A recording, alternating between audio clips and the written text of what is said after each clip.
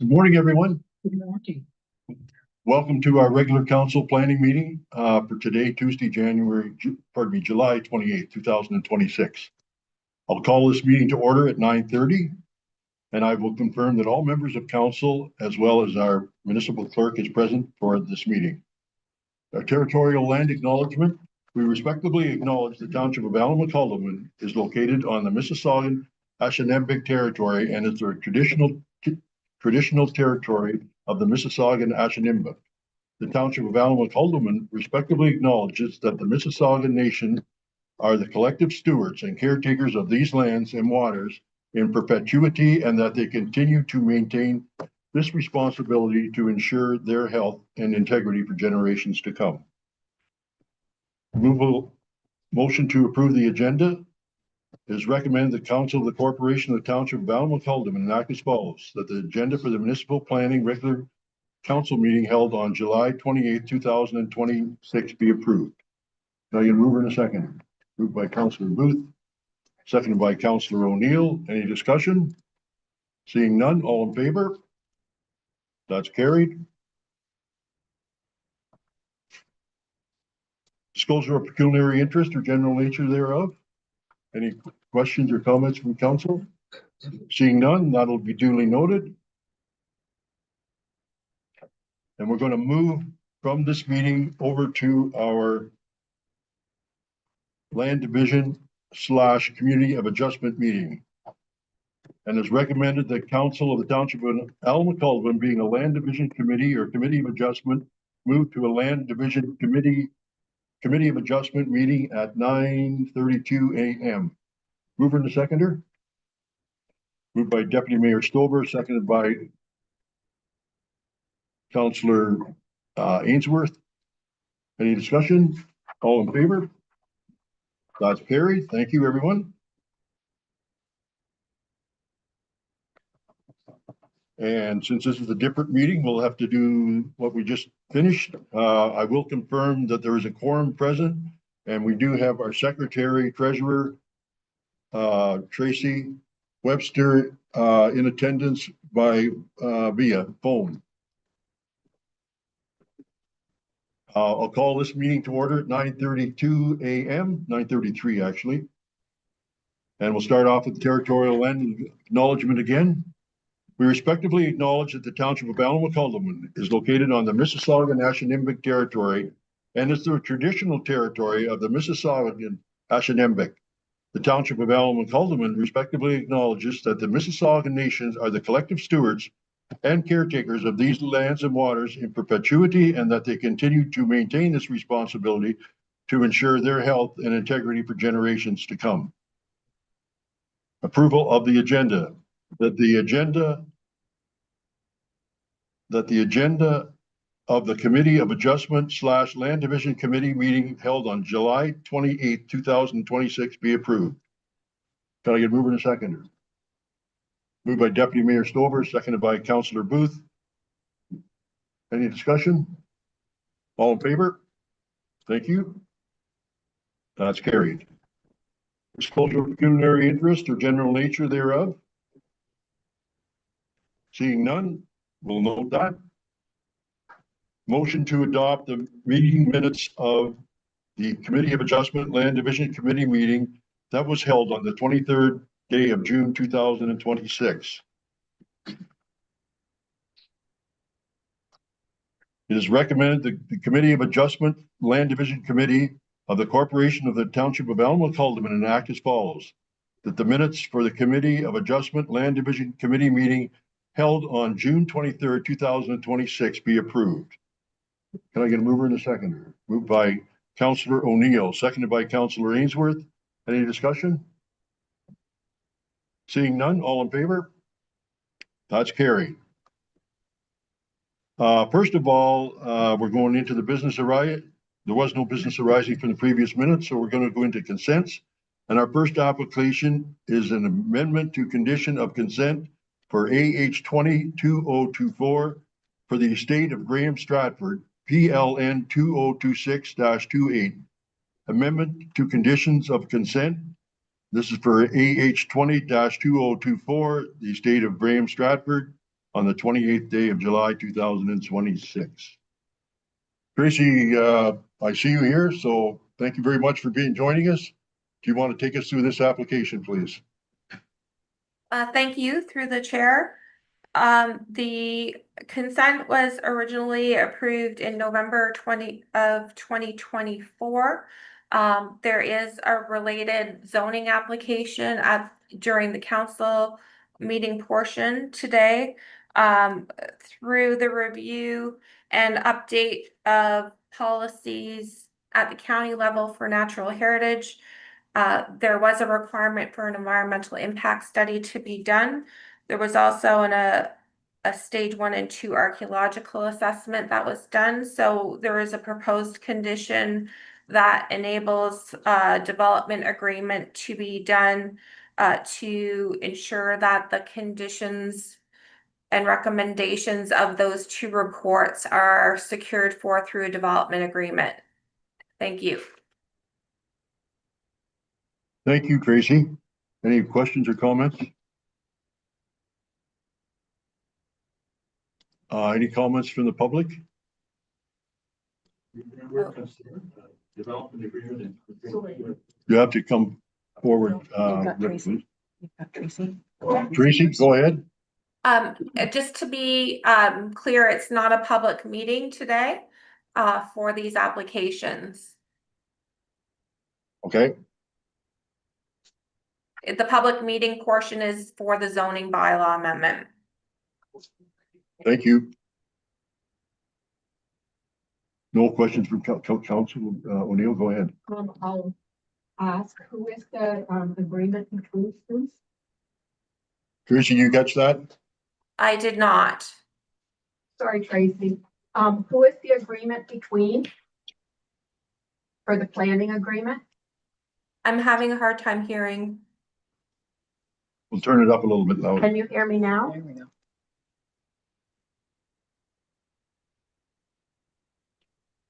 Try it again.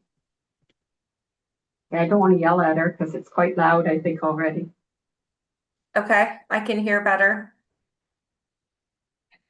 Okay, who is the planning agreement between?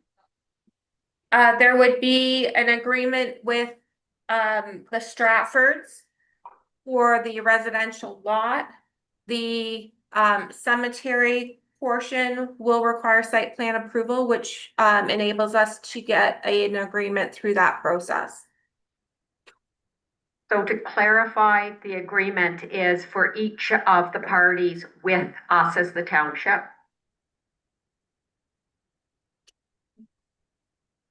Through the chair, the agreement, the condition is being revised for the residential lot. So the agreement will be in relation to that residential lot and the retained lands. The cemetery portion will be discussed later in the council meeting. It will require site plan approval, which also has the ability to deal with an agreement. Thank you. Thank you. Thank you. Go ahead, Councilor Ainsworth. Through you, Mayor, I just want a clarification on the archaeological assessments. Are they done on both the severed lot and the lot for the cemetery? Yes, through Can the you comment on that, please? through the chair, the assessment was done. There was a study area that focused on the proposed developable area. The existing lot is quite large. So they did an assessment on the lot addition lands for the cemetery as well as the residential lot. No archaeological resources were uncovered. However, there was a recommendation that should future development occur on the retained lands, that additional stage 1 archaeological assessment be done prior to any further development. Thank you. Any further questions or comments? Thank you.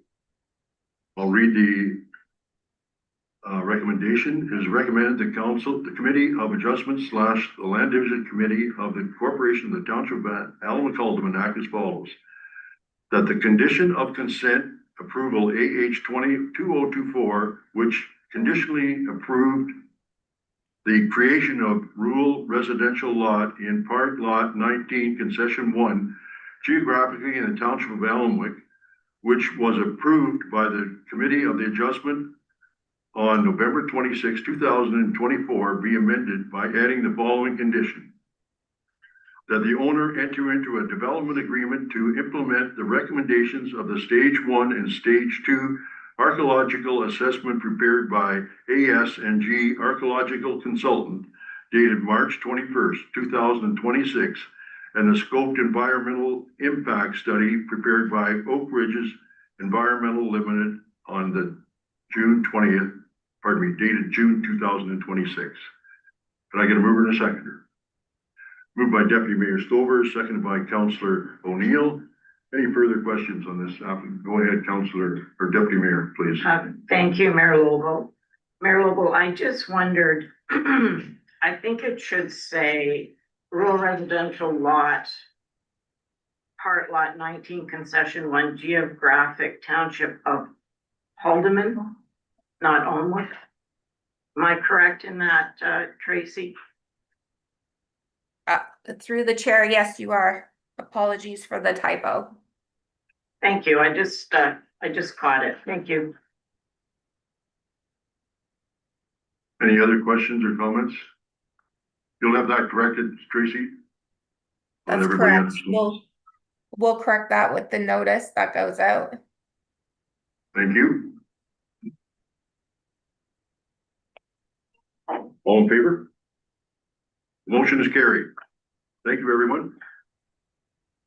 We're going to move on to 7.2, which is amendment to condition of consent for AH 01-2024 and AH 02-204 by PACIFIC Incorporated, and it's Bijan Pardis. The application is PLN 202627, amendment to the condition of consent for AH 2024 and AH 02-2024 by Pacific, and it's dated the 28th day of July 2026. Tracy, go ahead, please. Thank you, through the chair. The application was originally approved in February of 2024. There was a request to extend the expiry date to February of 2026 for 6 months. Due to the complexity of the studies that are being done, the applicant requested a further 6-month extension. They have confirmed that they anticipate submitting a zoning bylaw amendment in August. So we wanted to ensure that there's enough time to process that application and finalize the balance of the conditions. So we're recommending a further extension on this application. Thank you. Thank you, Tracy. Any questions from council? I see we're going to go to the March 16th of 2027, which should give you enough time. So I'm going to read the resolution. It is recommended the Committee of Adjustment of the Township of Allenwick act as follows: that the owner be provided with until March 6, 2027 to fulfill the conditions of consent approval for applications AH 01-2024 and AH 02-2024. The applications were approved by the creation of 2 rural residential lots in part of Lot 9, Concession C, geographically in the Township of Haldeman at the meeting on February 26, 2024. Could I get a mover and a seconder? Moved by Councillor Ainsworth, second by Deputy Mayor Stover. Any further comments? All in favor? That's carried.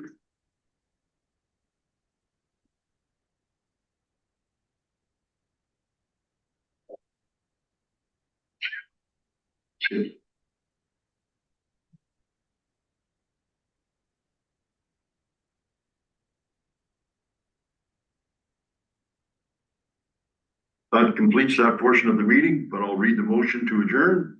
It is recommended the council of Adjustment, the Land Division Committee of the Corporation of the Township of Allen Calderman act as follows. That the Committee of Adjustment Land Division Committee meeting held on July 28, 2026 be adjourned at 9:45 a.m. I'd like a mover and a seconder. Moved by Councilor O'Neill, seconded by Councilor Ainsworth.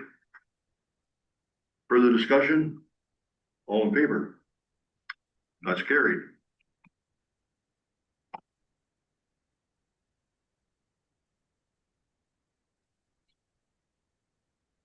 Now we're going to reconvene back to the municipal planning regular council meeting.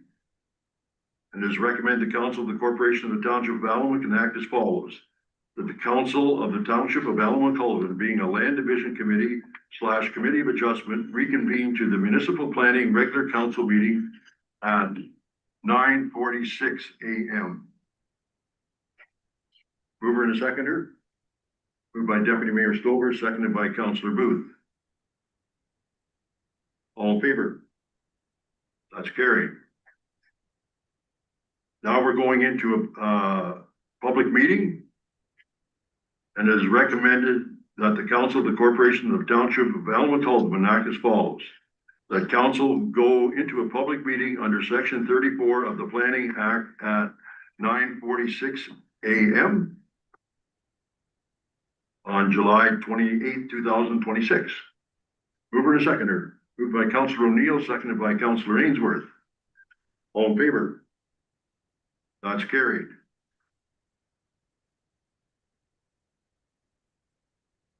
And our first item of business is the zoning bylaw amendment for the estate of Graham Stratford, PLN 2026-23, zoning bylaw amendment, estate of Graham Stratford, 28th of July, 2026. Tracy, are you available? Yes, thank you. Through the mayor, this is a public meeting portion. And the application is for 285 Cherry Hill Road. And the applicant is the estate of Graham Stratford and the agent is Richard Stratford. The purpose of an effect of the zoning bylaw amendment is to rezone a 0.45 hectare or 1.11 acre parcel to a community facility for a lot addition to the Fairview Cemetery and a 1.28 hectare or 3.16 acre lot to, or proposed lot to rural residential for a new residential lot. The residential lot does not meet the minimum lot area for the rural zone, which is why that rezoning was required. And the community facility will ensure consistent standards with the existing Fairview Cemetery. An environmental protection zone is proposed to apply to wetlands and a valley land associated with a water course and the associated buffer areas. It's recommended that the application be approved as it provides for the fulfillment of the condition of consent. If there's any questions or members of the public joining online or in attendance, we would like to hear from them. Thank you. Thank you. Members of the public, do you have any comments, questions, or comments? Is there anybody online that wishes to address this application? If so, please indicate you would like to speak and we'll get you on.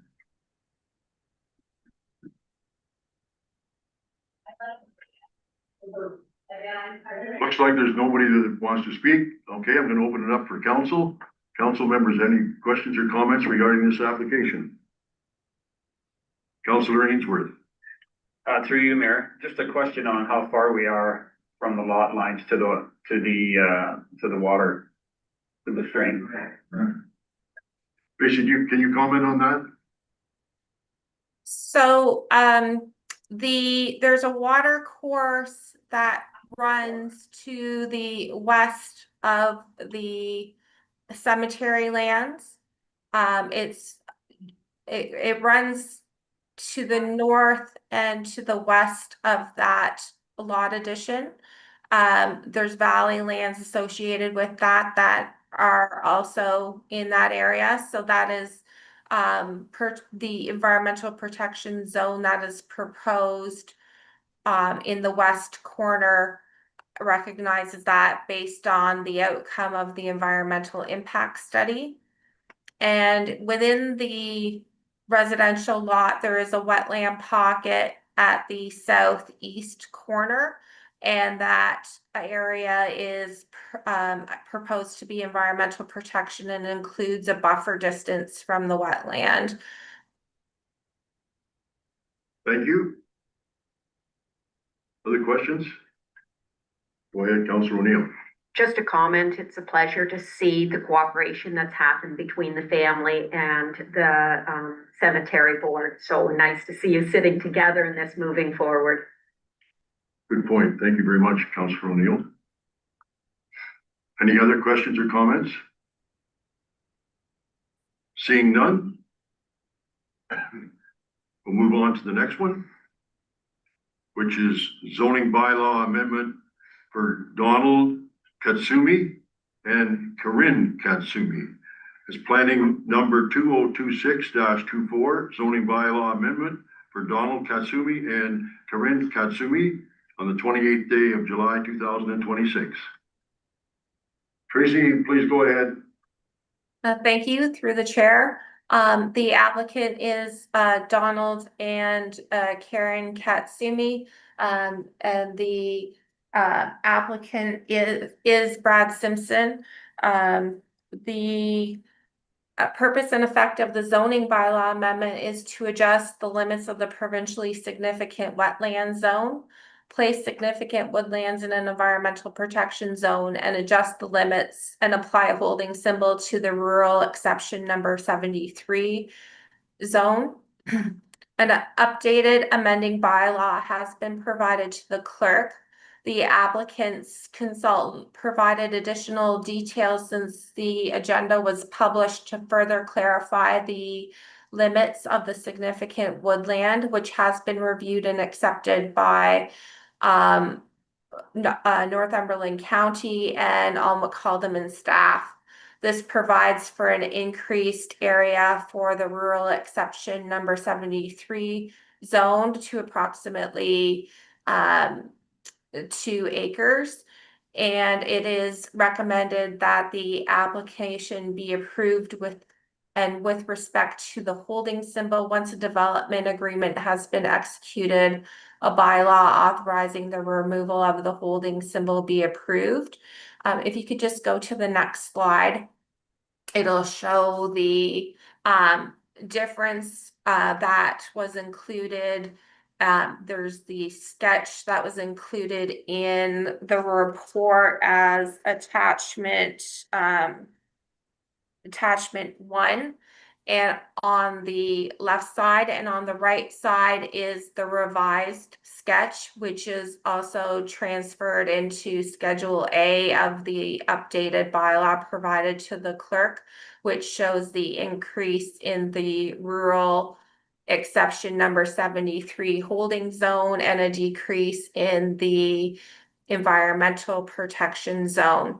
The applicant's environmental consultants went out on the weekend to verify the quality of the woodland and had provided us with that detail that we were able to review and modify. If there's any questions from the public online or in attendance, as well as council, I'm available to answer those. Thank you.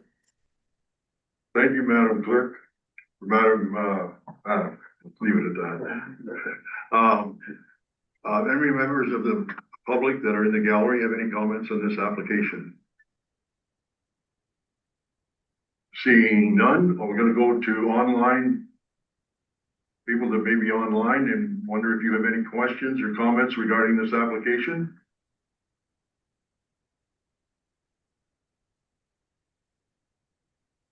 And it appears that no one is interested. Members of council, do you have any questions or comments regarding this application? Councillor O'Neill. Okay, I'm just looking at the new map that's provided to us, and I'd like to ask a question through to our planner. That's a fairly significant difference from what's sitting in front of us. Do you think it is in our best interest to look at this more closely, or are you prepared to accept the changes as presented? Go ahead, Madam Planner. Through the chair, Oak Ridges Environmental Limited is a very respectable environmental consultant that is used to do peer review work for the county on a number of applications. They did provide clarification and went out and did some measurements of trees and spent time on the weekend to clarify our understanding of the environmental impact study. So I do believe it's acceptable, and there's no need to look at it further. It was also reviewed by county staff, and they are satisfied with the meeting of their new policies for the natural heritage system. Thank you. We'll follow up, Councillor O'Neill. Thank you. And do we need approval from Ganaraska Conservation Authority in any way? Go ahead, Madam Planner. Through the chair, Ganaraska Conservation is not allowed to comment on natural heritage features. Their review is strictly related to the hazard portions, which would be the wetlands, and that limit has not changed. So there's not a need to follow up with the Ganaraska Conservation Authority. Thank you. Thank you for that clarification. Members of council, any further comments? Seeing none, thank you. We'll move on to item 7.4. And that is a application for a zoning bylaw amendment for Jim, Jeff, and Dave Waldy. It's PLN 2026-25, zoning bylaw amendment for Jim, Jeff, and Dave Waldy, 28th day of July 2026. Madam Senior Planner, please go ahead. Thank you, through the mayor. If I could ask that the slide be changed.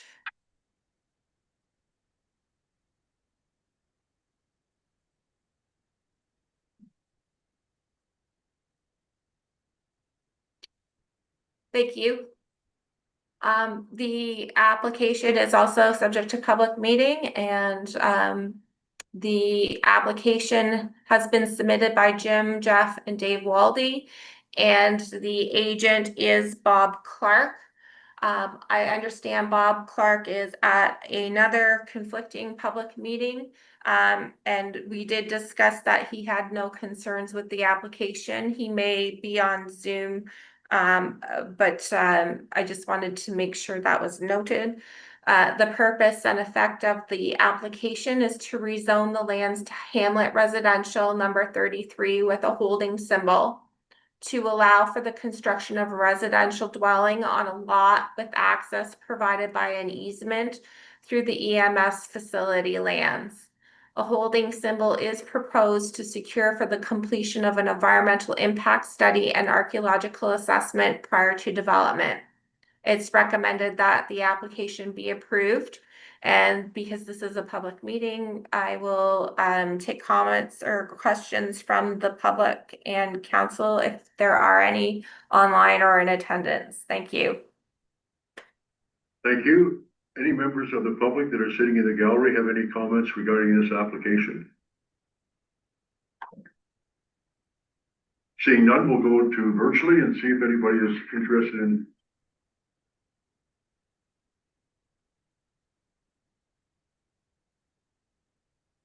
No, nobody wants to comment on this?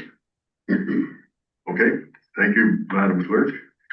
Any members of council have any questions or comments regarding this application? Go ahead, Councillor Ainsworth.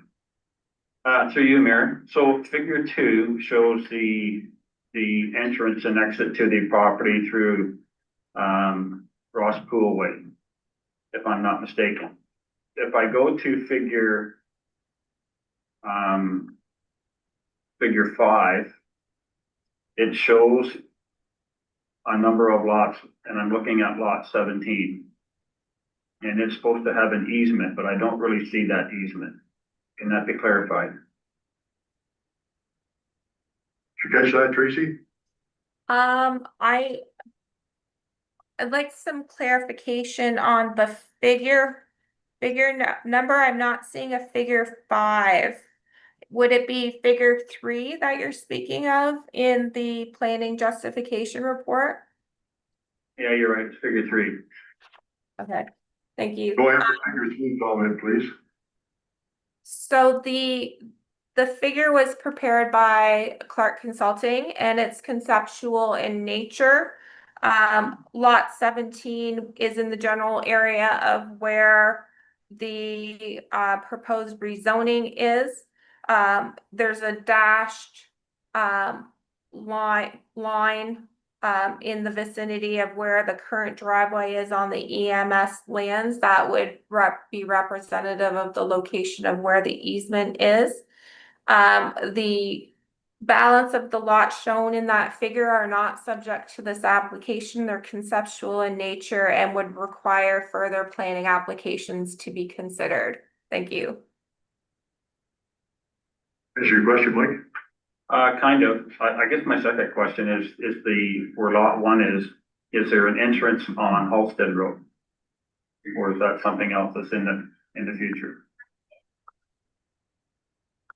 Through the mayor, that is conceptual in nature and would have to be submitted and reviewed through further planning applications. Thank you. Okay, thank you. Other questions or comments from council? Okay, seeing none, we'll move on.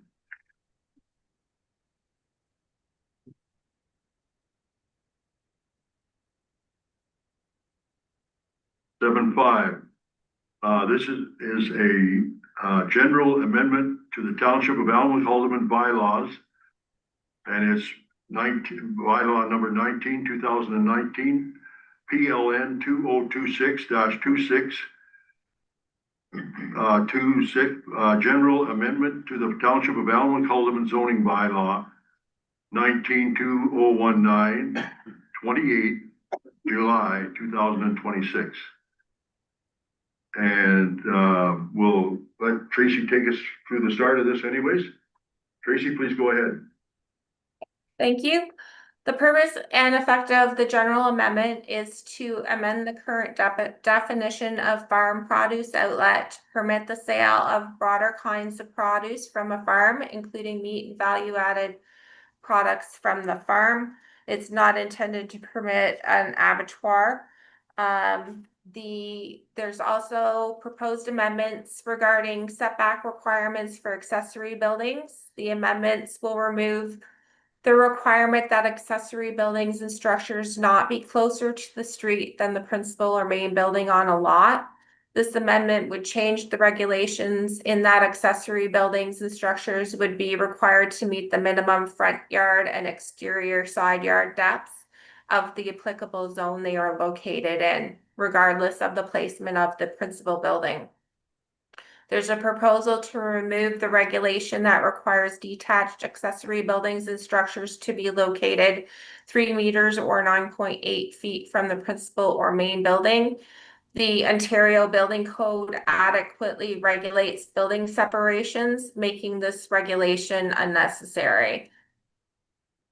There's also a proposal to permit shipping containers to be located on rural residential properties in both side and rear yards, rather than restrict shipping containers on properties adjacent to residential uses, land zoned for residential use, or a community facility or open space zone. It's proposed to require screening from those uses and road frontages, with screening being in the form of plantings or fencing.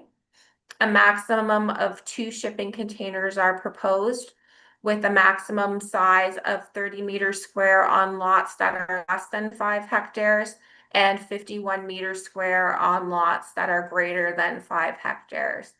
it's recommended that the amendment be approved, and this is a public meeting, so I ask that if there's any feedback from the public or council, I'm prepared to answer any questions. Thank you. Thank you, Tracy. Any members of the public here to address any of these items brought up? Seeing none, we'll jump to virtually. We do have a comment or a question. And the person's name is Grit Cole. And Grit, if you're on the line, please feel free to speak forward. Thank you kindly, Mayor Logal. Can you hear me? Yes, we can. Thank you. Excellent. Through you, Mayor Logal.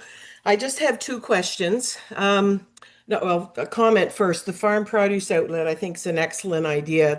It's going to really foster buy local, and that's what we need. So that's a win-win for me. Regarding the setbacks for accessory buildings,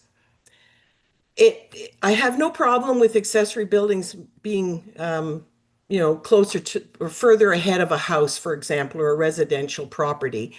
The problem comes when you've got the shipping containers, which is considered an accessory structure. So if you have the potential then, because of the blending of the amendments, removing the requirement for the distances or making it easier, that you could potentially have a shipping container that will be further ahead of the building that's existing on the property. And I know that there can be screening and whatever and fencing, but that's also really open to a lot of interpretation. The other thing is that permitting the shipping containers on rural residential properties, that means that they're not permitted on hamlet residential properties. Is that correct? Go ahead, Tracy. Can you respond to those questions? Yes, through the mayor. There is a proposed section specific to shipping containers, even though it is noted that it is to be used as an accessory structure. There are regulations that are very specific to the location where it specifically states in the proposed revision to section 4.37.4 that the shipping container shall only be permitted in the side or rear yard.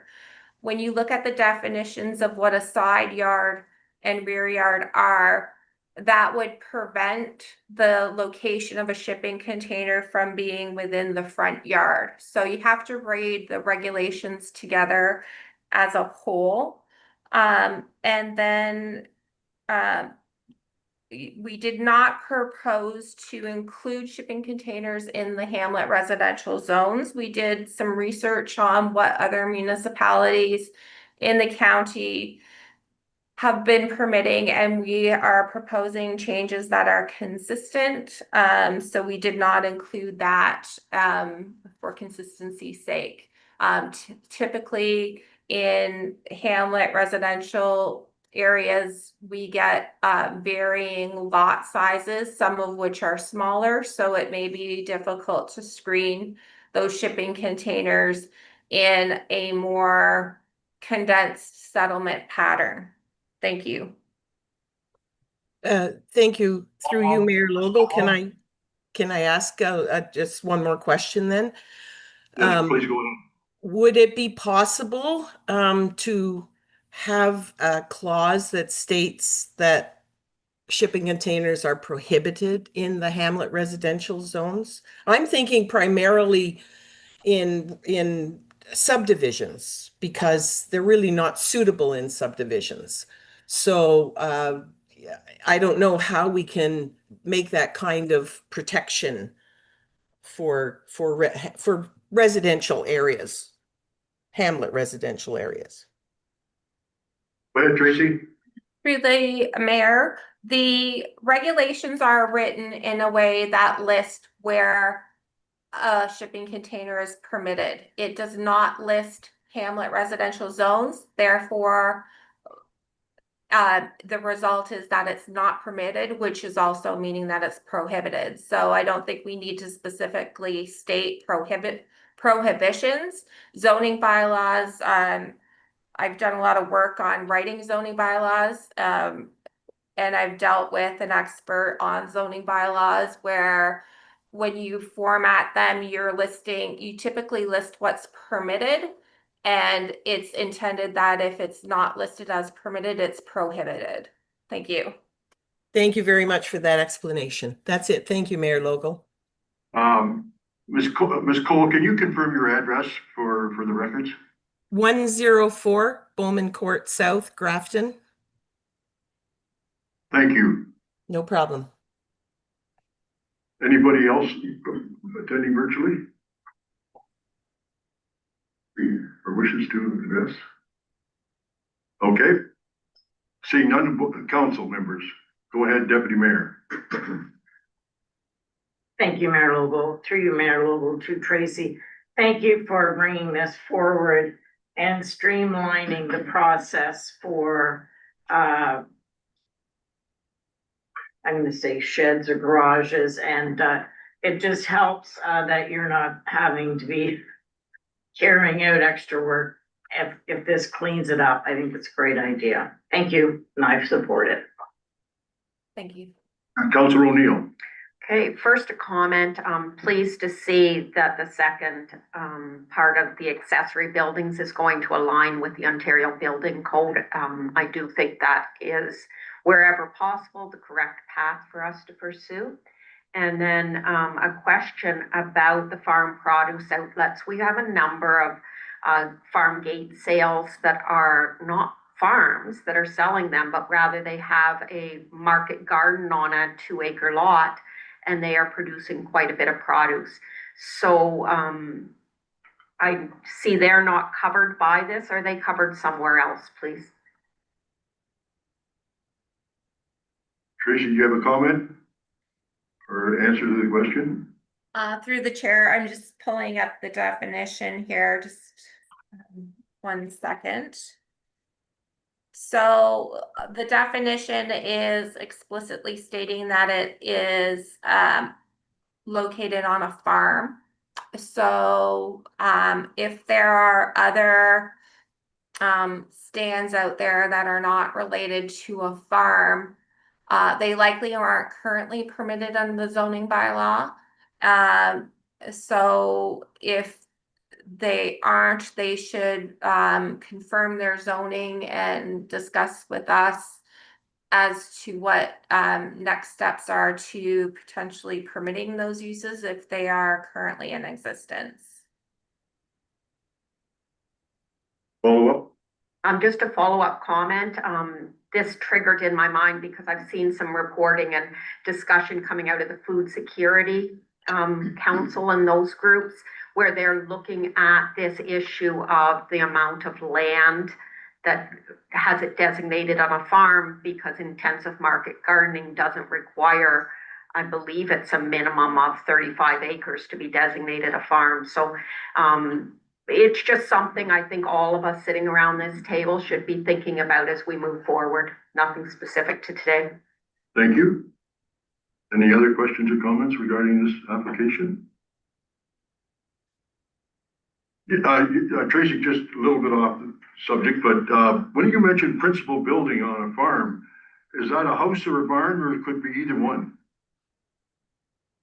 Through the mayor, it could be either one. So I typically, like, if there's a farm, doesn't necessarily have to have a home associated with it. So if there's a large farm operation with a large, barn housing livestock, I would consider that a principal building.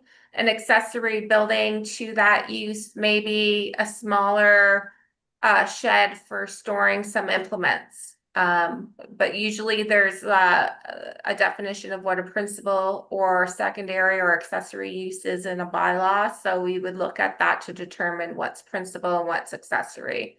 But I think there's definitely farm buildings that are principal uses, so we can look at that as well. Thank you. You're welcome. Okay. That completes the public comments or the applications and the public comments. We need a motion now to reconvene to a municipal planning and / regular council meeting. It is recommended the council of the township of Allen-Haldeman act as follows. The council of the township of Allen-Haldeman reconvene to the municipal planning / regular council meeting at 10:15 a.m. Mover and a seconder, please. Moved by Councillor Booth. Seconded by Deputy Mayor Stover. All in favor? That's carried. Now we're going into planning bylaws. And our first bylaw is bylaw number 2026-55, a zoning bylaw amendment ZBA 05-2025 for Stratford. And it's bylaw 2026-55, zoning bylaw amendment for Stratford's. It is recommended the council of the corporation of the township of Allen-Haldeman enact as follows. That bylaw 2026-55 being a bylaw to amend the comprehensive zoning bylaw for 259 Cherry Hill Road, Z05-2026, Grafton, be given a first, second, and third reading and finally passed this 28th day of July 2026. Could I get a mover and a seconder? Moved by Councillor Ainsworth, seconded by Councillor O'Neill. Any further discussion? Seeing none, all in favor? That motion is carried. Thank you. The next one is bylaw 2026-56, zoning bylaw amendment ZBA 06-2026 for Katsumi. It is recommended the council of the corporation of the township of Allen-Haldeman act as follows. The bylaw 2026 being a bylaw to amend the comprehensive zoning bylaw for Zero Bull Road, part lot of 35, concession 5, concession or geographically in Haldeman, Z06-2026 be given a first, second, and third reading and finally passed this 28th day of July 2026. Can I get a mover and a seconder? Moved by Deputy Mayor Stover, seconded by Councillor Ainsworth. Further discussion? All in favor? That's carried.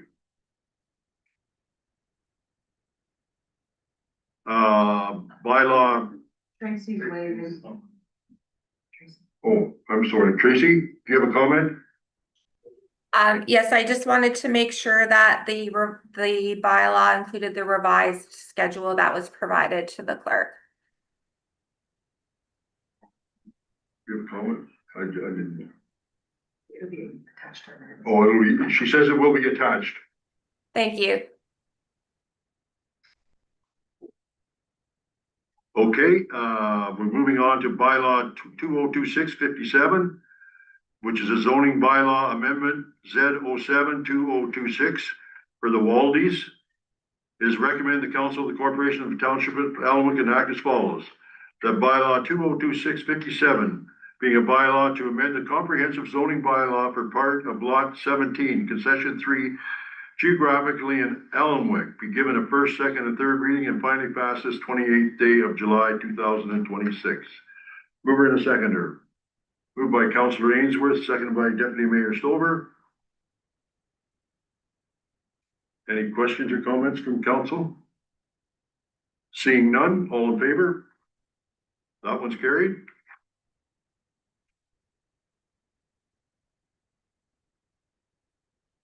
Next, we have bylaw 2026-58, zoning bylaw amendment for general amendments. Bylaw 2026-58, general zone bylaw for farm produce outlet and shipping containers, Z08-2026, a general amendment. And is recommended the council of the corporation of the township of Allen-Haldeman enact as follows. The bylaw 2026-58 being a bylaw to amend the comprehensive zoning bylaw for farm produce outlets and shipping containers be given a first, second, and third reading and finally passed this 28th day of July 2026. Mover and a seconder. Moved by Councillor Booth, seconded by Councillor O'Neill. Any discussion? All in favor? That's carried. Next, we have bylaw 2026-59.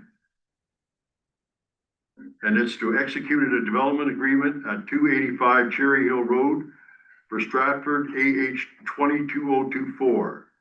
It is recommended the council of the corporation of the township of Elm act as follows. That bylaw 206-59, being a bylaw to execute a development agreement with the estate of Graham Stratford, be given a first, second, and third reading, and finally passed this 28th day of July 2026. Mover and seconder. Moved by Councillor O'Neill, seconded by Deputy Mayor Stover. All in favor? That's carried. Next, we have item 9, and it's a planning department report. And it's the awarding of a municipal engineering service, RFP. And I believe everybody got the report. Go ahead, Tracy. Thank you through the chair. I believe the report speaks for itself. If there's any questions, I am available. Thank you. Thank you. Any questions or comments from council?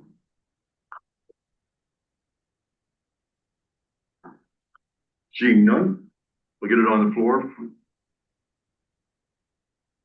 Can I get a mover and a seconder to discuss award of municipal engineering services?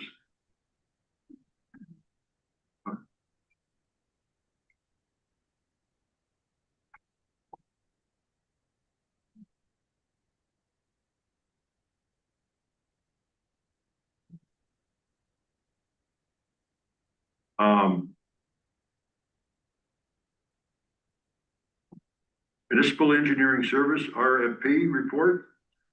It is recommended the council receive report PLN 2026-29 Municipal Engineering Services, RFP for information, and that the council approve the award RFP 04-2026 to JP2G Consultants Incorporated, and that the mayor and clerk be authorized to execute an agreement with JP2G Consultants Incorporated for municipal engineering services. Can I get a mover and a seconder? Moved by Councillor Ainsworth, second by Deputy Mayor Stover. Any questions or comments? Go ahead, Councillor O'Neill. If I could get a little bit of what were the criteria that were used? I did already look up JP2G Consultants, and I know that we've worked with one of the people from Greer Galloway already. So, but what were the other criteria? Because the only one provided to us was the cost. Tracy, please go ahead. Thank you through the mayor. The criteria for evaluating was laid out in the RFP. I can kind of skim through that. It's quite lengthy, but we did look at the understanding of the role, the personnel that would be involved in the review, their qualifications and experience, their services that have been rendered, if there'd been any conflict of interest, demonstration of financial capability and stability, any competitive advantages that they may have had, description of the 3 different categories of engineering services. There's general, so civil, that includes civil, water distribution and treatment, wastewater collection and treatment, communal servicing, stormwater management, hydrogeology, noise, etc. Municipal is the second category, so rate structures related to studies for capital projects and forecasting, appraisals, valuations, feasibility studies and needs, transportation studies, drainage area, stormwater management and drainage area studies, etc. The third was planning, so review of development applications, analysis of reports and studies submitted to support an application, basis for conclusions and recommendations, etc.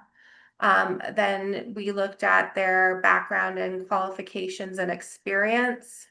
They had to provide an organizational chart identifying who would look after which tasks and backup staff for those things.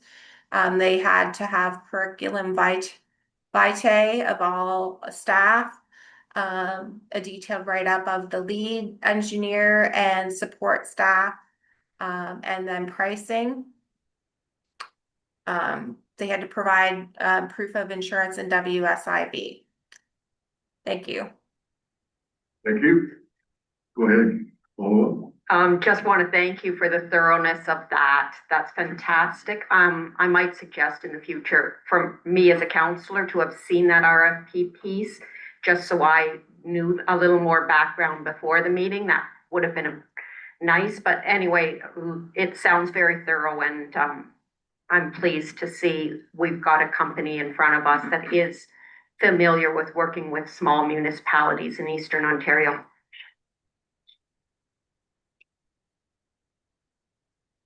Any other further questions or comments?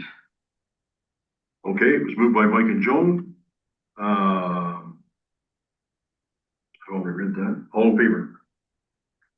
That's carried. Thank you, Tracy. Thank you. Okay, we're gonna move on to delegations. And we're pleased to have today with us. Excuse me. Rhonda, how are you doing? I'm good, thank you. You're a little. Thank you for making the trip up to see us. Oh, it's great. Nice drive. Yeah. Just cross. Good. Check my Good old phone. illumination.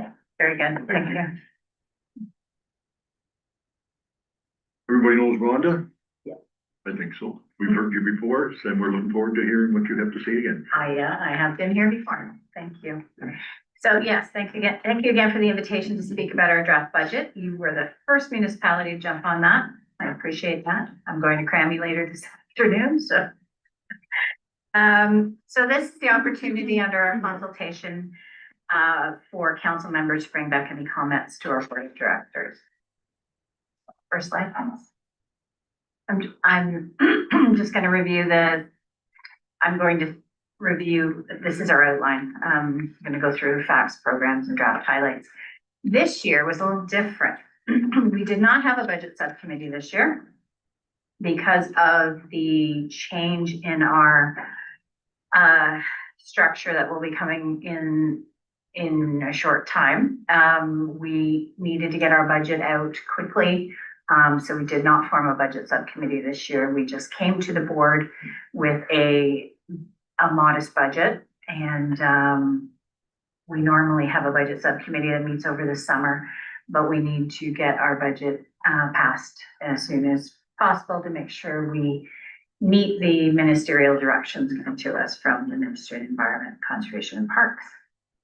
So we can move on to budget facts. So you know that we are a service delivery organization, and we offer a spectrum of services. Staffing is 70% of our budget, and it is also the strength of our organization. So general operations and capital is usually around 30%. So we used a, next slide, thanks.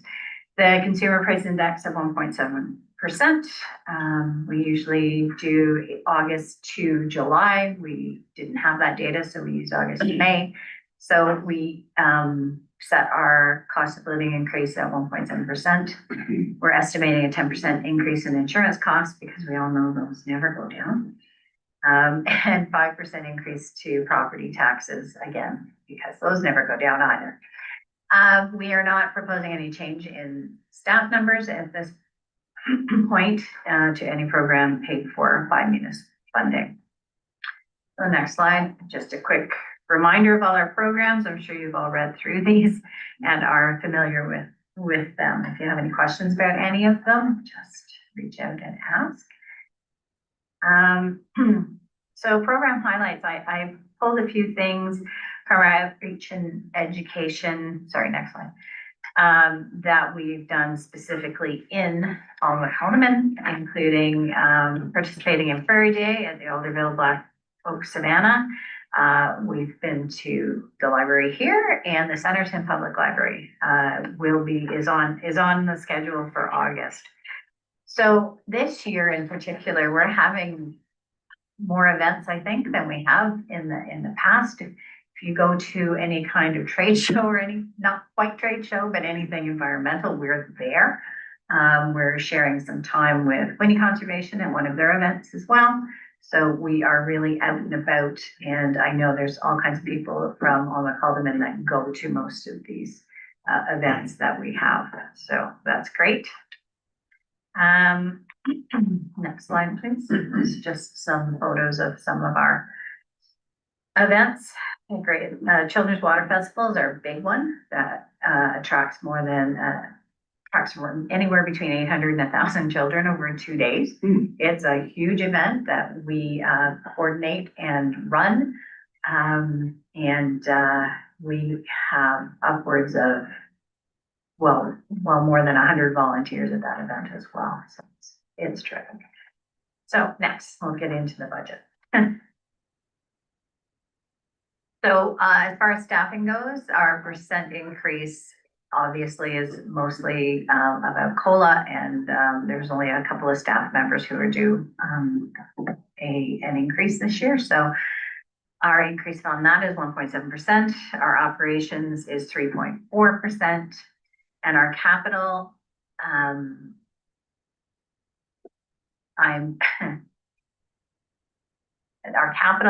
the levy portion at 98,105 is the same as it's been for the last 6 years.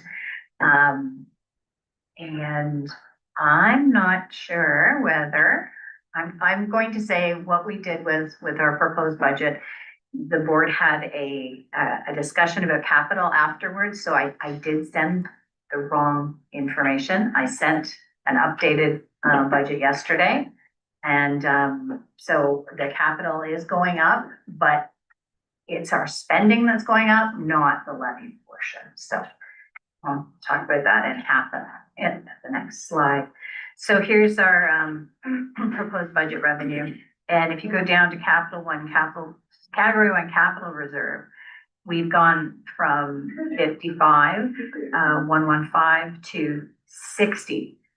So we're increasing it by $5,000. So this was made prior to the correct one that I sent out yesterday. But as I say, it's only changing the final budget number, is not changing the levy increase level. So we have this is our revenue. The provincial revenue hasn't changed since 2019. Provincially, we get source protection money, and we're estimating it going up ever so slightly. The federal funding is the Canada Summer Jobs that we applied for, and luckily we got all the funding we asked for this year, and hopefully we move forward and get that come out next year as well. That would be terrific, and that covers 5 students, or 5 summer staff. They're not always students. So we're looking overall for levies for operation capital, an increase of 41,751, and that's the total to all municipalities. And our municipal agreements are going up slightly, $17,000 as well. And we're hoping that our fees will collect an extra $8,000 this year. Always hopeful. And our operation and the rest of our surpluses haven't changed, the use of capital, or surplus. And we are using less of our reserve for category 2 and 3 this year. So flip the page there. So the next slide. This just outlines that our total increase for this year is $41,752. And the next slide shows the apportionment of the total levy. So the levy is at 1,688,622, of which 175 1.379 is from McCalderman, because our percentage on the total budget of McCalderman's share is 10.39%. And we all know that's based on population and your revenues and assets. The government sets that, I don't set it. Okay, so the next slide is really easy. The total levy increase that we're looking for is $5,948. The increase for category 1 at 4,400 is 2.6% increase, and category 2 is a 2.5% increase. Category 3 is this sounds awful, 12.6%, but last year, and it's only $1,461, and last year we decreased it by 648. And we made a slight error last year, so we realized we need to use the number we should have had last year and put the basic percentage back on it. So that's the basis, and it's a total of 3.2% overall. Excuse me. Next slide, please. So where are we now? We're receiving comments for municipalities. That's why I'm doing, as I always say, my dog and pony show. So we'll present any comments back to the board for discussion at our September 10th meeting. The board will either direct staff to make changes or approve the budget and apportionment at that point. We normally put out our draft budget, as I said, in September for finalization in December, but we want to make sure we don't miss, as I said, that ministerial directive. So I'm going to add a little bit here. If we go to the next slide. So let's talk a little bit about this transition and amalgamation.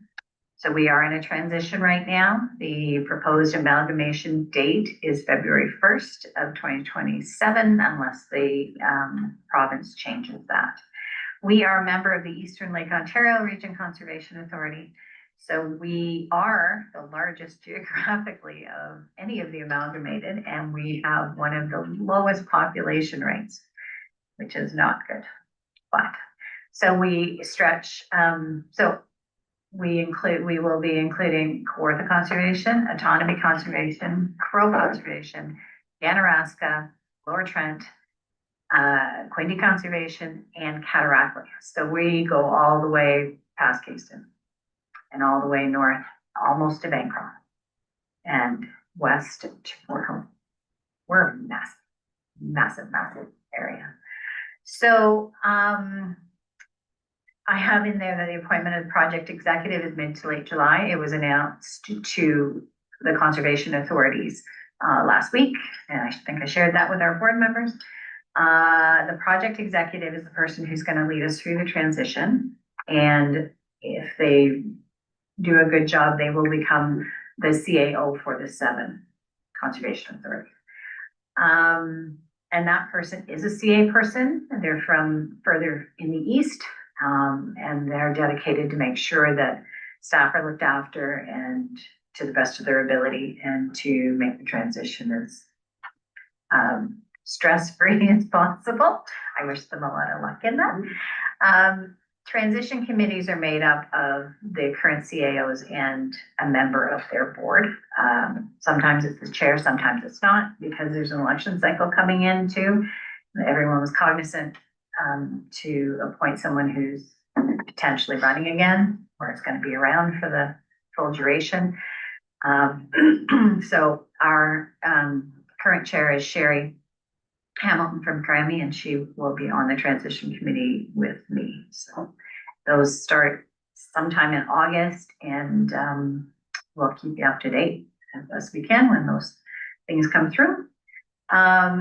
So this will be the last budget that I present to council, because next year, according to how it's planned now, budgets will be presented to the region, and how they divvy that up, out of my hands. And the boards will come February 1st, will be appointed from the region as well, either regional or upper tier.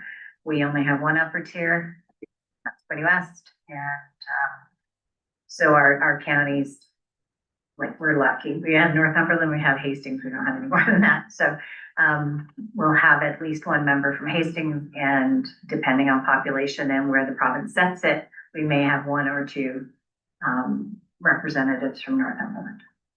And that would cover, so traditionally, you know, that would also cover Guinea as well. So, sorry, Ganaraska Region Conservation. Yeah. If I can, what about Peterborough County? Oh, Peterborough County will also get rep. Every count upper tier Yeah. will get a rep or two, depending on population. And every single tier will also have representation. Okay, I may have missed it, but I didn't catch you say Peterborough was part of it. Autonomy is part of Peterborough. Yeah. Autonomy, okay. Yeah. So we're going everywhere from Lennox, Addington to all the ones they have out in the Cataract Way Yeah. conservation. So, yeah, So how big will the board be then, roughly? I don't know. Okay, It depends on how they set the population numbers.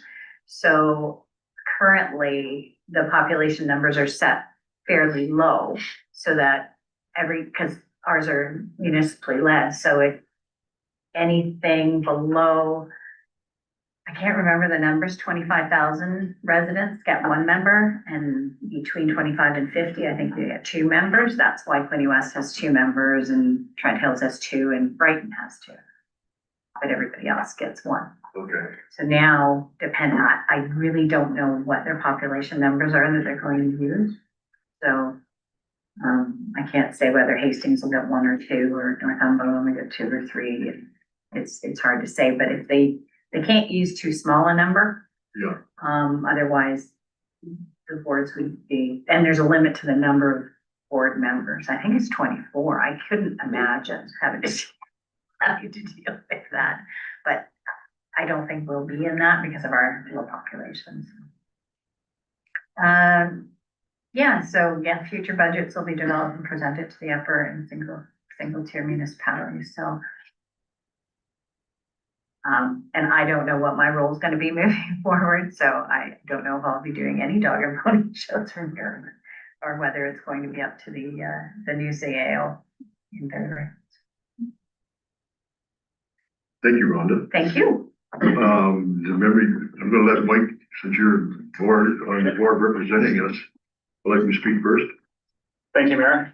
Thank you, Rhonda, and thanks for explaining the transition that's going on with the amalgamation with Conservation Authority. So a couple of questions from me.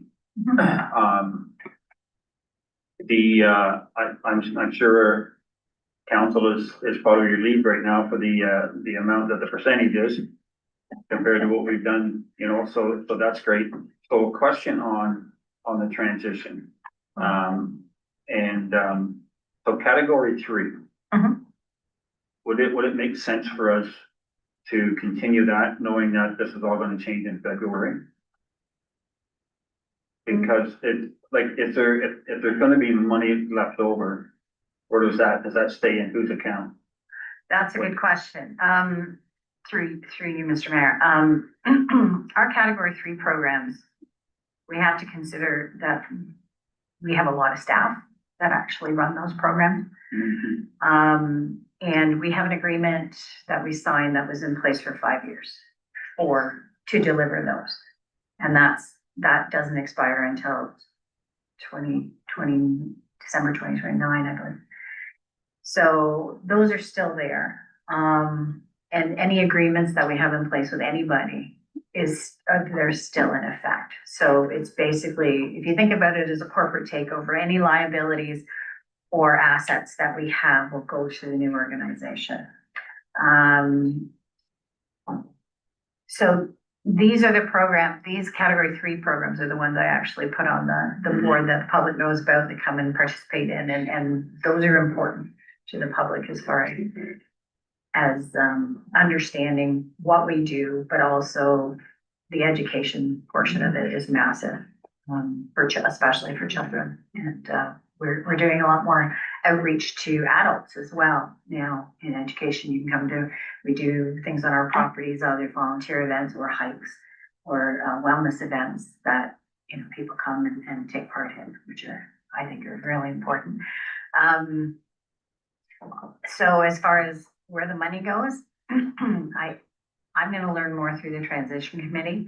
But our reserves, our capital reserves, we have a new capital asset management plan, and those reserves are there for that, and that's why we did the update last December. We want to make sure the money stays here as much as possible. So we've always, because we were independent, having those reserves was really important to make sure that we could continue to run the program. I will know more as we go through the transition committee, because that's a question everybody has. Like, where's the money going? Is it going to be pooled, or is it going to be considered is it going to be considered where it comes from and dedicated to there? I don't know at this point. Thank you, Rhonda. Go ahead, Deputy Mayor.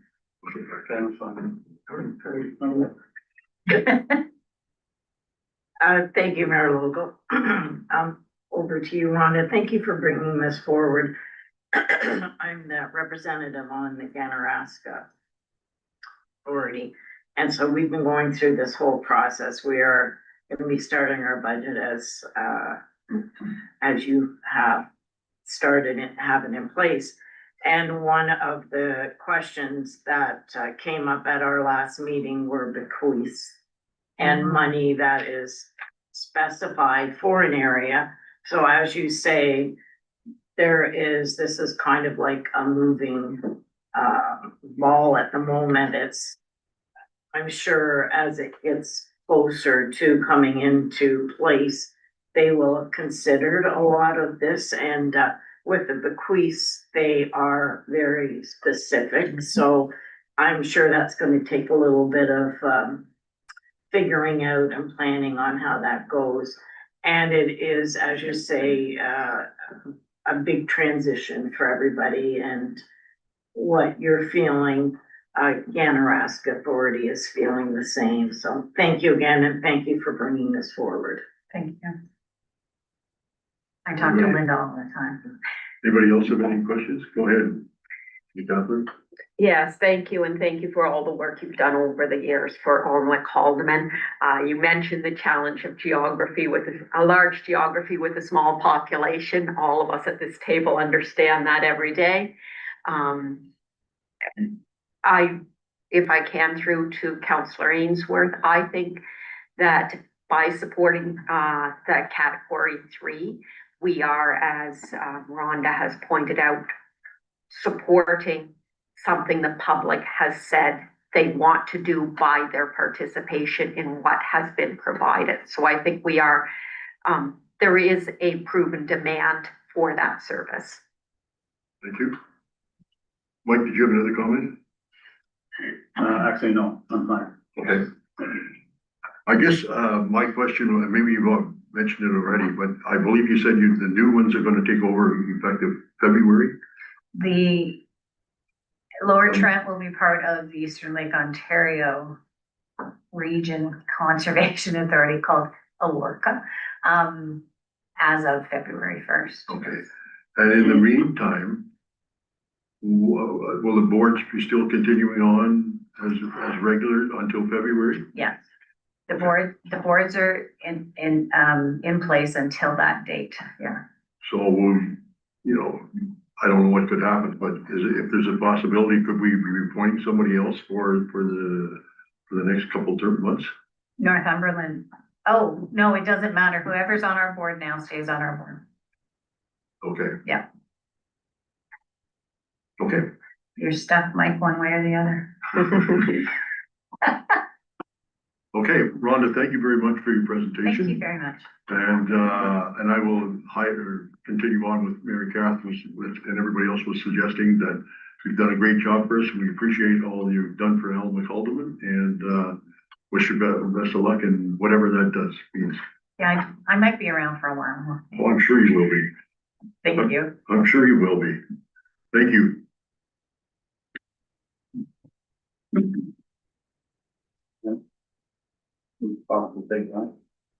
I was gonna go through this other one, but, this other delegation, but if you wanna go for 5, then we can go for 5. If you guys are okay for another 5 minutes? Yeah. Okay, thank you. Go ahead, oh, yes. Before we do that,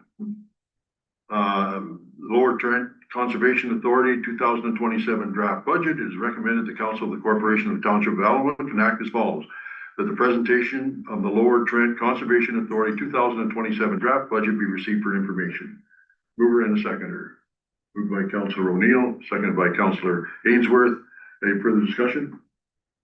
All in favor? Motion's carried. Let's say, take 5 minutes and we'll be back at, what time is it? 11:50, Pardon me? 10:55, probably. 10:50, we'll be back at 11? 10:55. 10:55 is better, yeah. Wow. 10:55, you better get moving, Mike. Yeah.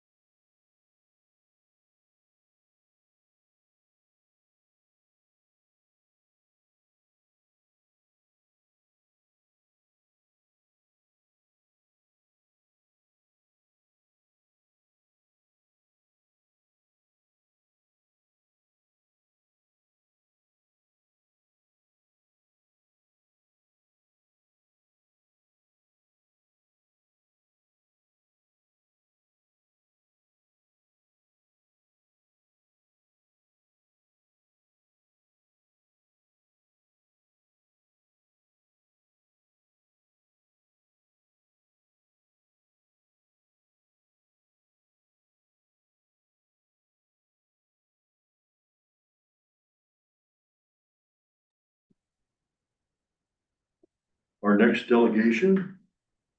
And it's by Rebecca. Rebecca, please come forward. Rebecca's going to talk a little bit about backyard hen rules. And just to let you know, Rebecca, you have about 10 minutes. And we'll be timing you, and then we'll ask you to stop if you haven't finished. And we may ask some questions. Okay? Please go ahead. Great. Good morning, Mayor Local and members of council. Good morning. Thank you for the opportunity to speak with you today. My name is Rebecca Dickey, and I'm a resident of the township of Aldwick Haldeman. I am a stay-at-home mother of 3. Oh, sorry. My apologies. Is that better? Can everybody hear me? Yep. Okay. I am a stay-at-home mother of 3. I'm a homeschool parent and someone who values homesteading, sustainability, and responsible small-scale food production. I am here today to respectfully request that council amend section 4.42 of the township's backyard hen bylaw by removing the current 1 acre minimum lot size requirement for properties within the hamlet residential zone, while maintaining all existing standards for responsible backyard hen ownership. Section 4.4.2 of the current bylaw states, the keepings of the hens shall be restricted to properties that have a minimum of 0.4 hectares, 1 acre. The proposed amendment is extremely limited. It would remove only the minimum lot size requirement, all other regulations, including limits on the number of hens, restrictions on roosters, coop standards, setback requirements, sanitation requirements, and responsible animal care expectations remain unchanged. Through my own experience in raising backyard hens and by observing other families successfully keeping hens on properties under 1 acre, I have seen firsthand that responsible backyard hen keeping is determined not by the lot size, but by the care, commitment, and responsibility of people who keep them. Backyard hens provide many benefits to families. They offer a reliable source of fresh eggs, help reduce household food waste, produce natural fertilizer for home gardens, and encourage sustainable living. They also teach children responsibility, compassion, and where their food comes from. There's something deeply rewarding collecting fresh eggs each morning and using them to prepare my meals for my family. It creates a deeper appreciation for local food production, sustainable living, and the simple value of knowing where your food comes from. The current 1 acre minimum lot size requirement is more restrictive than necessary. Several Ontario municipalities have demonstrated that backyard hens can be successfully managed without relying on 1 acre minimum lot size requirement. For example, the municipality of Brighton has adopted a balanced and practical approach to backyard hens by permitting them on eligible residential properties, including hamlet residential zones. Rather than relying on a minimum lot size, Brighton's bylaw focuses on responsible ownership through clear regulations, including limits on the number of hens, restrictions on roosters, secure coops, and enclosed front requirements, setbacks, and sanitation standards. Other municipalities, including Kingston, Kawartha Lakes, and others, have also adopted performance-based regulations that focus on how backyard hens are managed rather than relying solely on property size. These examples demonstrate that municipalities can protect neighboring property through appropriate standards while still allowing residents the opportunity to participate in responsible backyard food production. Aldwick Haldeman Township has the opportunity to adopt a similar balanced approach by maintaining the existing safeguards while removing the 1 acre minimum lot size requirement for hamlet residential properties. Doing so would provide more residents with access to fresh, locally produced food without compromising public health, safety, or neighborhood compatibility. To better understand the views of our community, my daughter Claire and I went door to door through our hamlet residential neighborhood with a paper petition to speak directly with residents about a proposal to allow backyard hens on HR zone properties of all lot sizes. The conversations gave residents an opportunity to ask questions, share their perspectives, and provide feedback. Every resident we spoke with expressed support for our proposal, demonstrating strong local support for allowing backyard hens on all HR zoned lots, providing owners managing the responsible. We also created an online petition to gauge broader support for allowing backyard hens on all size lots within the hamlet residential zone throughout the township of Aldwick Haldeman. To date, it has received 480 signatures, including support from township residents, neighborhood municipalities, and surrounding communities. In addition, I have received 13 letters from community members sharing their perspectives and explaining why they support this change. This strong level of support demonstrates the residents believe responsible backyard hen ownership should be available to all HR property owners, not just the ones with lots of 1 acre or more. I understand that council must carefully consider concerns such as noise, odors, rodents, property impacts, animal welfare, and enforcement. These are important things to consider. However, the township's existing backyard bylaw already addresses these concerns through flock limits, restrictions on roosters, setback requirements, coop standards, sanitation expectations, and established bylaw enforcement processes. Removing the 1 acre minimum lot size requirement would allow more responsible residents within the HR zone to keep backyard hens while maintaining the township's existing safeguards and supporting local food security, sustainability, and responsible food production. This amendment is not about lowering standards. It is about expanding opportunity while maintaining the same high standards already expected for every backyard hen owner. For those reasons, I respectfully request that council direct staff to review section 4.4.2 of the backyard hen bylaw and bring forward amendment removing the 1 acre minimum lot size requirement for properties within the Hamlet residential zone. Thank you for your time, your consideration, and your service to our community. I appreciate the opportunity to speak to you today, and I will answer any questions council may have. Thank you, Rebecca. Thank you, Rebecca. That was very interesting and well put together. Thank Thank you. you very much. We'll open it up to council members. Do you have any questions or comments? Councilor Ainsworth. Through you, Mayor. Thanks, Rebecca. This was quite well put together. You must have some experience at it. But anyways, I like this presentation, and I'm for this, making the changes to help Rebecca with her backyard hen. The only thing that I would maybe ask staff to look at is and it may not affect you, but it may affect other people, is that Cranby Township has a well and water distance.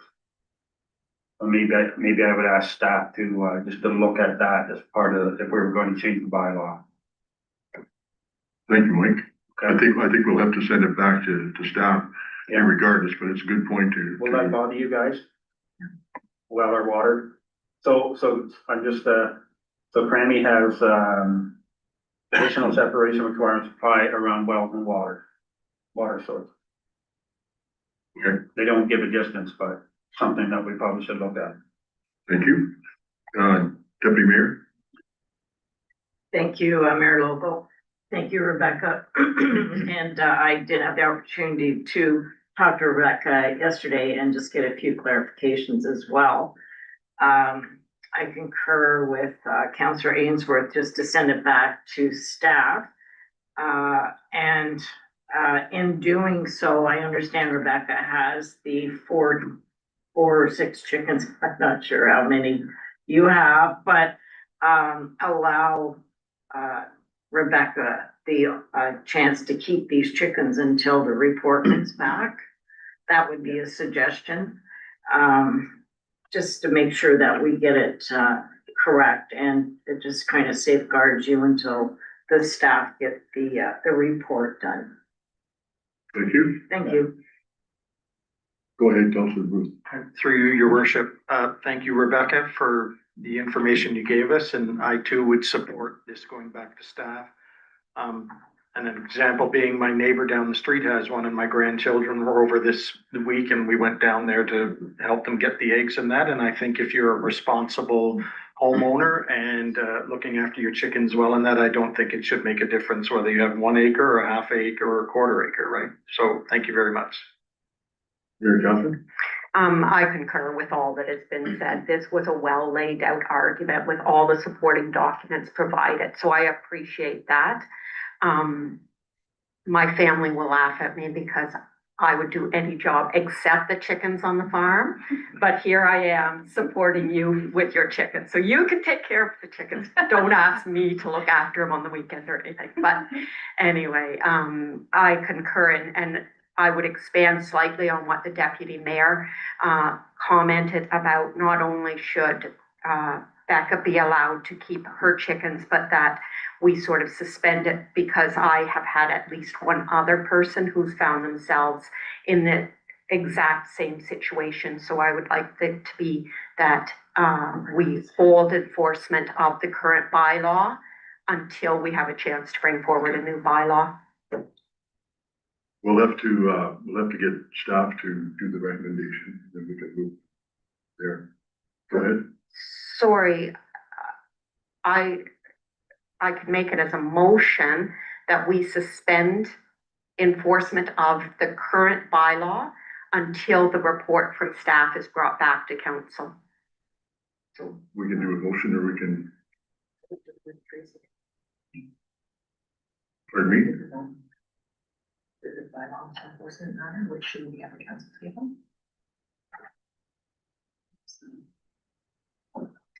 And it's not on the agenda.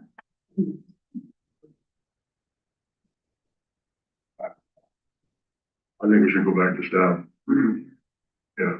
That's in our zone, bylaw, right? There is no, Zoning bylaw. I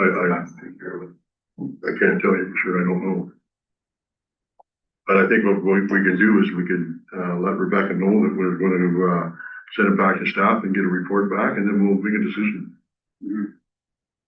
Yeah. Yes.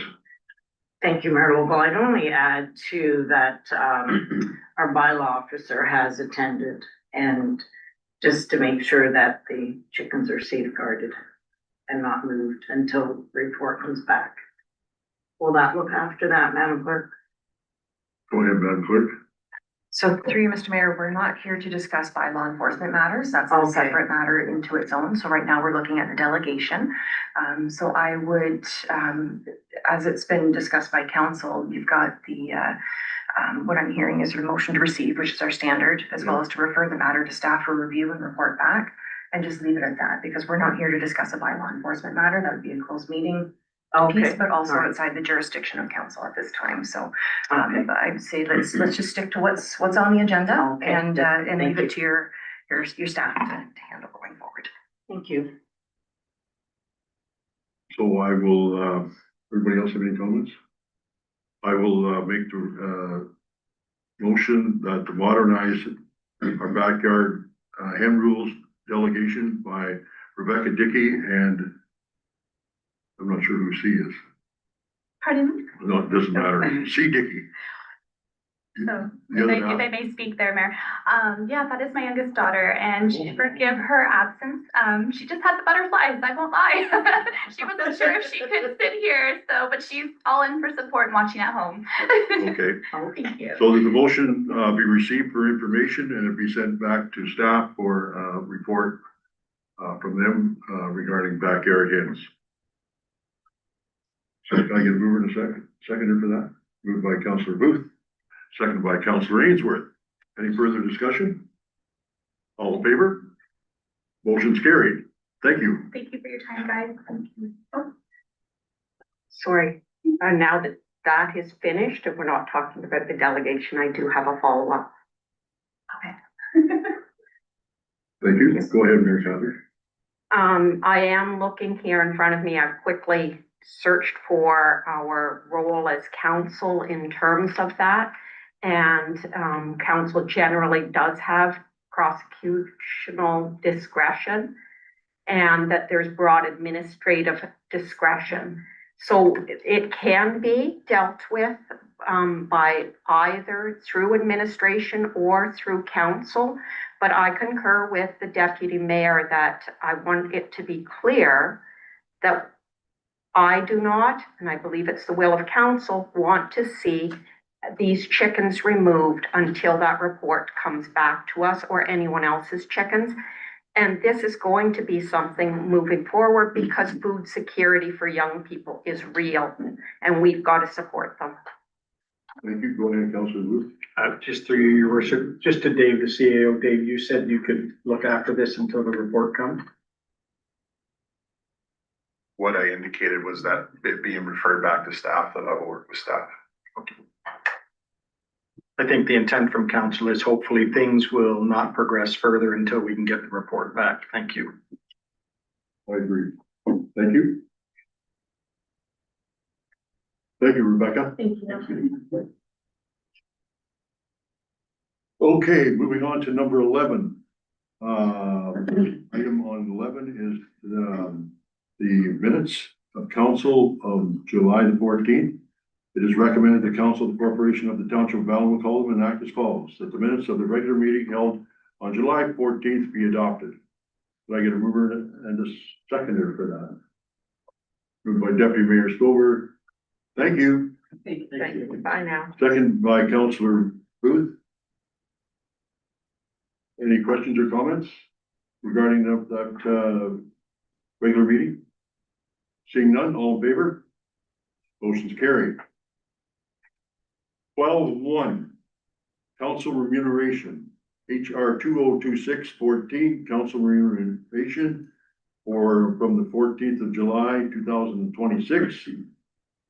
And do we have Aaron on?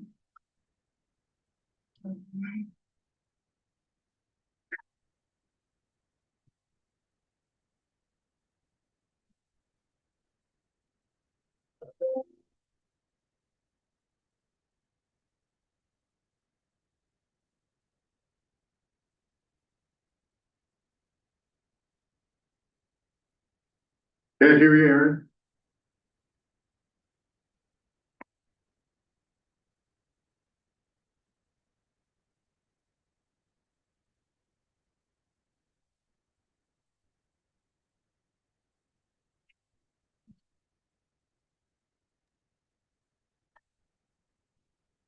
Can you hear me now? Morning, council. Morning, Aaron.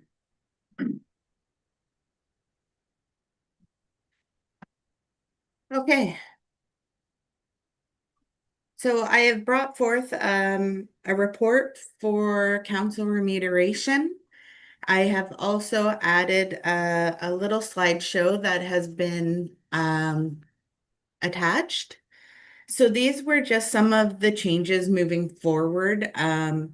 After doing this past realm of council and council remuneration through payroll, I really went back to our strategic plan and looked at items that could be cleaned up through our strategic plan, which is one, our bylaw for council remuneration. And what I came up with, as well as doing a compensation review, I looked at other comparators in the area, as well as comparators we use for our own compensation for staff. So if you go to the next slide, it was to look at comparator municipalities based on location, similar positions, similar services, similar size population and households. I did receive information from 10 municipalities. If you switch to the next slide, this is the list of the participants that took part in the compensation review. So just a quick look. Half of them are around Northumberland County and others were outside of Northumberland County, but around the same size as Alma Caldeman, same services, those types of items. Next slide, please. So this is just a quick look at Alma Caldeman and our positions, where they sit today. Also, the highest paid for that position and the lowest paid, as well as the median. Our next slide also looks at the past years of these positions and what they were paid. Now, when we look at these are your base remunerations. So a lot of it, what happens is, if you look at our current bylaw, it looks at these salaries, but we also have expenses for council on top of that. And if you look at the next slide, this includes special meetings. I really wanted to highlight this. So this is on top of the remuneration that council currently receives. So right now, if you look over the past years, 2025 was an anomaly. It's normally not at that rate. And if you look at this year, it also looks at special meetings for right now from January to June of what council has received on top of their initial remuneration. Now, also, this does not include, I just received an expense form for a counselor that gave me 6 months of back special meetings that they attended. So when I talk about special meetings, this does include counselors attending Lower Trent, Ganaraska, Library Board, any that were appointed in the current bylaw. This will be taken out of the new one, as I would like to incorporate special meetings in the new rate to really streamline council remuneration. So it will help with council not having to send monthly reports of meetings that they attend, doing the background check of attendance. This will become part of their council remuneration as a whole. So when we look at the changes, if you switch to the next page, I've kind of summarized some of the changes that would happen in the new bylaw. And this is moving council from a monthly to a bi-weekly payment so that they would be on schedule with staff. So there wouldn't be the additional payroll. So no additional remuneration for special meeting, committee meetings, etc.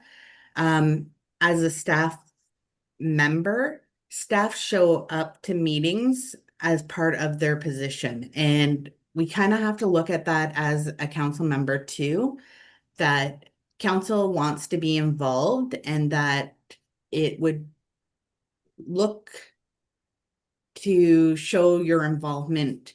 So currently we have a couple of counselors sitting on a couple of committees. One counselor is paid for it because it was appointed by bylaw, the other's not getting paid to be there. So these are some of the changes that would take place that committee members, two committee members could sit, but it's part of their remuneration. So it's not on top of receiving extra payments. Council members, we've had this conversation in past. Most municipalities have moved to, if they attend a conference, that mileage and meal reimbursement would be at CRA rate.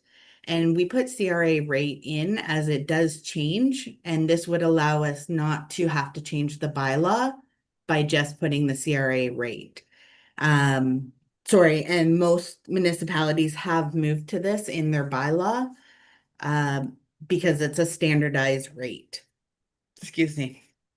One of the biggest changes would just be it has come back this year with council attending conferences.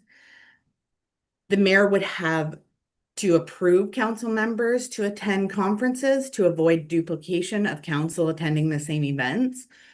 So what this looks like is a conversation. It would be like myself going to the CAO to say, the money's in the budget. Is it okay for me still to attend?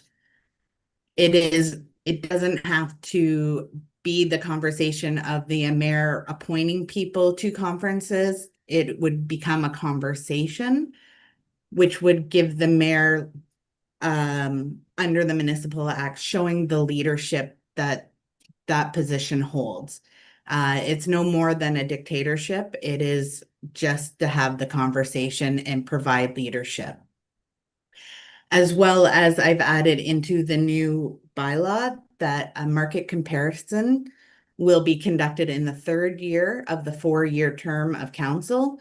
So we don't run into what is happening right now with some pointing of the fingers of council and members rerunning and being told that they're only supporting it because they're running for this position.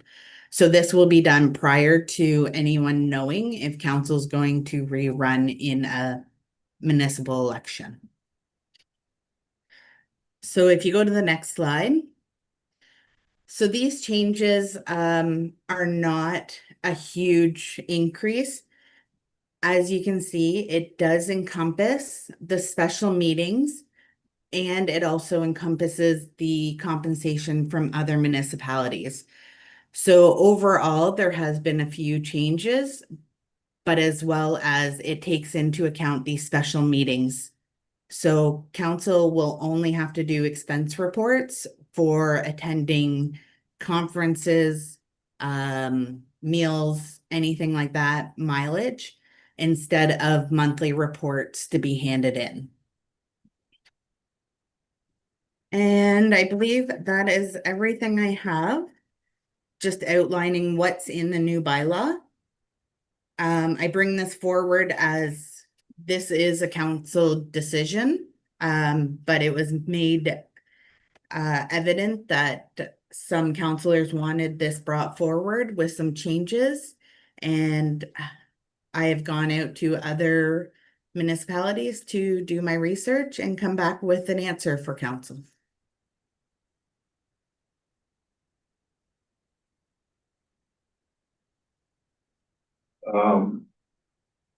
Thank you, Aaron.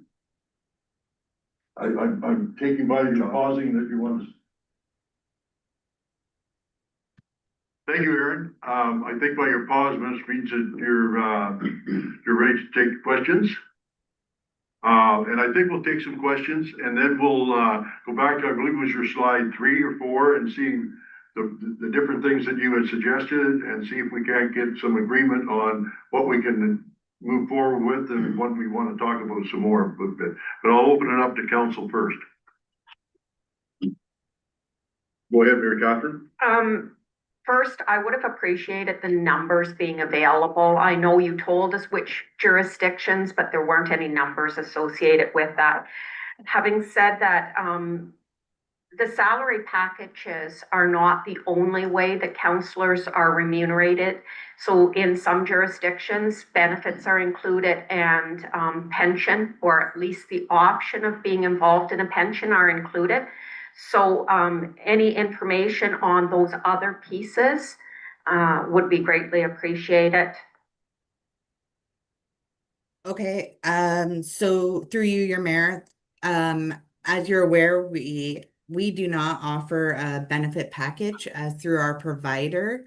It is only offered to full-time staff. As elected officials, they are not considered staff and are not able to enlist in our benefit package. However, we do offer an EAP program that is available for council. Going through to OMERS, our municipality cannot offer OMERS. We briefly spoke about this in past. Again, council is considered elected officials. They do not pay EI on their payments, which considers them not to be employees through OMERS, and therefore we cannot offer OMERS to our elected officials. Thank you, Aaron. Any other comments, questions? Mike? To you, Mayor. So I went back and I looked at, and I'm sure somebody else, some other people probably have, is I went back and looked at our remunerations from 23, 24, 25. And for the councillor, the council's actually gonna make less money with these new rates. So for instance, in 25, you know, the 3 councillors, and I'm only using the councillors because the deputy mayor and the mayor they have a bit of a cushion for sure with the new number. But the 3 councillors were like 21,600, 18,906, and 22,361. So the 19,165 is actually quite a bit lower. And then on I just need to be moving here for me. So yeah, so the councillor number is 19,165. what the councilors are actually making more right now. Not every year, not every one, but quite a few of them. So, then in 24, the numbers for the three councils were 2844 for one, 19,812 for the other, and 19,655 for the other. So to me, that doesn't add up for the counselor part of it, for sure.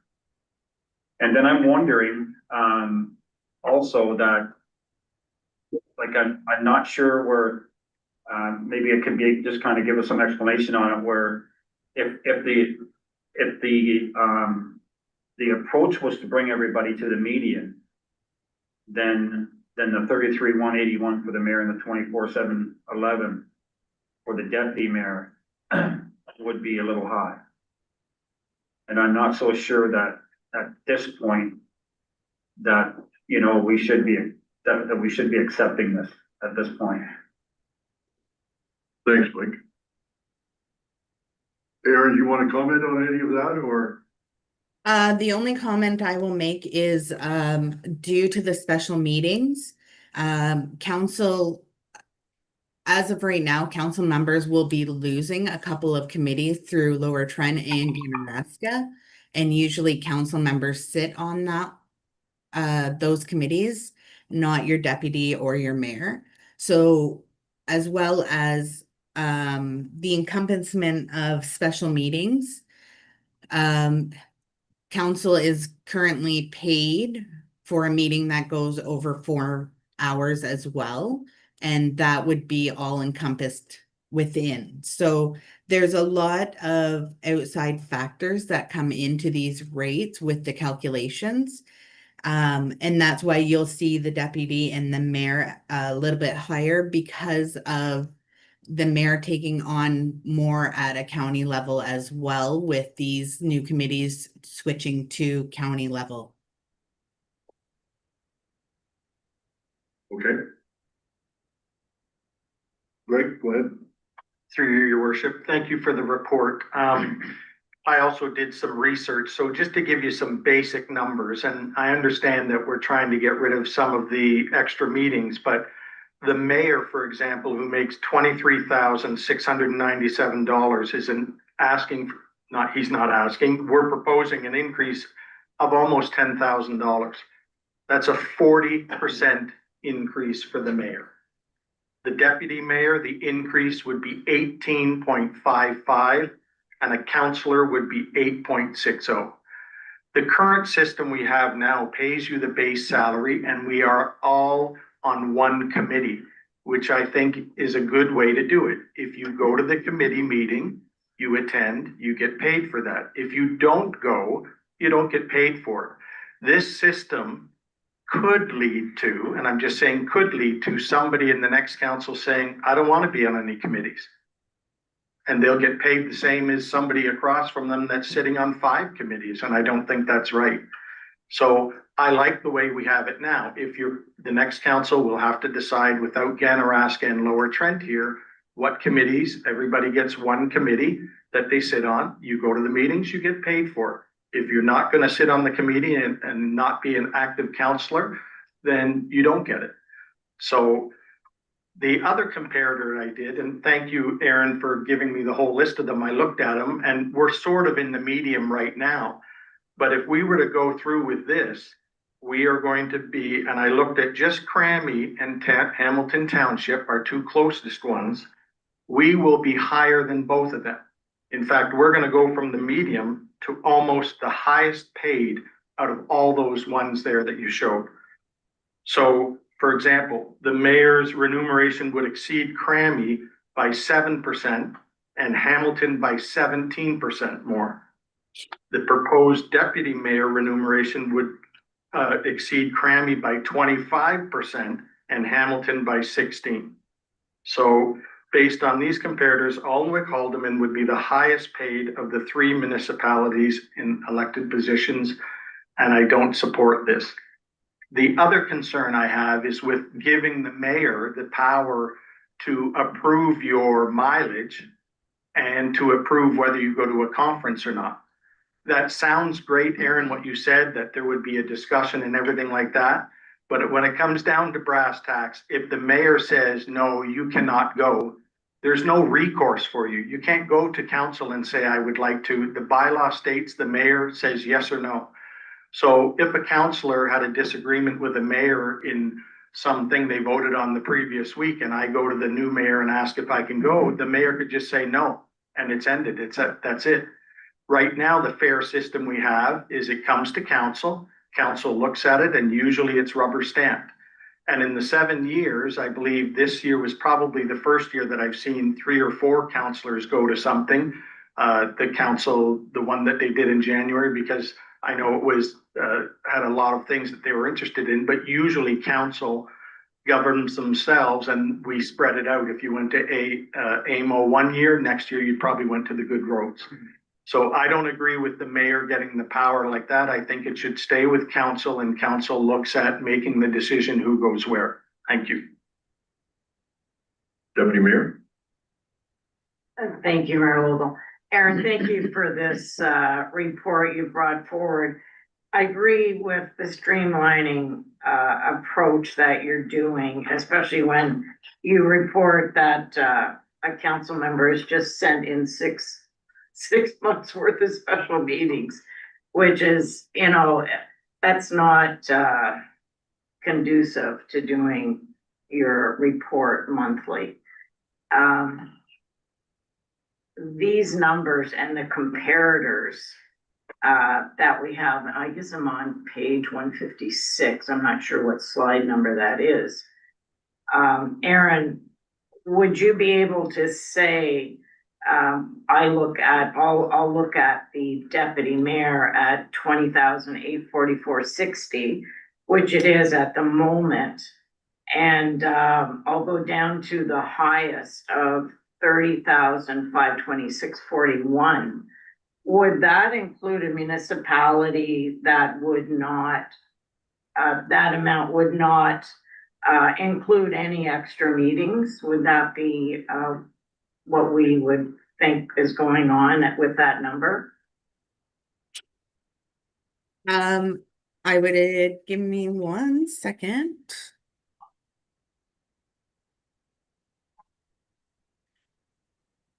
You are correct.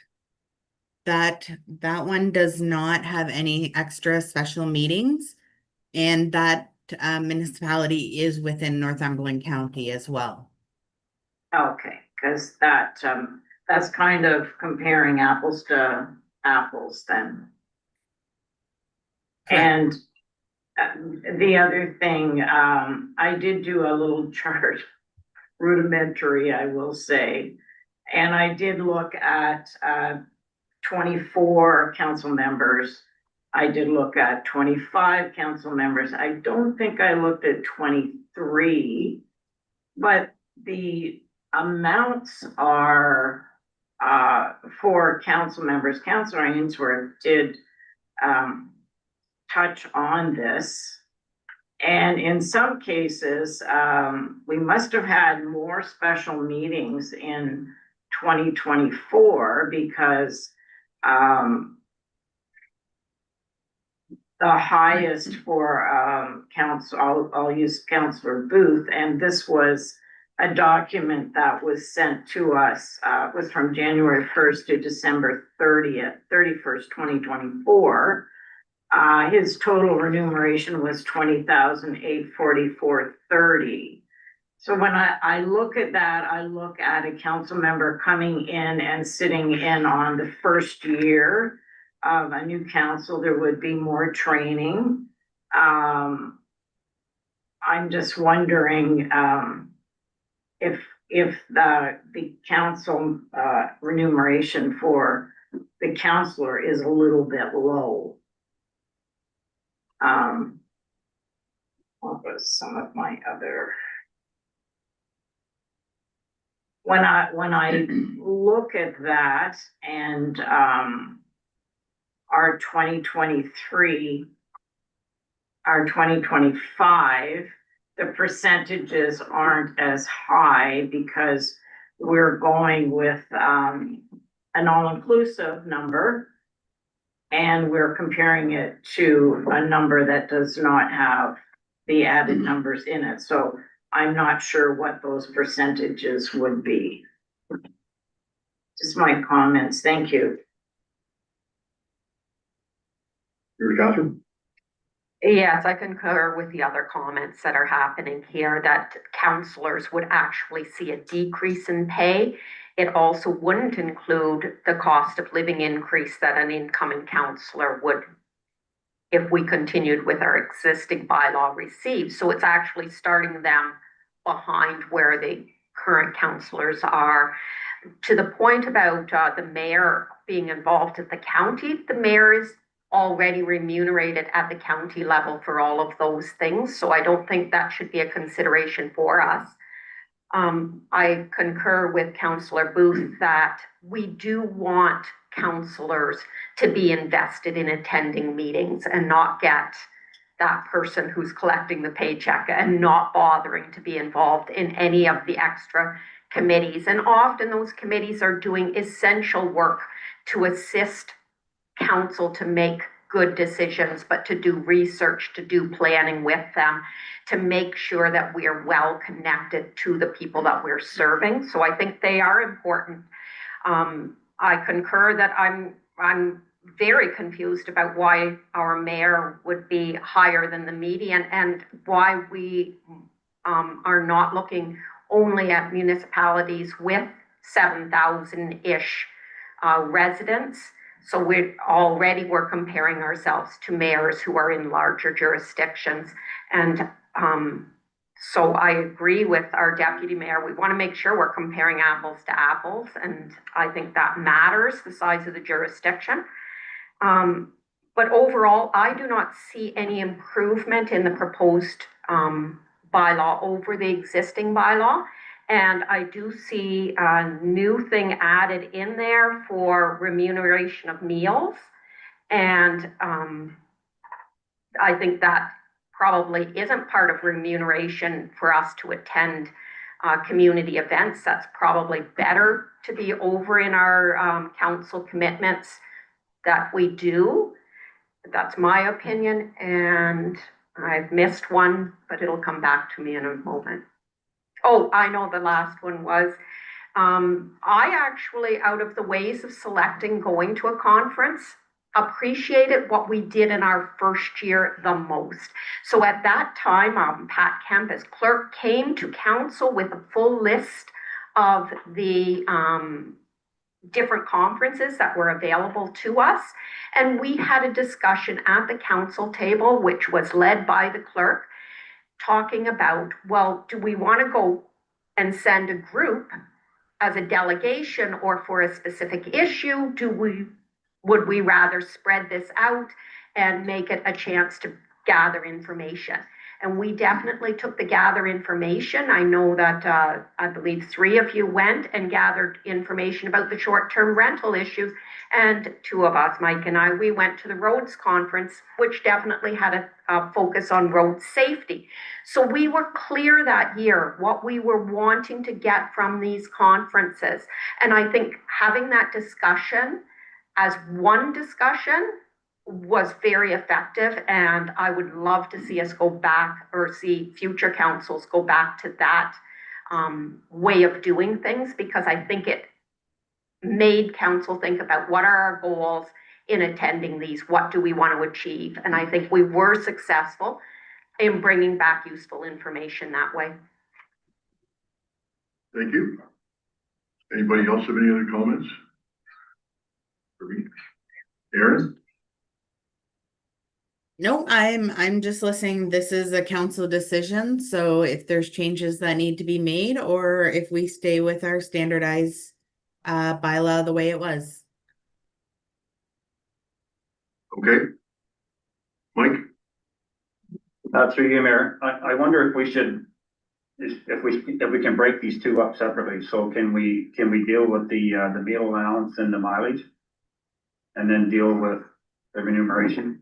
Yeah, I think that we can do those 2, and then we could probably more than just that, but Yes. yeah. Yeah. And, we can either break it down or we can, send it off to the next council. Okay. I have a couple of thoughts and then maybe we can go from there. I'm not sure where I want to start. I think it's, I'll start with talking about, I think it's a good idea for council to actually decide which meetings we go to, rather than put it on the mayor. But somebody has to, somebody has to say that's what we're gonna do, but it should be coming from council. And we should all be working towards that. There are times when it is, like Mary Catherine said, it's advantage to have 2 or 3 people going to a conference. Because there's different things to hear and that type of stuff. So, I'm not hung up on being the mayor, being the final person to make that decision. But I think it's gotta come, as you said, Mary Catherine, it's gotta come rather than the day before the meeting and saying, I wanna come, or I wanna go to that, it's gotta be a little bit better planned out. Second thought is regarding the remuneration. I was happy to hear, Greg, that you mentioned what Grammy and what Hamilton Township are doing, because I think those are the 2 closest ones that we need to be somewhere in the neighborhood. Grammy's smaller than us, but has different responsibilities. Hamilton is larger than us. And I believe they have different ways of paying them, whether it's included as part of the total package or as part of the other one. As far as the mayor goes, the mayor's position, pay is pretty not competitive. I think 33,000 is too much for the size of our township. However, at 23 or 24, whatever it is, that is low. And the mayor is expected to go to, on many things that other members of council do not go to or are not invited to. I can give you some examples. The Northumberland Land Trust, they ask you to go to every time they have one. Another thing that's, and there's other ones that they ask you to speak or expect, the Legion a couple times a year, we don't get paid for that. Alderville First Nation, where we meet with them on a quarterly basis or more often, there's no pay for that, but I do put in for mileage for something like Alderville or something like that. So, it's hard to, I think it's difficult to justify the $33,000. As far as the other ones, as long as we're somewhere in there, I'd be happy with that.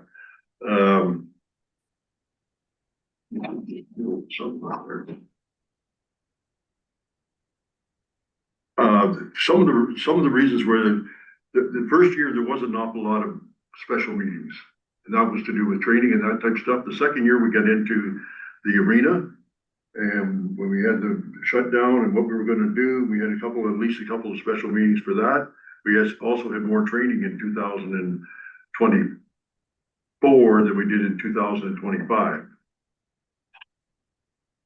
I haven't mentioned the whether it should go to the meetings or not, whether that should be one summary or not. It does take a long, I find it, and I said in the reports, it does take a while to go back over all your stuff and to see what you've gone and what you haven't gone and that type of stuff. And to me, if it's easier, and it is going to be more difficult with losing those 2 positions, it's going to be different. And by that, I mean, it's going to be difficult for us to decide who goes to what and in my opinion. Go ahead. Do you want to say something? Pardon me? So you've got your 2. Yeah. One's dealing with where it's home, so then have the free, and if you guys want to get into the potatoes and the after.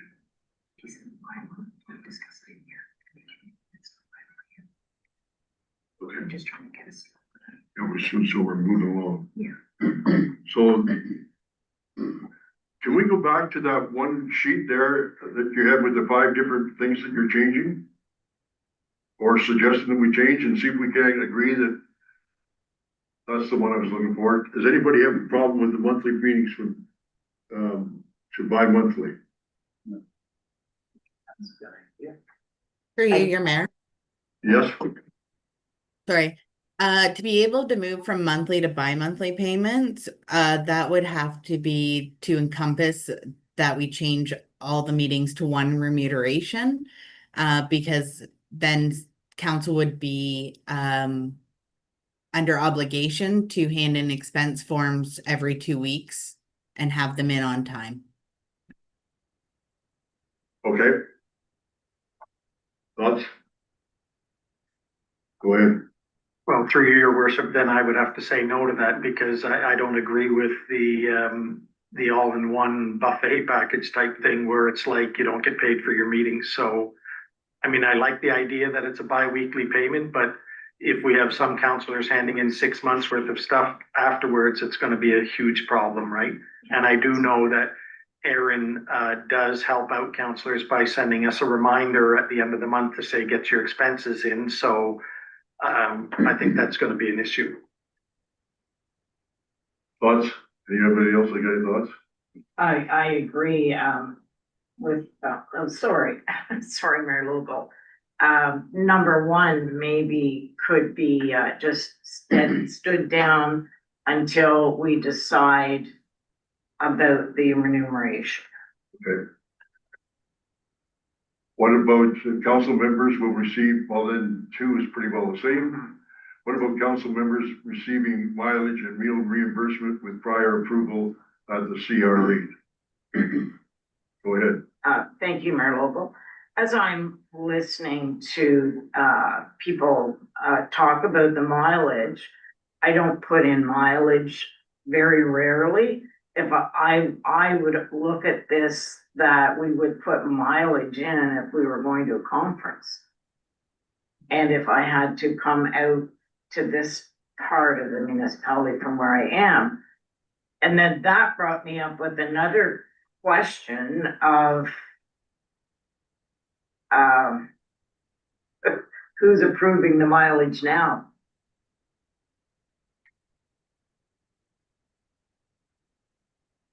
So if it was going to you, you'd say, Joan, where are you going with all this mileage? And I could tell you, but who is watching over us now? Could I ask Erin that, or how she is working through that? You can ask her, sure. Erin, did you hear me? Yes, I did. Through you, your mayor. I'm constantly looking when any mileage is being put in, what is being put in and for who and where they're attending. So I'm always double checking the numbers at the current rate and the number of kilometers that they're putting in. So I am always double checking to see if they attended that meeting and where it was, if they put in mileage. Like you said, most mileage only comes in with concerns around conferences. So if you're heading to Ottawa, Toronto, that type of thing is when most counselors put mileage in. Go ahead. Mayor Lobo, if I may, so if I'm hearing you right, council members are not putting in for mileage to come to meetings? Would that be correct? Through your mayor, that is correct. Most do not. There are a couple meetings that if they're maybe in Port Hope for attendance because it's a little bit further, it may be put in, but on the majority side of things, it's really related to conferences, and same with meals. I might be the exception to that because of when I was on the community policing or the OPP, and they have meetings out in Warkworth or Campbellford or Brighton, I was putting those in. If there were local ones, I wasn't putting them in, but now that doesn't affect us anymore because that actually goes through the county under the OPP. Thank you. Go ahead, Greg. I think this one would be a simple one. I like the idea that it's approved at CRA rate, like you said, Aaron, because now you don't have to come back every year to say it's 56 cents or it's 57 cents or it's whatever. So I think the meal reimbursement and the mileage rate is fine with me. If you decide as a councillor you put in for it, like you said, most of us only put in if we're going to a conference, because you could either take the bus, the train, depending on how far you're going away, you could fly, but most people, they drive, it's easier, right? So I have no issue with that. I would say we should be able to approve that. Looking for consensus? So, if I may, so then we're leaving it up to our HR person to approve our mileage that we put in. I'm just looking for, now that we've got it, we might as well put it down. Whereas it would go to you for our approval, it would go to the mayor for approval. Now, as I'm hearing it, it would go to our HR personnel. Is that what we're wanting? I think leave it the way it is. If Aaron checks it to make sure that if you're saying you're going from here to Brighton and back, I mean, I'm sure she can do a quick Google, and if somebody put in way too much mileage or whatever, then a conversation can happen, right? And I don't think it's a big issue, like I said, so I would leave it at that, because we're gonna talk about the next one, which is the mayor approving. Because the issue with the mayor approving is what happens if you drive to Brighton and you come back and you put in your mileage and the mayor says no. It's, if you got a phone every time and go to the mayor and say, can I have permission to go here? It's gonna be even worse, right? It ain't gonna happen. Go ahead, Dave. Thanks, Mayor Lobo, through you. Aaron, this is a question. Can you clarify for council, please, with respect to the policies that you follow? Because this is all set in policy as to what they get paid for. So if you could just clarify that for council and the public, because the waters tend to get a little bit muddied here. So if you do that, that'd be great. So through our current policy, under section 11, the following expenses shall be paid to elected officials for attendance at conferences, workshops, seminars, and other such up to an annual $3,000. So both the meal and the mileage fall under the conference. And then D is mileage, subject to the amount used for staff travel reimbursement per kilometer. So again, that's with the changing of the mileage to the policy. And E is our meal reimbursement in the amount of $62 per day shall be provided. And that all meal expense receipts shall be submitted, and so on.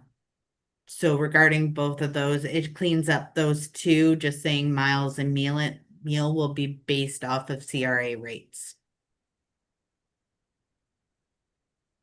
Go ahead, Greg. And through your worship, and we would basically be like the other staff too. So if you had other staff, Aaron, put in for mileage, you do the same thing with them. You check their mileage, make sure it's pretty accurate, and we just leave it like that.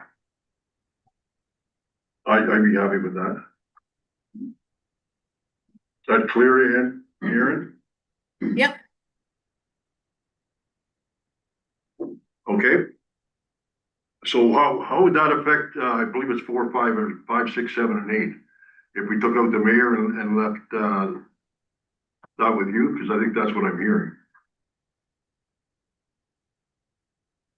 I don't have them in front of me, I'm sorry.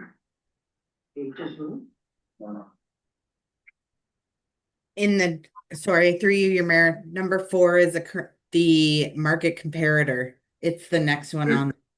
So it would be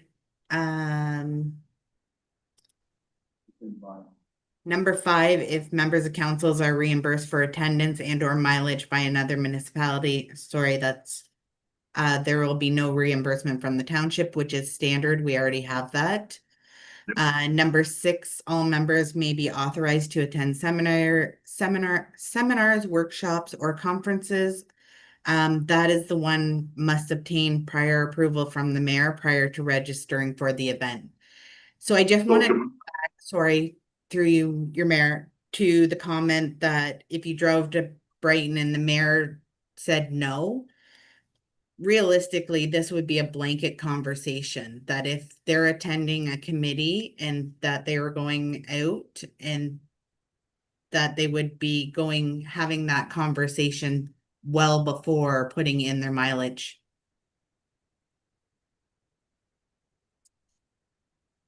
You know, not that I want to get real pointy, but Mike, do you put in for when you go to Lower Trent? Yeah, but Lower Trent pays for most of them.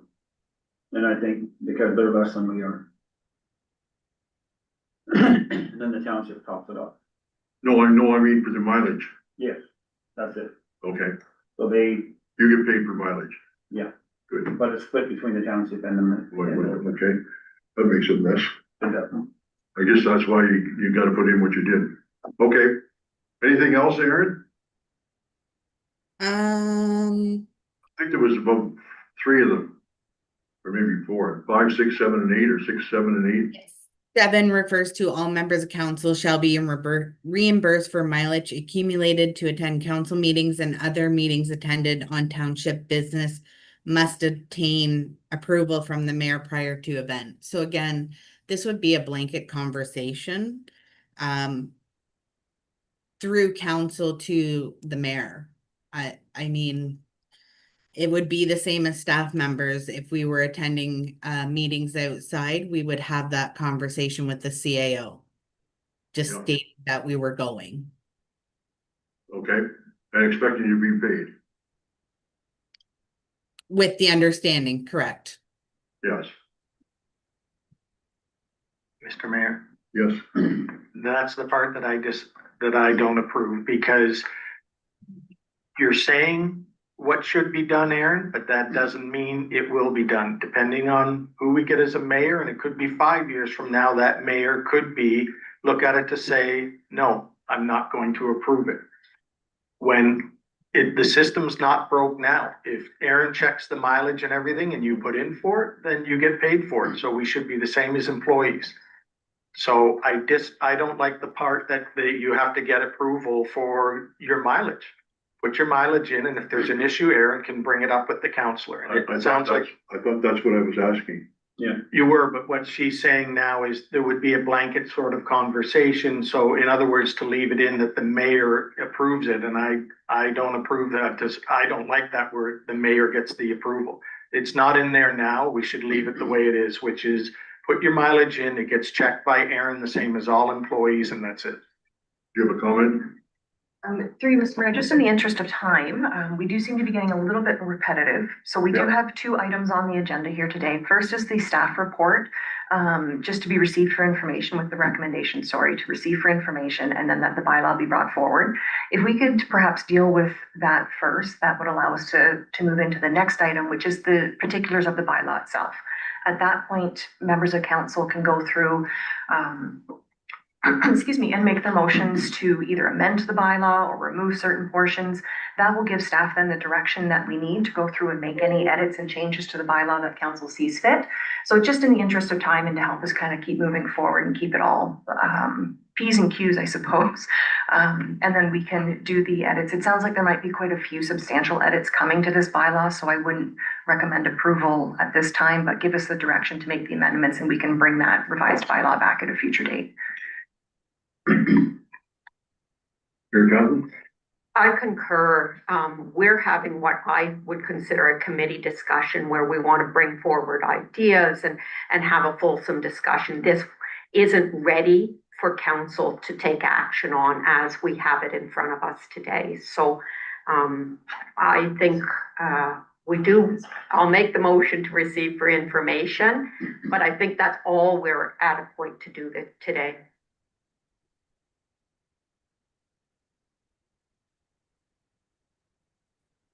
So get this 2-part, because that allows you to then discuss this. But isn't that bylaw we brought forward to consideration? Yeah, so that gives you then the ability to move into the second item, which is to discuss the bylaw and any amendments or changes that you want to see to it. Okay. So get this 2-part.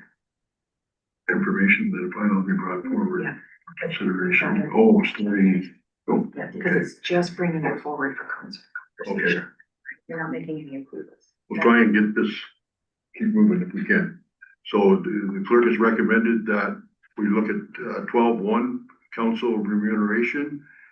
And that is recommended that council receive report HR 202604 council remuneration for information. And that a bylaw be brought forward for consideration. And that would be the bylaw below us. Not to necessarily implement it, but for consideration. Mayor Council. So I'll make the motion to receive for information and that staff, continue to work on this. Is that the same? Yeah, go ahead. Please. So through you, Mr. Mayor, I hear what you're saying, Councillor O'Neill, so that sounds great. But again, staff continue to work on this. We need specific direction from council. So by bringing the motion forward as it's presented on the agenda, that allows you to then, the second part of that is that the bylaw be brought forward for consideration. That allows you to then go into item 12.2 to then consider that bylaw. At that point, you can make your recommendations to staff, whether again, it's a removal of a clause, addition of a clause, edit. It just makes it cleaner for the minutes. And then we have that clear direction from council as to what it is specifically you're looking for. If we just leave it blank, staff proceed, we're kind of up in the air. Yeah. And that would be dealt with in 12.2. Sorry, I don't think we're ready. I think if we try to go through the amendments, we're sitting here for 2 more hours on this item. It's not ready for the bylaw to be brought forward. So I'll just simplify it that we receive the staff report for information. We're getting into technical stuff now. We got to. It's your meeting, it's your call. Yeah. So staff have the recommendation, so you're the chair, you can. I've got, was this put on the floor? I gotta put this on the floor. Just the recommendation, and you don't have a seconder yet. Did we get a mover? Councillor O'Neill has moved it to receive for information. Okay, so we on the floor, we have receipt for information. And you seconder. I'll second it if it's received for information. I guess Now we're going to 12.2. No, we're gonna, just to bring it up on the floor to talk to it, and since I have the mic through your worship, I agree with Councillor O'Neill. So how about we make it simple? We receive for information and then we bring this back at a committee of the whole meeting where we can have, this is where it should have been, where we can have a discussion and talk about it. Otherwise, we will be here for another hour and a half if we're going through and we have quite a large agenda. It's not a rush. It can be done in September. It wasn't going to take effect, so. Yes. Is this something that can be discussed at a committee of the whole in September? Or will we be in lame duck at that point and it's not gonna go forward? Go ahead. So through you, Mr. Mayor, August 21st is nomination day. There is, because it would, if we end up in a lame duck, it'd be potentially not able to be discussed at committee of the whole. Also, because you would now be in official election period, it would, there could be implications as well for discussing council remuneration in an election period. So August 21st would be the recommended hard and fast deadline. We can look into that and see if there's any legislated parameters for that. But going forward, this is where you're at. Okay, thank you. So everybody understand that? It's basically not going to be decided.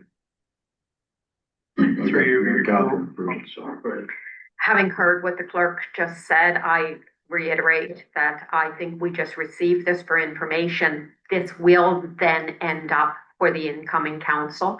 In the meantime, we have a working bylaw. It's worked reasonably well. I haven't had any concerns with it over my 4 years on council. And I think it's best at this point to leave it to the incoming council. Thank you.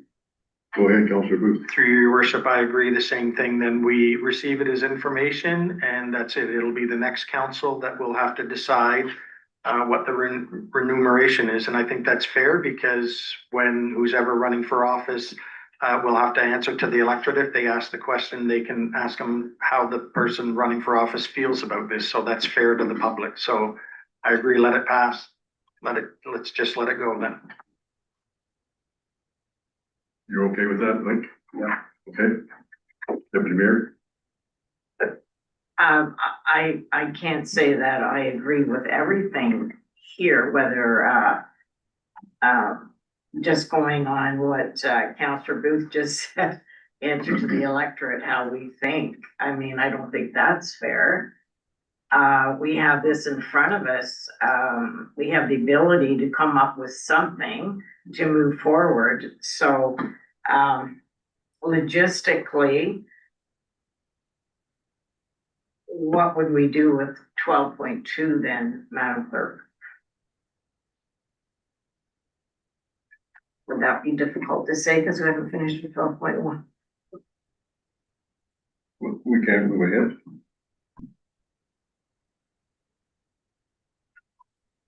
Item 12.1 is the staff, through you, Mr. Mayor, sorry.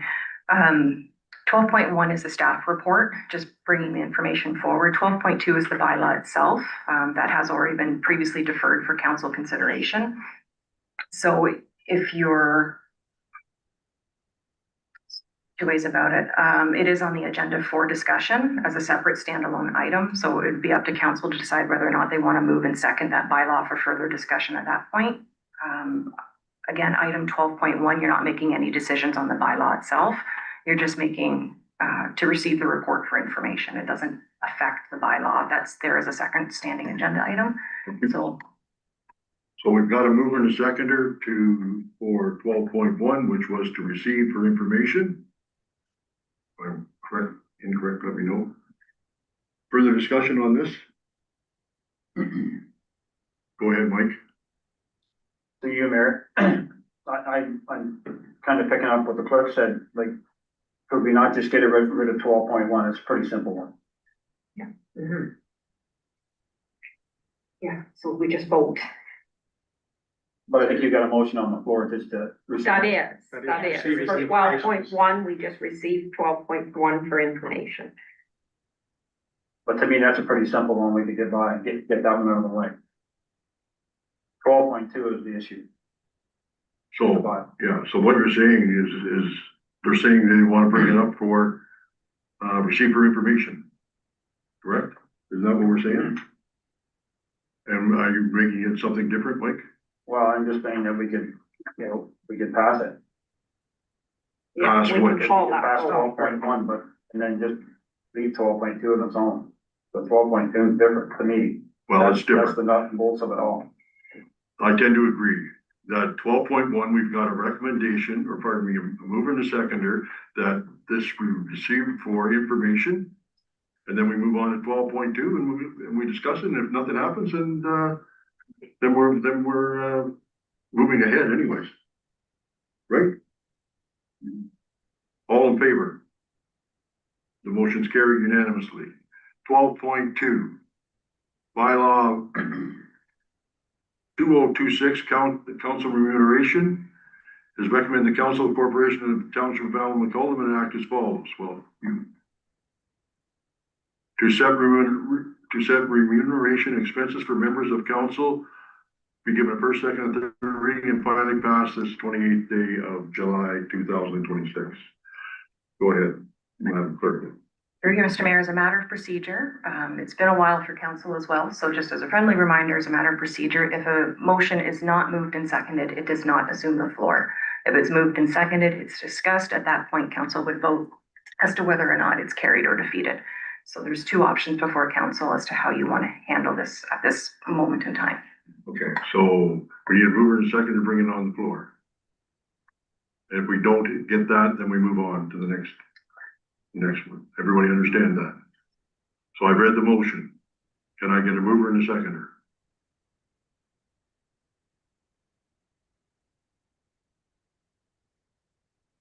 Can I get a mover and a seconder? No mover and seconder, we bypass this and move on. Thank you, Aaron. Thank you, Aaron. Thank you. Thanks, Emily. Through your worship. So Yes. just clarification, then everything just stays the same. We We received one as Received for information, information, thank yep. you, and we didn't pass a bylaw, so it'll stay the same, and according to the clerk, probably more than likely, it'll come up at the next council. And- here, not the way here. No, we didn't I don't vote know. on it, We did on the, receive his information, but we didn't turn anything down, so. from that PV year stipulation. Go ahead. Sorry, I'm sure it's okay, well. Through you, Mr. Mayor, actually, with the turn of an election, the 1 year does not apply because it'd be coming to a new council for consideration, so it's considered new business at that time. Thank you. Thank you. And it does point out, I'm gonna stop it after this, but it does point out the importance of having this done in year 3 rather than year 4. Because it gets pretty complicated. Okay, thank you, everyone. We're gonna move on to item 14, Building Department, second quarter, mid and year activity report. And have we got Dawn on?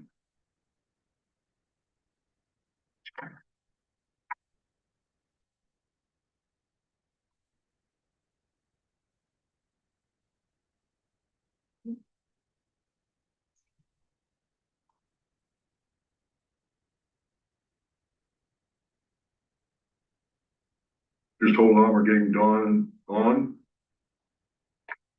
for the building report. Good morning, can you hear me? Yes, we can. Thank you, Dawn. Do you have any comments? It's pretty straightforward, but give you an opportunity to speak if you would like. Thank you. And good afternoon through the mayor to members of council. I appreciate this time. You're gonna have to speak a little bit clearer into the mic. Can you hear me better now? Sort of. Sort of. Give me one moment here, please.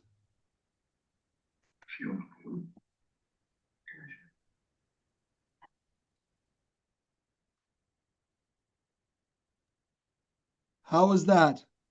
That's better. Okay, thank you. Good afternoon, members of council through the mayor. Thank you for this time. What I presented was a copy of our Q2 or second quarter building activity. Basically, the report is pretty self-explanatory. We do see a decline in permit applications during Q2, which would be April, May, and June. It came in like a lion. We had lots of applications, and then it stalled out through June. Speaking to tradespeople and other builders in the Northumberland area, there is still a major concern with material costs, as well as the fluctuating costs associated with land and land purchases. A bigger concern I have going forward with the rest of this year will not be the amount of permits that we're seeing, but will be the viability of persons' ability to fulfill their permits. I'm starting to see more and more applications that we have processed within the last 365 days where the individual owners are running into the high financial costs of materials and equipment, which is slowing down many projects. Uncertainty with the rising fuel prices and material costs, uncertainty in the global affairs, I think is bringing a lot of consumers to be very cautious with how they're spending their money. That being said, we in the building department have been busy. We have adapted our citywide platform. We're now working with the online payment portion of that platform. We have spent the first 6 months of the year cataloging 24 and 25 permits on the software. So we have been busy here. This time is also bringing us an opportunity to take a closer look at some of the various bylaws, like the building bylaw and the sign bylaw, and those will be reviewed over the next few months to see where changes can if are needed to be made. Otherwise, if you have any questions, I'd be more than happy to take them at this time. Thank you, Don. Anybody have any questions or comments? Go ahead, Deputy Mayor. Thank you, Mayor Lowell, over to Dawn. I did, thank you for your quick reply on my question yesterday. And when I'm looking at your report, it seems to me that the secondary dwelling units seem to be the most activity in your department other than, and I do look at your amount of building, like the amount that you have forward. I've just missed your, there we are. Year to date, you're at construction value of 15,675,000. But I see the single family dwellings, and I was thinking that was secondary dwelling units, but it isn't, is it, Dawn? The 11/3. Yes, the numbers represent, the numbers represent, for example, the 26 to date. We've had 11 brand new single-family detached dwellings, and we've had 3 additional dwelling units.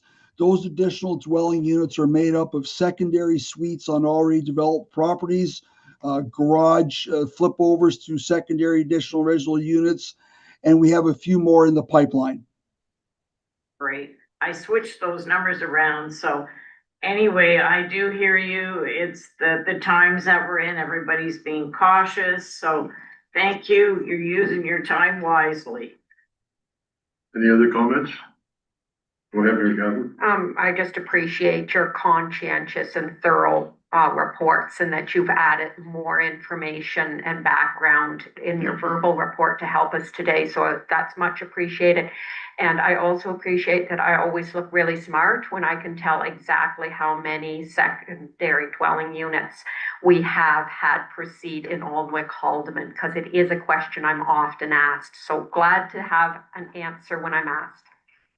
Thank you, Mayor Catherine. I'm going to read the resolution for the building department Q2 and mid-year activity report, BLD 202603, building department Q2 and mid-year activity report, that it be received for information. Can I get a mover and a seconder? Moved by Deputy Mayor Stover, seconded by Councilor O'Neill. Further discussion? All in favor? That's carried. Parks and Rec report. And the first one is position change, municipal caretaker to parks, recreation facilities laborer. And we'll just wait to get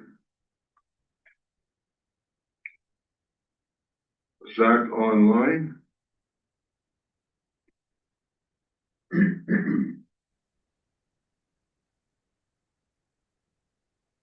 Hi, Zach.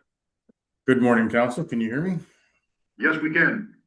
Excellent. We're starting off with the municipal caretaker to parks, recreation facilities laborer. So you're asking, I believe, for a half a person or something like along that line. Please go ahead. Thank you. Through you, Mr. Mayor. So yes, we're basically looking at taking a position that had existed and basically changing it to a different title to incorporate a few more different tasks that can be involved. So it was the municipal caretaker position. That person has resigned. So we are looking at making that opportunity to take the position into the Parks, Recreation, Facilities Labor, which would account for an additional 14 hours per week. Thank you. Any questions or comments? Councilor Booth. Through you, your worship, through to Zach. Zach, it mentions in there that this position is going to help out at the arena. How's that going to happen then? Because the current position right now is mostly daytime. And the help usually at the arena is going to be at nighttime. Is this person going to be doing night shifts too? Through you, Mr. Mayor. So, yeah, through you, Mr. Mayor. So this position will be able to back up the positions that are already at the arena. So when our current operators need backup, where there needs to be 2 people to make changes at the arena, then this person will be able to do that, and also to accommodate sick days, accommodate vacation days, and such forth. So we're expecting that it'll be facilities as well as arena operations, but the focus would be on facilities. So it would not be unreasonable for this person to help on weekends, but that's not the expected use of the position at this time. So back to my original question, and so would this person be filling in at nighttime then? Or is this just? Through you, Mr. Mayor. So they could be, but it's intended that this position will be mainly working during the day. Councilor O'Neill. Is this new hours or a reallocation of existing hours? So through you, Mr. Mayor, this is actually a reallocation of existing hours. The hours are already existing in the actual Parks and Recreation budget and through our operators and the seasonal crew that handle the arena. Those operators are up to 30 hours per week, but we do not use those hours entirely. So there are hours left over that could be reallocated to this position without having an increase of hours or pay in the budget. Member Guthrie. I will note that in the report sitting in front of me, it says an additional 14 hours per week, which I, quite frankly, was not at all comfortable with mid-year, creating a new expense that hadn't been budgeted for. And we've already, this year, had numerous unbudgeted expenses, whether that was with the union, whether it was small things like the business association or the funding for our town crier. But anyway, this, in my mind, has to go through budget if it's an additional 14 hours, which is what it says here. But if it is simply a reallocation of existing hours, that's something very different. Go ahead, Zach. Through you, Mr. Mayor.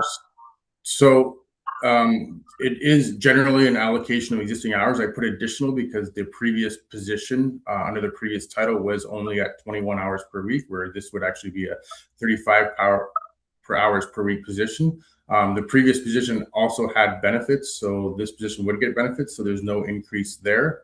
And it's also expected that this position would actually save the township a little bit of money in a couple different aspects. One being that having somebody monitor the facilities daily will lead to basically a decrease in potential damage or issues that are caused if we catch them early.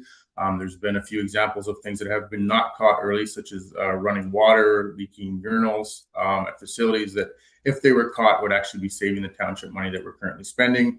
And also, we are also spending money every year as call-in and overtime on that position, whereas this would actually put those hours into regular hours instead of having to do call-in and overtime hours to make it extra. Thank you. Any other questions? Go ahead, Councilor Ruth.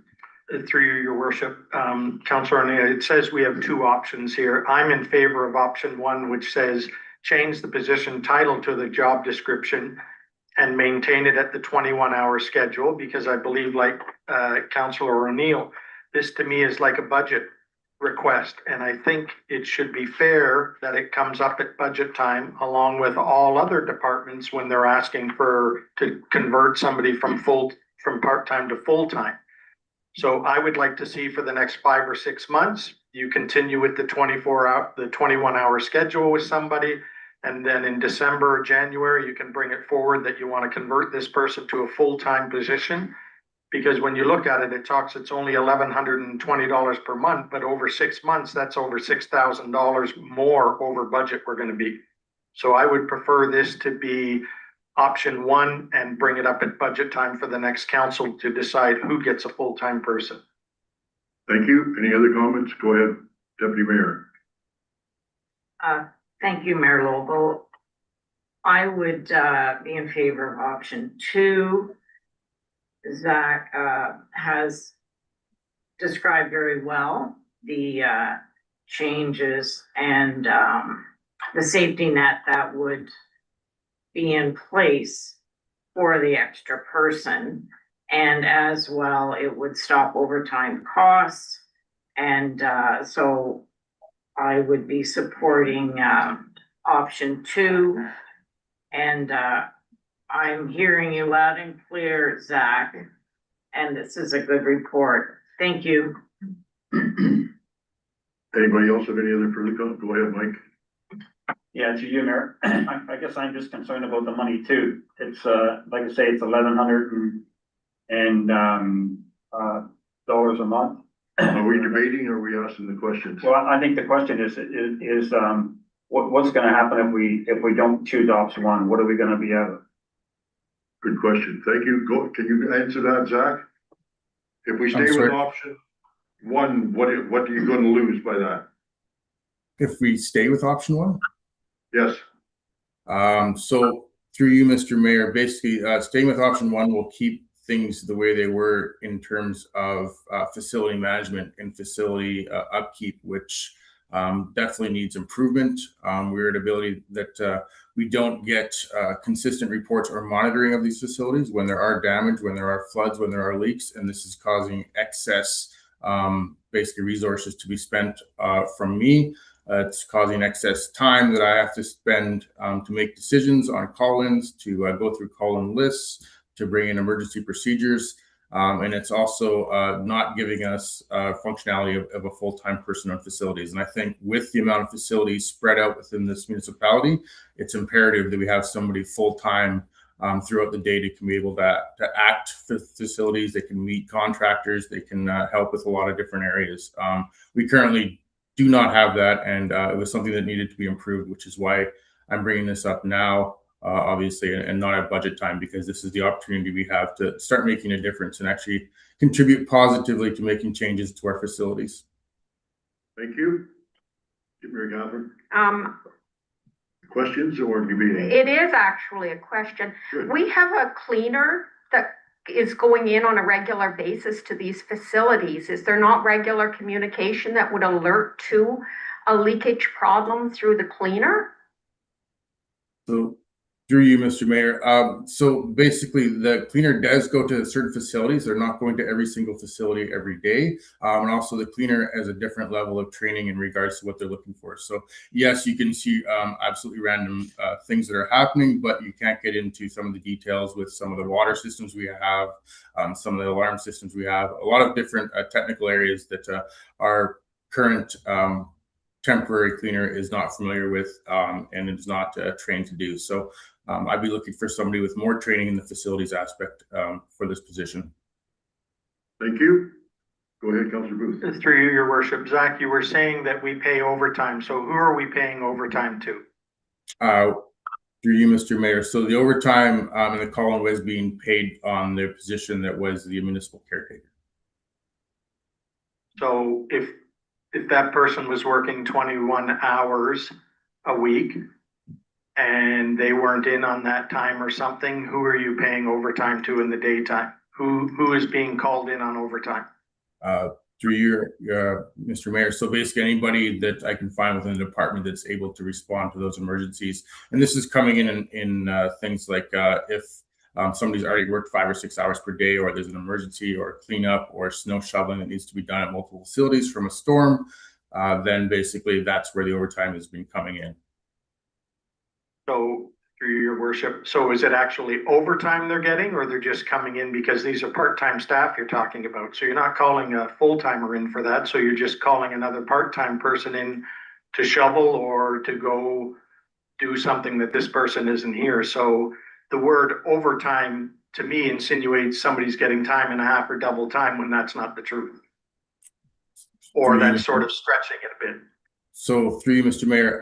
So basically in situations where we actually have to call in or use people that are already on full time to give extra hours to do these things, then yes, it would be overtime. But for part-time employees, it's just a call-in, an additional call-in that we'd use. I hope that helps to clarify. Thank you. Mayor Lobel, I'd like to call the vote. Thank you. We don't have a I motion. haven't got a resolution on No, the table right. yet. Let's go ahead. I'd like to make a motion at this time that we consider option one involves changing the position title and job description from municipal caretaker to parks, recreation, and facilities labor while maintaining the current 21-hour schedule. Can I get a seconder? Seconded by Councilor O'Neill. Further discussion? Oh. Go ahead. Just, Well, that's what I'm saying, further discussion. yeah, just this is not ruling out option two. What it's saying is for now, we change the position. It can be 21-hour schedule. I think if the manager of Parks and Rec, the person that used to do this incurred benefit costs, which hopefully now we're going to hire somebody that doesn't get covered by benefits. So I would be posting the position at whatever wage you want to, whatever it fits, but they're not going to get benefits for this. And we do this for the next 5 or 6 months. And then at budget time, if it works out that you find out you can prove your case, then present it to council to say, we would like to make this a full-time position. Because we all know at budget time, all the departments are coming to us to say, we want to make this half-time person a full-time person. I think it's only fair that everybody is on the same thing at budget to make your presentation to council, and council makes those hard decisions. Thank you. Do you have anything else to contribute? Yes, and some background on this, and I think it behooves us as council to keep this in mind. And I used our salaries from our audited statements. And if you look from 2015 to 2024, the CPI increase was 27.8%. Our municipal taxes have increased in that same period of 10 years, 73%. Now that does include growth. Wages increased 131%. I know that you weren't here as recreation director at any of those points, but this has put council in an impossible situation. We cannot keep increasing wages because we have to find that money somewhere else. And that is something, a discussion that needs to happen during budget when we're balancing all of the pieces. Thank you. Any other, go ahead, Mike. To you, Mayor, I just want to touch on the benefits. What Councilor Booth was stating. So the person right now, they already have benefits, and just amalgamating two positions wouldn't change the benefits. Other than if we hired someone else, right? For your worship, it's a new position. So the senior staff will decide if there's benefits or not for that. Now's the opportunity that was grandfathered to say that this new position won't have benefits. None of the other part-timers get it. Go ahead, Mike. To you, Mayor, but I think this is what this report is saying, is the benefits are already there, so it's not an extra cost. Only if they hired someone else to fill. Well, what the report's basically, sorry. Finish, Yeah. please. But that's all I'm saying is that the benefits are already there, and I think this report is stating that benefits wouldn't be an issue because they're already with that position. Thank you. Go ahead. What it's explaining though, Mike, is that if we make it a full-time position, the benefits are already there anyway, so it wouldn't make a difference. If we go to option one, there are no benefits, so we save even more money. And we just go with a part-timer with no benefits to fill in for the 5 or 6 months. And like me and Mary Catherine have said, come back at budget time and argue your point with all the other department heads. Go ahead, Deputy Mayor. Mayor Lobo, could we have that clarified? If this position will have benefits as a part-time? Thank you. Aaron, you're still there?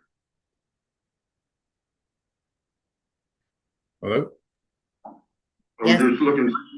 Yeah, Aaron, can you comment on that? Have you heard that? That is correct. Currently, part-time do not get benefits. The previous position was grandfathered. So this new position, if it stayed at the same 21 hours, would not have benefits. And if it was to be added on, then it would have benefits. If it went to a full-time position, then it would have benefits. Thank you. Anybody else have any further comments? I'll read the resolution as the way I hear it anyways. It is recommended the council receive report PRF 2026-07, position change, municipal caretaker to parks, recreation and facilities, labor for information, and that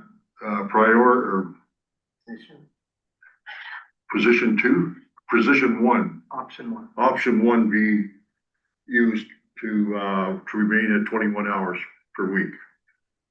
Does that summarize it all? All in favor? Opposed? Motion is carried. Thank you. We're going to go on to Parks Rec Facilities Q1 and Q2 report.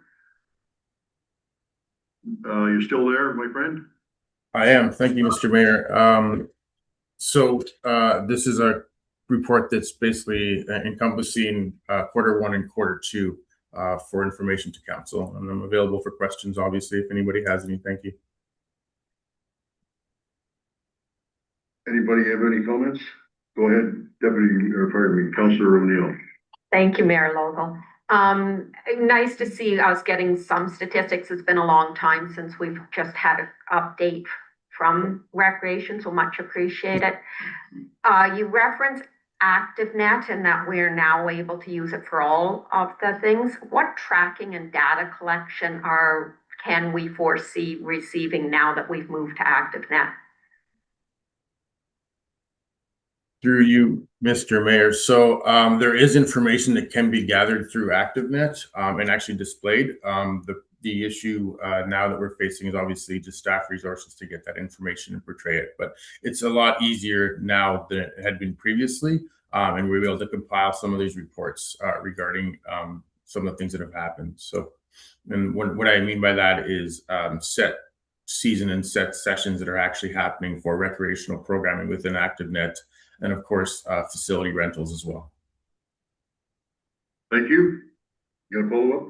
Yeah, I really look forward to that. I know that even when the Parks Master Plan was formed, and certainly within the Committee for Recreation, tracking usage numbers and accurate usage numbers is something that's been needed.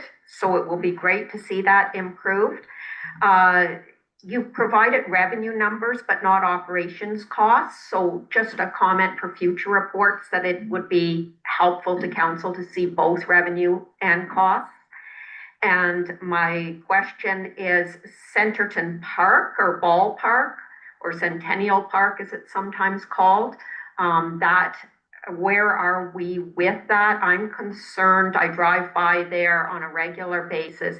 It's looking rather messy, but my concern's also about the fact that without it being cut at all, with no cutting at all, we're going to have to reseed and start from scratch if it's not at least occasionally cut to maintain the grass space that we have. Any comment, Zach? Through you, Mr.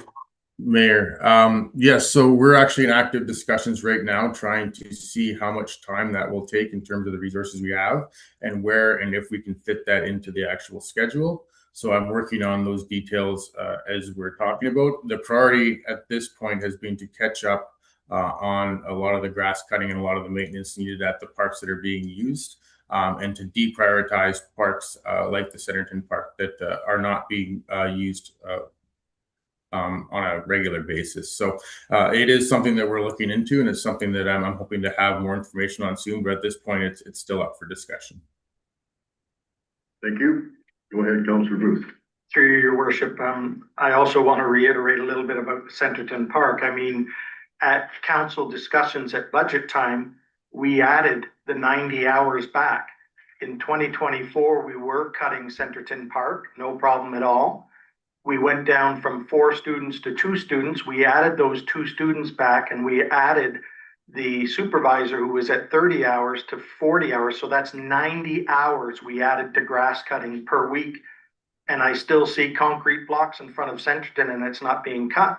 And I agree with Councillor O'Neill, even if it was only cut on a different schedule, to say it's cut every 3rd time or every 4th time, to let it just go like that with the concrete block makes it look like it's abandoned. And as a councillor, I'd be concerned because at budget time, we approved, and I believe Aaron I think it was $36,000 that we approved to spend more on grass cutting for them. And we're not getting anything more cut than we were last year.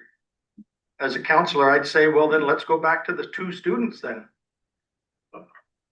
Go ahead, Mike. Through you, Mayor. Zach, when you came to the Parks and Rec meeting, you had a good list of stuff that you were getting caught up on and how you were utilizing the workers. And it was very well receptive, especially around the Nuwatan Sanctuary group. So I wonder, I guess I don't want you to spiel that, but I'm just saying that you're using what workers we have that I thought in a lot of the other places to get caught up on. I understand what Councillor Booth is talking about with the Centerton Park, but if you're utilizing those workers in a better way to get other things caught up, like the boat launches, the parks, and the Nuwatan Sanctuary, that certainly does help. The other question I would have too is that your numbers for rentals and stuff, a lot of the other reports have 25 versus 26. Could we add those to this report? You, Mr. Mayor, sorry, can you clarify which numbers you'd like added, Councillor Ainsworth? Well, your numbers here below for your number of rentals and the amount collected. Can you have 25 versus 26 or 24 versus 25? Through you, Mr. Mayor. Yeah, we can definitely do comparison, annual comparisons if you'd like. Thank you. Thank you. Deputy Mayor. Thank you, Mayor Lobel. As I'm listening to the discussion on the Centerton Park, kind of leads me to maybe what is it that we want to happen there? And I haven't heard that yet. With the cement blocks there, it stopped people from driving up in there. It's not being monitored. So, I mean, that could possibly be a discussion. I look forward to your thought on that when you come back with your report on that particular area. Thank you. I guess I'll throw in my 2 cents on this thing too. We've had a terrible, pardon me, not terrible, that's the wrong word to use. We've had an extensive amount of rain this spring and summer. The grass cutting is probably doubled or tripled. We haven't talked about the cemeteries yet, which is a big part of the job that they do, my understanding is. And I'm hearing we're doing a lot of good stuff to the abandoned cemeteries that we are now responsible for. And my final thought was I took a tour of Nuwatan the other day, and I was, Zach, I was quite impressed with all of the stuff that you got out of there, that it looks much better. I will say the grass needs cut, but that was only because I was probably 5 or 6 days away from where it had been last cut. But anyways, the park looks a lot better, and I thank you for your extra efforts in there, as well as the boat launches and other things that you're doing as well. Mayor Catherine? Just some background information for both our manager and our deputy mayor. Although the Centerton Park or Centennial Park, I didn't see a lot of users all that often when I would drive by. There was one group that had, for the previous few years in the spring, made extensive use of it, and that was the Northumberland Soccer Club. Because of sort of the sand base there, it dried quicker than any of the soccer fields. So a lot of the early practices were being done there. So if you get a chance to speak with Northumberland Soccer to inform you, that may be helpful in future decisions about this. But I am concerned that neglect is going to take away options for us in the future. Thank you. I'm going to read the resolution. And one more through you, Your Worship. Due to this report, Zach, have you contacted the ICE user groups yet for the meeting for ICE user groups before the season starts and met with them? Through you, Mr. Mayor. So we have had communication with the ICE user groups in terms of ICE allocation. And obviously the next step would be another meeting with them as it's coming up on this council is a report of to the status and the update of the renovation project at the arena. So we are keeping in close contact with the user groups and the ice allocation, and there's been a lot of interest this year as well. So yes, it's definitely important and something we're doing. Thanks, Zach. Thank you. Okay, report PRF 2026-08 Parks and Rec and Facilities Q1 and Q2 report for 2026 on July 28th. It is recommended the council receive the report PRF 2026-08 Parks Recreation Facilities Quarter 1 and Quarter 2 report 206 for information. Can I get a mover and a seconder? Moved by Councilor Ainsworth. Seconder Deputy Mayor Stover. Any further discussion? All in favor? That's carried. Alderman Memorial Arena Ice Pad Replacement Update. Got anything to provide us there, my friend? Through you, Mr. Mayor, no, I don't at the moment. Everything's in the report as the current status that I have, but obviously I'm willing to answer any questions that the council may have. Thank you. Any questions? Mayor Catherine. Thank you for the update, and it really gives us a good understanding of Plan A. Having said that, what is Plan B that flows to the user groups? What if, because they're going to have to make alternate arrangements for the beginning of their seasons, because generally it starts earlier than November 15th. But what happens if it turns out that it's December 10th before we're able to have ice in ready? So, you know, the meeting with the user groups is going to be an interesting meeting, but is there discussion of Plan B? Through you, Mr. Mayor. So it's anticipated that the moment we get any kind of notice that there may be any delays with the renovation and the project, then we will immediately reach out to the allocation user groups to let them know to decide what they would like to do.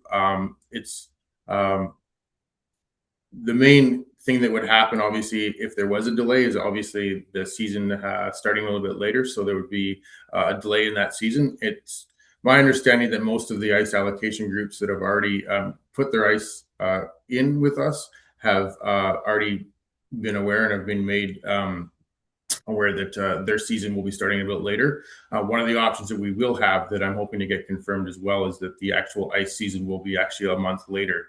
So we'll be able to keep the light ice into all of April instead of having to take the ice off in early April. So that will give us the ability to extend the seasons and a little bit of playroom if we have to move a few weeks or a month after in terms of delay of the project. But at this point, with consultation with the contractors, with BBA, everything is looking like we're going to be finish the project by November 1st and able to start creating ice, which should take between 10 and 14 days. We're hopeful with the new refrigeration equipment, it'll be a lot smoother and quicker process, but we're obviously allowing for that 2-week period just to make sure that we have a little bit of redundancy in a buffer zone if there are any problems. Thank you. Are you having any material delays? Through you, Mr. Mayor, not at this time. Everything looks like it's according to schedule. Thank you. I'll read the resolution. It is recommended the council receive report PRF 2026-09 Alderman Community Memorial Arena Ice Replacement Update for information. Can I get a mover and a seconder? Moved by Councilor Ainsworth, second by Deputy Mayor Stover. All in favor? Motion's carried. 15-4 Parks Recreation Emergency Capital Expense Trailer. Zach, are you handling this as well? Yes, I am, Mr. Mayor. Yeah. Any comments? Through you, Mr. Mayor, just as the report reads, our truck and trailer were unfortunately involved in an accident on June 30th, which resulted in minor damage to the truck and major damage to the trailer. It was then at that point deemed an emergency expense to get a trailer up as quickly as possible so that we could continue the grass cutting and maintenance, and that we were continuing to do. So that was done. The emergency purchase was made, and it is now working out very well. So Thank you. Any questions? Go ahead, Mike. To you, Mayor, I guess my question would be, is there any insurance reimbursement that might cover the trailer? I don't know who was at fault or anything like that, but I'm just asking if there was either side. Yep. Good question. Zach, can you answer that? So through you, Mr. Mayor, I'm not aware of any reimbursements or issues through security. What I can tell you though is the trailer, the old trailer that was damaged, has been put up for bid, and we'll be bringing in some revenue that we put against the cost of the trailer. Thank you. I'm going to ask our CAO to make a comment on that. He has one. Yep, through you, Mayor Lobo, the council, the cost of the new trailer, so the cost of the replacement in total was less than the insurance policy deductible. Okay. Yep. Anybody else have any questions? It is recommended that the council receive report PRF 2026-10 Parks and Recreation Emergency Capital Expense Trailer for information. Mover and the seconder. Moved by Councillor Booth. Second by Councillor O'Neill. Further discussion? All in favor? That's carried. 15.6. Grafton Community Center Sewer Backup Insurance Claim and Repair Update. Zach. Through you, Mr. Mayor. So yeah, I don't have any other additional comments other than to say that the daycare, the YMCA daycare in the bottom basement of the Grafton Community Center had a sewer backup issue that resulted in a flood within the actual basement, which was then sent through to insurance. From there, basically, a restoration company was contacted to deal with the amount of the damage, and it came back that there's going to be significant repairs needed. As we're all aware, this is a leased venue for children and daycare, so we want to make sure this is done absolutely properly and with health and benefits in mind for the children within our municipality. Okay. Anybody else have any questions or comments? Go ahead, Deputy Mayor. Thank you, Mayor Lobo. Mayor Lobo, through you to Zach. Zach, this happened the end of May. Have they been able to use this facility, or are they being reallocated? Through you, Mr. Mayor. So they've been using the facility since then, but there are actual plans now to have them reallocated for the term of the construction to get this stuff dealt with. So they had been using the facility, but now it will be they'll be moved temporarily. Thank you. Any other questions or comments? Seeing none. It is recommended the council receive a report PRF 2026 Grafton Community Center Sewage Backup Insurance Claim and Repair Update for information, and the council authorized $10,000 to be withdrawn from the general government working capital reserve to pay the insurance deductible for the Grafton Community Center flood claim. Mover and a seconder. Moved by Deputy Mayor Stover, seconded by Councillor O'Neill. Any further discussion? All in favor? Oh, go ahead, Mary Catherine. I didn't see this when I read through it. It was just as I listened to you speak. I'm surprised that we don't have an emergency repair line within our recreation budget and that we're needing to take it from working capital. Just a comment there. Thank you. Anybody else? Councillor Booth, did you have a comment? Okay. Anybody else? All in favor? That's carried. Fire Department report, CAO report 2026-11, Fire Department Annual Report, 28th of July, 2026. Dave, do you have any comments on this? I have nothing further. This is for council's information and the public. Thank you. Any questions from council? Councillor Ainsworth. To you, Mayor, just a comment. As always, this fire report is well laid out and has a lot of information on it for council. Good stuff. Thank you. Councillor O'Neill. I would also like to commend the report and how informative it is and how well it's laid out. I like the year at a glance pages. I love the pictures where, because in the past, we've always had the list of what equipment was at which facility, but having those trucks parked out front and the picture taken, great idea, whoever thought to do that. I do have a question around the cost recovery for the junior firefighter camp. It said there were only 5 registered participants in 2025, and where are we with participants for 2026? Dave, can you comment? You have the same number of participants for 2026. The offsetting on the cost is the sponsor dollars that come in. Okay, that makes some sense, because otherwise I'm like, wow, 5 is a pretty low number to have cost recovery from. Any other? Go ahead, Deputy Mayor. Thank you, Mayor Lobo. Mayor Lobo, through you to Dave. Thank you for your report. It's very informative. One of the highlights that I see is the chaplain services that I think are a welcome service for this community, for this organization. The grant, it's great to see the grants and the donations. I think it's good too that there is a summer camp and that it's being offered through the firefighter program. And it's great that you have the same number, but at least you've got your base number, and it's good to start and try to get it to grow. But it's really informative to see all the numbers and the well laid out report. So thank you. Yeah, just a quick comment on that. 5, I think is a good number. That's a nice personally, number to because have, for sure. those guys become 30-year firefighters. You're going to have a great number of people that are willing to go on to the job. I hope, I think. Any other comments? Go ahead, Mary Catherine. I might have missed it, but I don't see the number of current firefighters we have. Anyone tell me where I'm looking for that number?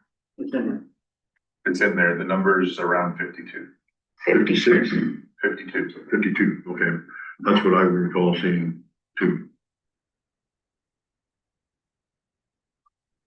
Okay, so the report is number CA02, CAO2026, 11, Fire Department Annual Report for the 28th of July, 2026. It is recommended the council receive this report for information.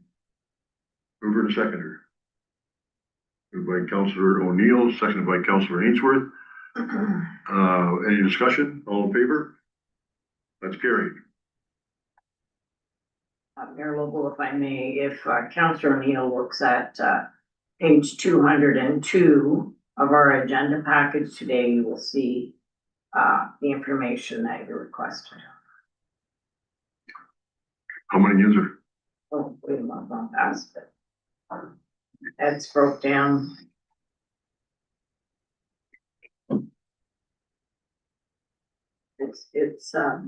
It's broke down in numbers.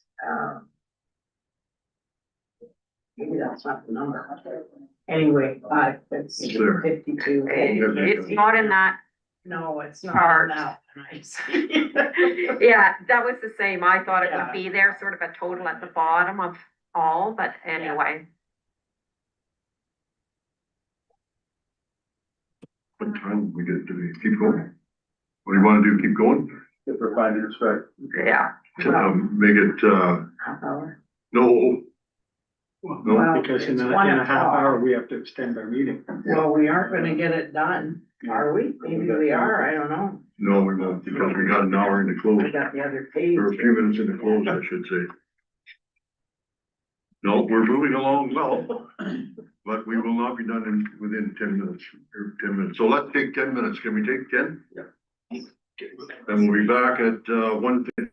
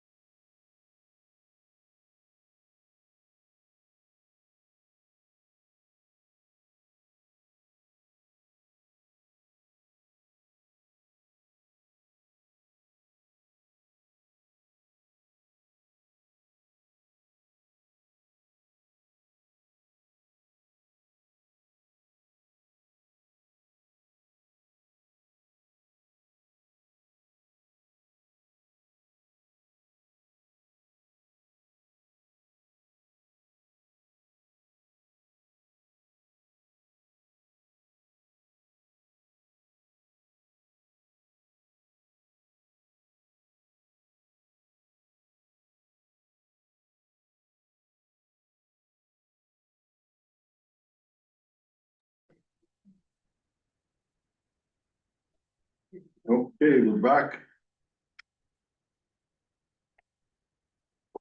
We're back from a short break. We're gonna move on to item 17, which is, deals with administration reports. And the first one we have is the Q1 and Q2 financial reporting. And I'm wondering, oh, there he is, Paul. Hi, Paul, how are you this morning? Or this afternoon now? That's right. Okay, we got you. So we're gonna start off with your Q1 and Q2 financial reporting. Do you want to take us through that, please? Sure, through the chair. The first report is your financial report for the first half of 2026, just showing year-to-date expenditures relative to the budget. For information, from my perspective, there's no real major concerns. I think we're tracking relatively in line with where we should be. One thing that I will say, just in regards to the reserve funds. So it did provide a summary of the reserve funds and our current reserve fund balances. Paul, we can't quite make out what you're saying.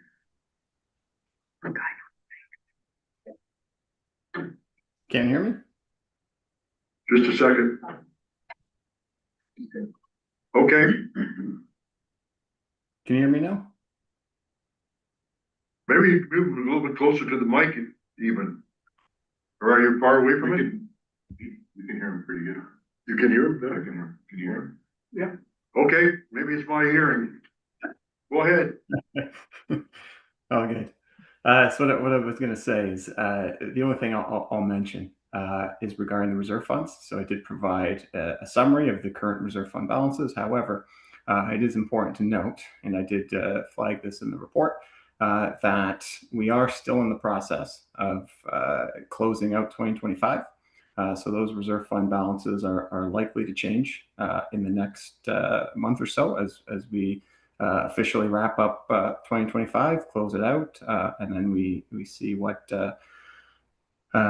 funds need to go back into reserve or if additional draws need to take place. So those are the reserve fund balances as of right now, but again, subject to change as a result of the closing of 2025.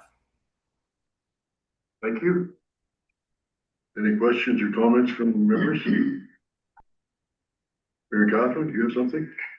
Yes, you've provided the revenues and the expenses, but in the future, would it be possible for council to receive it as a budget overview similar to what we have on page 21 of our current budget So in that one, that table compares the previous year and the proposed budget, but I'm saying we could look at budget and actuals, but in an overview table. A summary table, you mean, of? Yes. In the budget, it's called budget overview, but a summary of all of the expenses and revenues on one. Oh, yeah, put it in one table here? Yes. Yeah, I can do a summary table for future reports. It's no problem. Okay. Go ahead, Greg. Through you, your worship, to Paul. Thank you for the report, Paul. I was spending last night reading all through it. Can you answer a question for me? Because I see this from a lot of people on social media talking about the Nawatin Fund.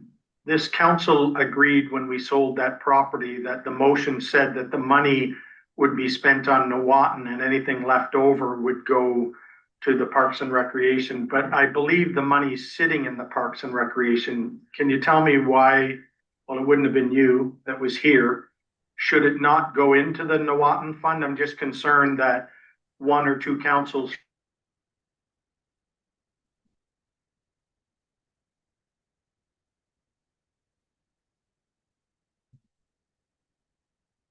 I think he froze for a second, so. Sorry, I lost you at the end there, sorry. It was just regarding the Nawatin Fund. I believe it was 300 and something $1,000 or something. Should it be in the Nawatin Reserve, or is there an asterisk beside that money that's sitting in the Parks and Rec? Because it sort of gives a false look at Parks and Rec to say, geez, there's $397,000 there or something, when really 300 and something of that is actually for Nawatin.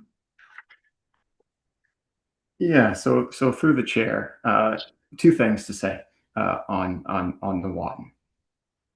So to your first point, back in 2023, I guess it was when the property sold. As you mentioned, the resolution from council did say that the proceeds from the sale of the property would be used for upgrading the Nawatin Sanctuary as required, with the remaining proceeds to be placed in the Parks Reserve. So back in 2023, it looks like 20,000 of that of the sale revenue was in fact transferred over to the Nawatin Reserve, and everything else was placed in the Parks Reserve.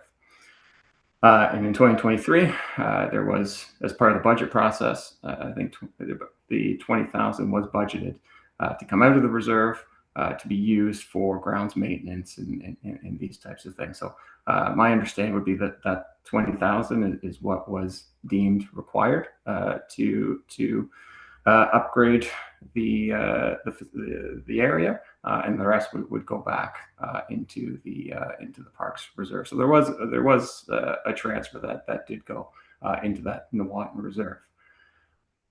Now, the other thing, as I was kind of looking into this, so back in 2023, as I mentioned, 20,000 was budgeted to come out of the reserve for grounds maintenance at Nawatin. I think only about 1,300 or so was spent. So the remainder ended up going back into the reserve for future use. And then in 2024, the same exercise was undertaken, where 20,000 was taken out of reserve, intended for Nawatin, and it was budgeted as an expense as well for Nawatin's ground maintenance. And I think in 2024, only about 3,000 or so was used, but the entire 20,000 was withdrawn from the reserve. So I've spoken with the auditors, and I think as part of the 2025 closing out process, we are going to transfer about 17,000 or so back into the Nawatin Reserve. That wasn't done as part of the 2024 close. So there will be some money going back into the Nawatin Reserve, which would bring the Nawatin Reserve Fund to about just shy of 30,000, up from the 12,000 that it's at right now.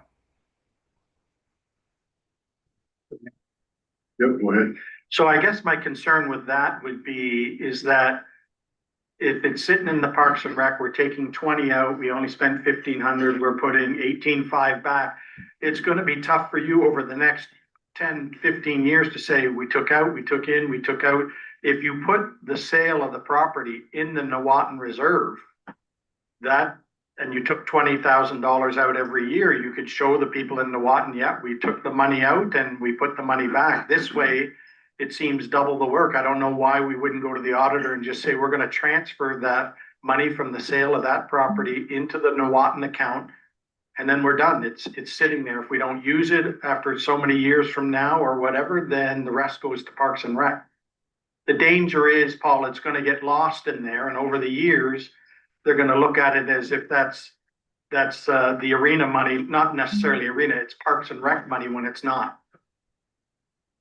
So through the chair, as I mentioned, 20,000 was transferred from the sale of that property into the Nawatin Reserve, and that 20,000 is what kind of keeps going into the budget, out of the budget, into the budget, out of the budget. So we're not really touching the money that's sitting in the Parks Reserve. This is only the amount that was deemed required in 2023 for Nawatin, and those are the only funds that are being used. The rest of the funds, I guess, were deemed not necessarily required, and those as per the resolution, are sitting in the Parks Reserve. Catherine? I'm sorry, my eyes, if you could have seen them on the screen, just went huge. What you are referencing here is a discussion about the operations budget for Nuwauton. That is not what was my understanding, and I think it's fair to say the understanding of our council with that sale of the property land of 360,000. That was for capital expenses related to the bridge repairs or replacement as needed, and for the ecology that was. And the previous council had done had a report prepared that outlined these major capital expenses, and that is what my understanding of where that money was for capital expenses, not for operating expenses. Go ahead, Deputy Mayor. I think I'm at the end of my rope. Literally. Yeah. Thank you. Thank you, Mayor Lovell. Mayor Lovell, to Paul, if I may. Paul, thank you for referencing the bylaw from 2023. I'm quickly trying to find it just so we all have the right wording. Definitely some of the funds for that property were to go towards, as Councilor O'Neill has mentioned, improvements. And what wasn't used, it was to go into the Parks and Rec. So, I mean, Paul, can you tell me in your chart there, does it stipulate in the Parks and Rec columns that what money is in there from Nuwauton? If I may, so the report before us is the Q1 and Q2. Oh, yeah. And if council would like a fulsome report by the treasurer on the investigation of Nuwauton Reserve Fund going back, doesn't matter the last 5 years, since the sale of the property, whatever, I'm sure that the treasurer is willing to do that. That would then give you some information to then have a debate about and make a decision as to the future of the Nuwauton Reserve funds. The decision that was made that our treasurer identified in 2023 was specific, and it is in the minutes of the township. Just a thought, Mayor. Thank you. Go ahead, Councilor Booth. Well, I would agree if we can ask for a report, because I was part of the last council when we had 30 people come from Nuwauton. And the only reason why council voted at that time to sell it was we promised those people in Nuwauton that that money from the sale of the property would go towards major improvements there. And as Councilor O'Neill said, the bridge or water cleanup in the pond there and things like that. And it was specifically for them. So they agreed with, okay, we're going to sell that parcel. So I agree with the CAO. If we could have a report from Paul looking at all of that and the minutes of the even previous council to say, where does this money sit? I think it would make the people in Nuwauton much more comfortable if they see that that money's sitting there. Thank you. So actually, could I make a motion then at this time that the treasurer come back to us with a report of the allocation of the Nuwauton funds from the sale of the property? In background. And background information, yeah.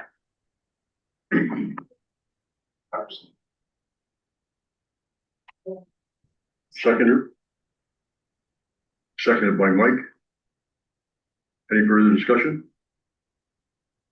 Yes, go ahead.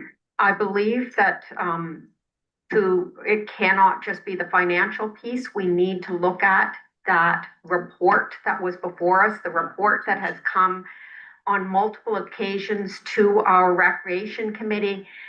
This is something that has been a challenge all of our term of council, because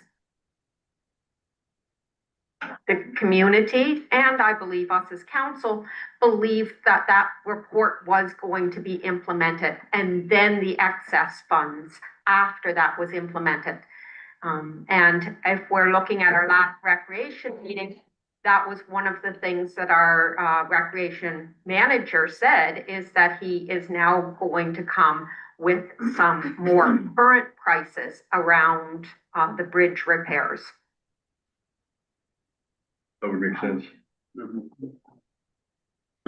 Pardon me? I would say, are we going to do one? Yes. Anybody else have any other comment? All in favor? That's carried. The next report we have. Okay. And the initial the initial resolution is that it is recommended the council receive report FIN 202611, quarter 1 and quarter 2 financial reporting for information. Mover and a seconder. Moved by Councillor Booth, seconded by Deputy Mayor Stover. All in favor? Motion's carried. Next we have financial ERPs system update. Oh, okay, it is exactly 1:32. I'd like a motion before we discuss this one to motion to go in and continue on this council meeting after the 4-hour limit. Moved by Councillor O'Neill, seconded by Councillor Ainsworth. Any discussion? All in favor? That's carried. Now we're going to go into finance ERP update. And it's finance 2026 financial ERP system update for 28th of July, 2026. Paul, please go ahead. Thank you. So through the chair, this is a summary of some of the discussions that we've been having at the local treasurer's table regarding implementation of a new financial ERP system and the opportunity before us to join a joint procurement with the other townships in the county and capitalize on implementation financing that is being provided to us on a one-time basis from the county. Thank you, Paul. Anybody have any questions or comments regarding this? Go ahead, Mayor Catherine. Pleased to see this. I believe it was just before your arrival, council had said we did want to proceed and coordinate with the county. So good to see that's happening. A question about the coordination. So I believe it's citywide that they're using in the building department. We've got ActiveNet being used in the recreation department. There's another software being used for asset management, and then there's the finance department. How many of those will be coordinated in under this ERP? Through the chair, it'll depend on the solution that we go forward with. I'm hopeful that all of them or most of them would be compatible with the new financial system. A lot of the other townships in the county use similar software for recreation and building permits and these types of things. So we're all kind of looking for the same thing. We're all looking for that sort of overall coordination amongst various software. So we're hopeful that all of it will be compatible with the new system, but it'll depend on the solution that is chosen. Go ahead, Mayor, Deputy Mayor. Thank you, Mayor Lobo. Mayor Lobo, through you to Paul. Paul, thank you for this report, and especially thank you for you being in place to steer us through this, because as I was reading the documentation and the information in here, it's quite vast, and congratulations on getting everything down on a readable document I can understand. And this is going to be a big plus for us to have a system in place that the rest of the county will be using as well. And I look forward to the next step. So thanks so much. Like, Through you, Mayor, I guess my concern is the cost, and when I say that, the report says that it would cost the township between $400 and $5,000 for the licensing of software and training. The county wants to do it for $375 with the municipalities they're joining, but the yearly fees, between $35,000 and $120,000, and currently we're paying about $19,000. So, correct me if I'm wrong, but I'm over 4 or 5 years, are we not with the licensing fee that we're paying because of the going with the county, would it not cover it if we did it ourselves?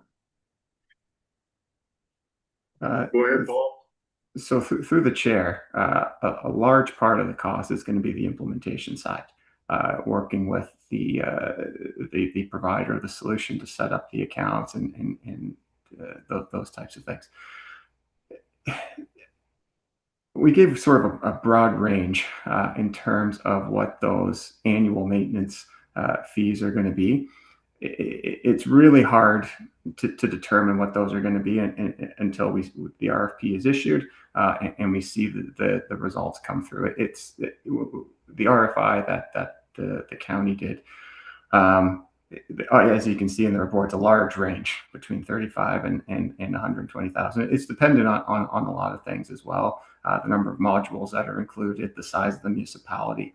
Like a lot of the townships in Northumberland are using the same software, the GP software, but they're all paying different prices, right? Like it depends on the size of the software. So in terms of the annual maintenance cost, I don't think there's a question that it's going to be higher than what we're paying now. But we'll have to see what that cost comes in at through the RFP, and then we would bring that to council and budget for that accordingly. But there's no question it's going to be higher. I'd be very surprised if it was at that 135,000 range. I suspect it'll be anywhere between around the 50,000 to 70,000 range, perhaps. But we are getting a much better, much more integrated system. So obviously the cost is going to be higher. Go ahead, Mayor Gunn. Thank you. Through you to Councillor Ainsworth. One of the other balancing points to this is increased productivity. I have watched processes be bogged down with poor software, especially in the recreation, but tasks being done manually that with efficiency, with coordination, are going to increase our productivity and allow our staff to be able to get to things that they can't get to now because they're bogged down in our software. Or lack of software, maybe. Or software that just doesn't talk. Yeah. Go ahead, Mike. No, through you, Mayor. I agree with it all. I'm just wondering if, we upfront the money ourselves, do our own system. 5 or 6 years down the road, it pays for itself. Paul? Through the chair, that annual maintenance cost we're going to have to pay regardless. So if we did decide that we didn't want to go forward with the RFP through the county, we would be paying that full implementation cost, that full almost 400,000, plus whatever that the annual maintenance costs are going to be on top of that. So no doubt that there's going to be cost savings doing it this way and capitalizing on the funding that's available from the county. Is this grant supportive? Through the chair, there's not a lot. I did take a quick look, actually. There's not a lot of grants available for this type of work. A lot of the grants that are available are for infrastructure related projects. I did take a look too to see if gas tax or something like that would be eligible, and my read of it is that it's not. So this type of thing, generally speaking, is it would have to be funded through the township. That being said, if there are grants available, we'll, I'm always keeping my eyes open, and if something comes up, happy to apply. And as I recall from the report, you were saying that staff are gonna be learning an awful lot, and they're gonna take up a lot of time to do that. Probably a full staff person for at least 6 months or even a year. Sorry, could you repeat that? Yeah, I'm under the impression that you're gonna have to do quite a bit of staff training Oh. to use this equipment. Yes, that's true. So once the software is implemented, even throughout the implementation process, there is going to be a lot of training being done with staff and the proponent of the solution. So I mean, from the start of implementation to go live, to actually have the software ready to go, and now we're fully utilizing it. I would think it's anywhere between 12 and 18 months. There will be a lot of training, a lot of data migration. There will be a lot of work that has to go into that. Okay, and we'll have an expert in house then after, hopefully. I hope so. Yeah. Okay. Go ahead, Mayor Godwin. Just to remind council that we do have a modernization fund reserve. You were asking where we could tap for money. That reserve is for this type of thing. And I know at one point we were told, it says $51,245. And I know at one point we were being told, hurry up and get that spent, so. You're aware of that, Paul? I have to go back and check. I think that modernization, and I could be completely wrong on this, is before my time, but I think it's related to a grant that we received from the provincial government. And so I think there might be restrictions. If I'm thinking about the right thing, there could be restrictions on the use of of those funds. That is where it came from. You're correct. Anyway, go ahead, Mike. Through you, Mayor, I just want to be clear on where the money part, because it's, so if you can walk me through, county's gonna upfront the $375 to get the program up and running. And then we're gonna be paying basically service fees at $100,000 a year, or just upfront. So Go ahead, Paul. through the chair, the 100,000 is sort of a best estimate at this time. So that's not just the annual maintenance fees. That also includes potential integration support. So to bring in a consultant or somebody with expertise that can help with the data migration and can help set up chart of accounts and basically assist us in the implementation process. So the county is going to pay for the implementation, the staff time of whomever the solution is that we choose. But if we want additional help to free up staff time to do other things, because as I said, this is going to be, it's essentially going to be a full-time job for 18 months. A lot of the other townships are looking at bringing in contract employees and these types of things to kind of work on full-time. I'm hopeful that we can do it sort of in-house with the support of an external consultant that specializes in this type of work, just to assist us with the implementation, setting up the chart of accounts, and working with the vendor to help with the data migration. So that's where I'm estimating about 50,000 of that 100 is coming from, and then the other 50,000 would be the incremental cost, roughly, on top of what we're paying now in terms of annual maintenance and subscription fees. That's your question? Well, kind of, but I'm still worried about the cost of the township, 1% is 90 grand. Right, so if it's an annual fee of $100,000, and we don't really know that. I'm still wondering if we upfront our own money and do it ourselves with our own program, look after it ourselves. It might cost a lot to upfront it, but it might pay for itself 4 or 5, 6 years down the road. Go ahead. Mayor Lowell, as I understand it, I could be wrong. There are municipalities vying in for this as well, and so it's kind of like, Paul, if I may, would you suggest it's kind of like a group purchase? And that's why the cost is lower. But I mean, with all these programs that go every year, there are licensing fees. Every year there is a fee associated with this. So I think this is costs that we would be paying anyway, and we're at a position where we have to get a program. The one we have isn't adequate. So this is saving us money in the long run. Would you agree with that, Paul? Through the chair, you nailed it. Yeah, that's exactly right. And this isn't committing us to the whole thing. This is committing us to partake in the cost estimates, or is that correct?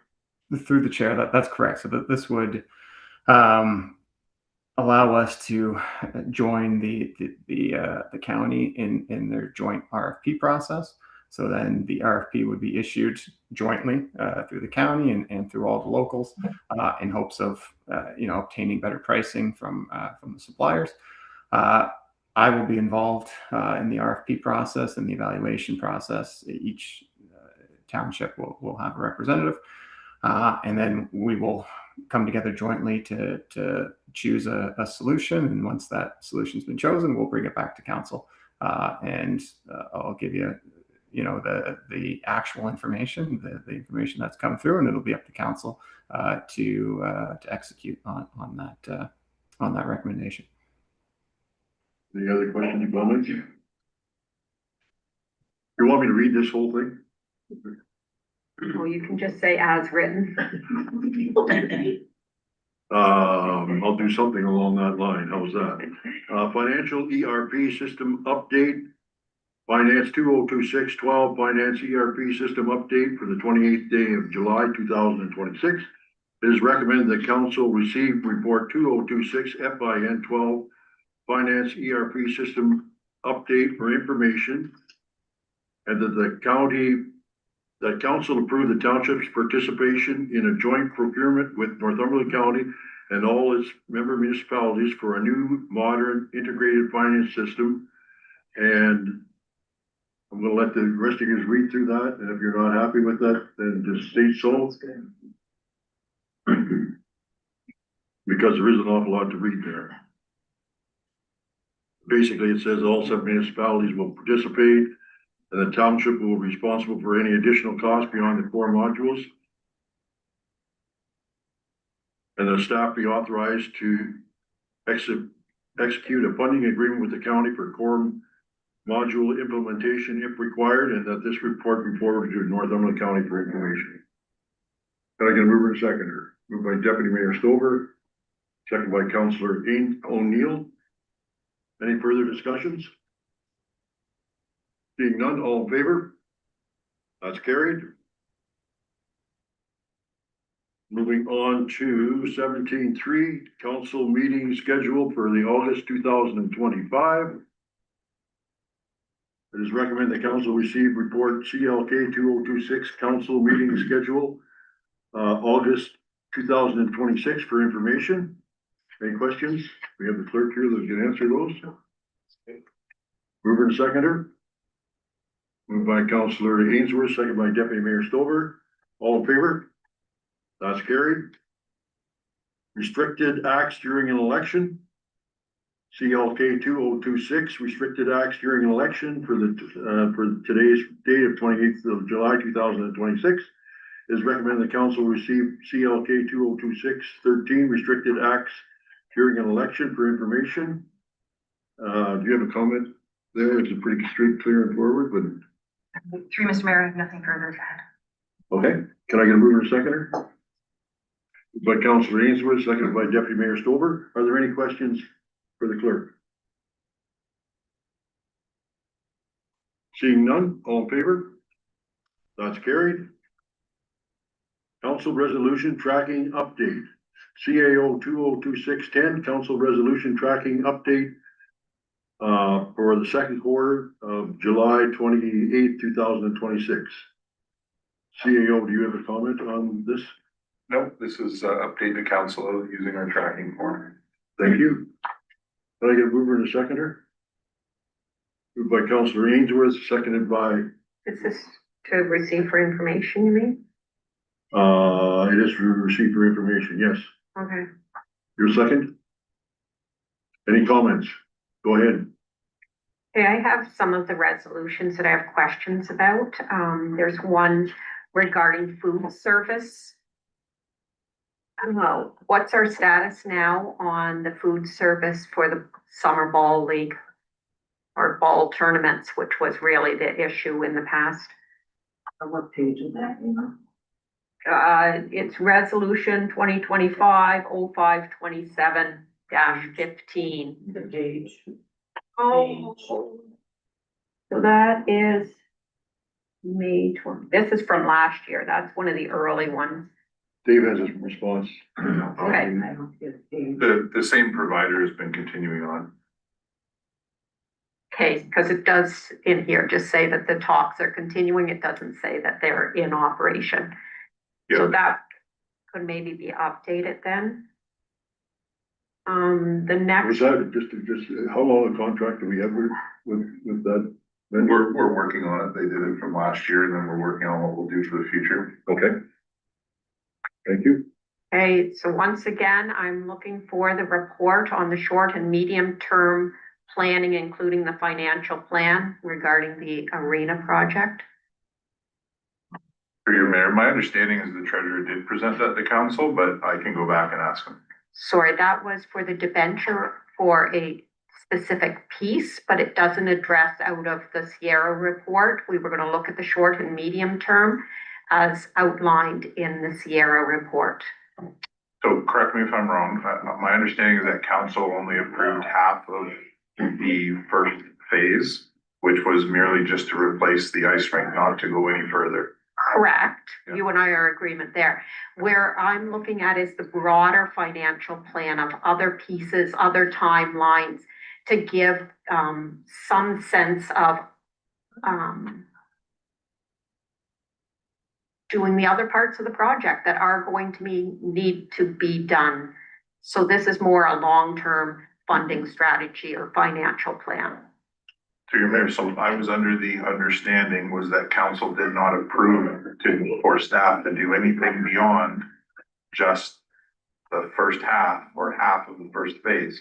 So staff did not commit any time or effort to do any further planning because council only wanted the ice pad replaced and nothing further at this time.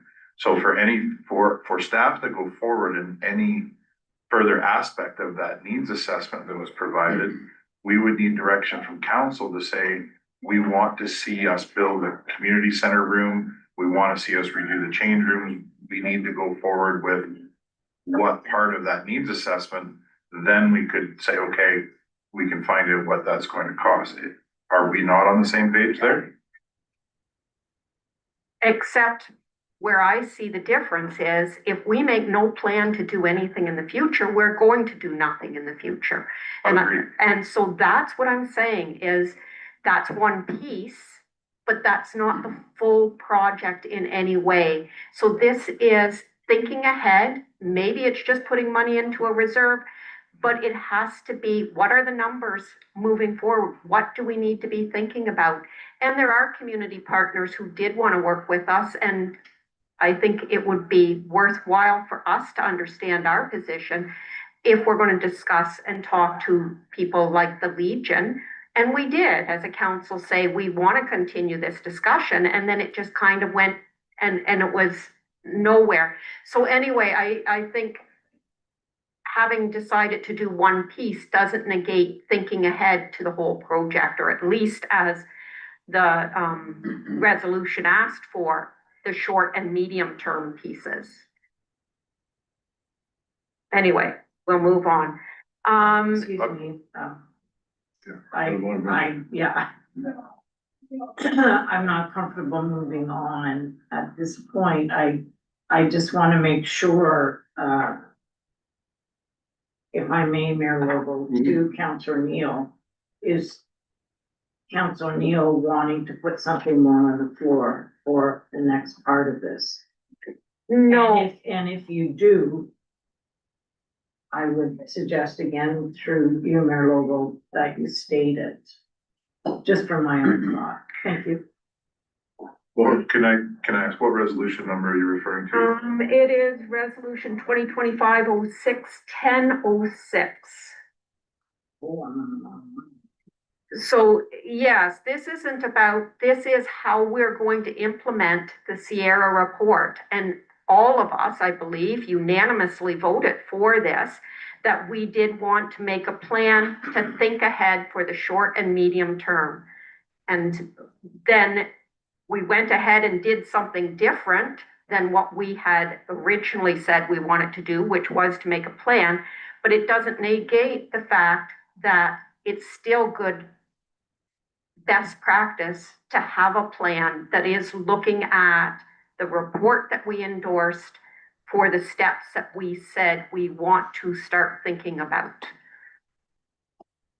Dave, you have a comment? I understand what Councillor Neal is asking for. The confusion is that there was a motion made to provide staff direction to investigate short-term and medium-term plans, but then council in a later date made another motion and a decision to go forward with the project. So it's not, it wouldn't seem prudent that staff would then go backwards and do something that wasn't required because we went ahead with the project. However, I am more than happy to entertain to go back and look at the resolution to understand it. And then to come back to council and say, okay, if this is what you want to do, here are the steps that we need to follow. It would be that staff would be seeking for more direction from council. But I can certainly take that on the value of what Councillor Neal has presented today and bring that back. Good, thank you. You have another one? I actually have 4 more. The others I think are somewhat quicker. The future sign, we signed a contract and we haven't received any update. So unless you've got an update right now, perhaps that is something that should be brought to us as an update on the future sign contract. The next 2 items are 2 things that are in our strategic plan that we haven't talked about lately. One is our housing strategy. We have not met our commitment to the Northumberland housing strategy. And the other is the asset management plan, which is being worked on. We've already talked about Nawatin. Oh, and the last one is, it says that resolution regarding the new signs has been complete. I just have a question mark beside that because the signs haven't been replaced at our parks and facilities. So I don't believe we put anything in budget. We did in 2025. The signs didn't get replaced. We did not put it in the 2026 budget. But anyway, it is not complete. We do not have new signs. And that's for parks and recreation facilities? For municipal facilities, any of our facilities, the signs, like there's one out front here. And you know how they got that discolored? Okay. So if that was in last year's budget? In 2025. Yeah, it should be, if we haven't used it, it should be still there. I don't know if Paul's here there or not, but he can comment on that, but it's probably sitting in reserves. Anyways, anybody else have any comments?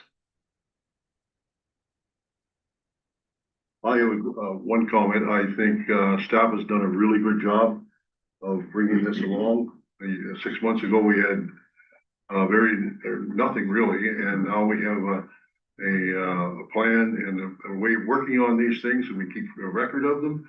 And yeah, there's a lot of there that haven't been done yet, but there's been a lot done too. And I encourage the staff to keep going with them. It's long, tedious work, but it does make small improvements all the time. Yes. And I would encourage anyone who's thinking of running for council. What a great overview of what we've done. Yeah. Thank you.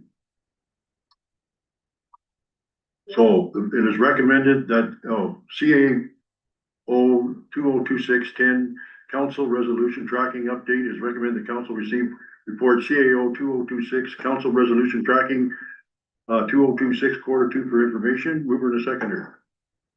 Moved by Deputy Mayor Stover, seconded by. I thought we already had a mover in a second. We already, oh, I'm sorry.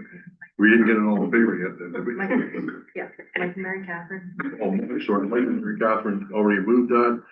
All in favor? Carried. Next one is Grafton Municipal Office Needs Assessment, RFP, CA 202613, Grafton Municipal Office Needs Assessment, RFP 28, 2026, July 2026. Dave, any comments? Or, No, everything is in the report there. thank you. Any questions for CAO? I'll read the resolution, and then if there's anything left, we'll come back to it. Grafton Municipal Office Needs Assessment, RFP, CAO 202613. Grafton Municipal Office Needs Assessment, RFP 28 to July 2026.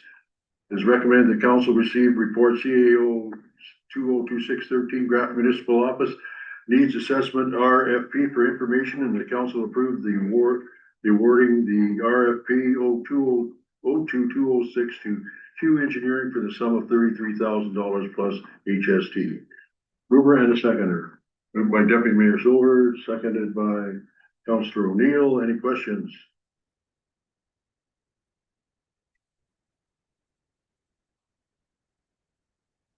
No questions? Good. All in favor? That's carried. Next, we have Alma Calderman Community Center Needs Assessment and Facility Review. CAO 202614, Alma Calderman Community Center Needs Assessment and Facility Review. Dave, any comments? No, sir. Any questions? Go ahead, Councillor O'Neill. I just want to make sure I understand. It says a community center, but this is what, which facilities are part of this review? All of it. As approved in the budget. So the facilities that we had discussed was the Olmec Civic Center, Fenella Hall, Vernonville Hall, and Center Community Center.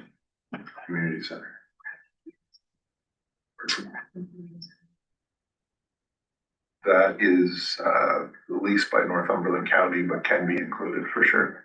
But it's to do with all of our facilities, our community centers.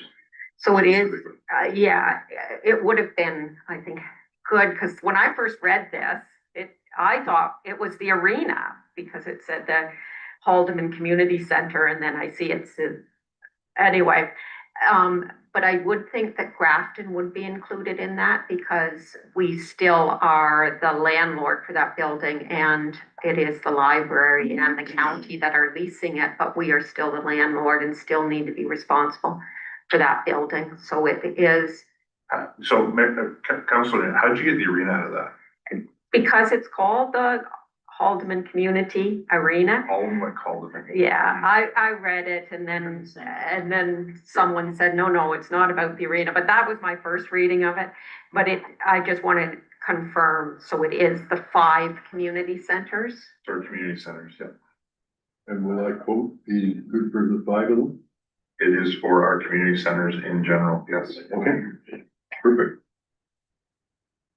Go ahead, Councillor O'Neill. Just overall, especially numbers 1 and 2, those are things I've been advocating for a long time, so thrilled to see them there.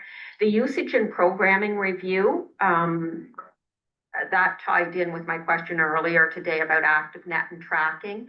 I think that is an area of need that we do need to do much better with our data collection around usage.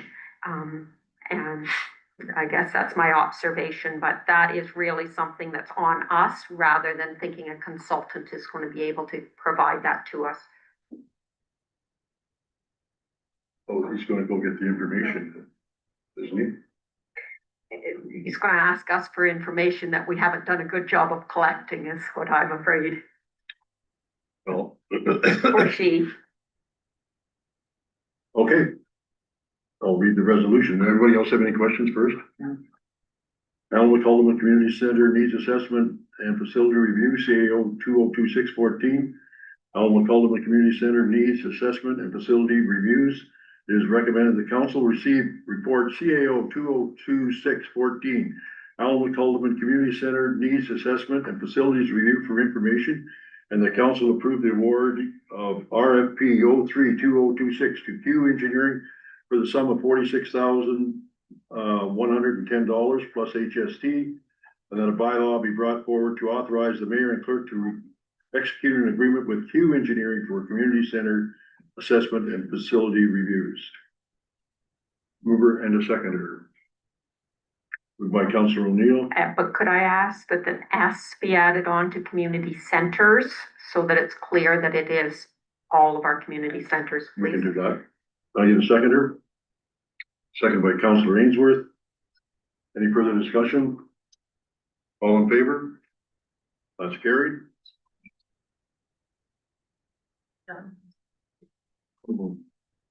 With my, Like, yeah. although there were more hands up. We're going on to number 18, bylaw to appoint an acting deputy clerk. BL 202654, appointing deputy clerk SS, is recommended the council of the corporation of the township of Alnwick Alderman act as follows. That a bylaw 202654 being a bylaw to appoint an acting deputy clerk be given a first, second, and third reading and finally pass this 28th day of July 2026. Any comments? Go ahead. I'm just wondering if the second paragraph, the township could be spelled a little differently. I hadn't noticed that. I was trying to be discreet. I gotta see You're what I'm saying. confusing. You know where you were. Did we get mover and seconder? Not yet? Need a mover and seconder. Moved by Councilor Booth, and seconded by Deputy Mayor Stover. How long is this contract gonna last? Do you know? It's a 1 year. 1 year? Okay. All in favor? That's carried. Bylaw 2026 executed agreement for municipal engineering services. The bylaw is pending. If I got an old sheet. Yeah, here. Thank you.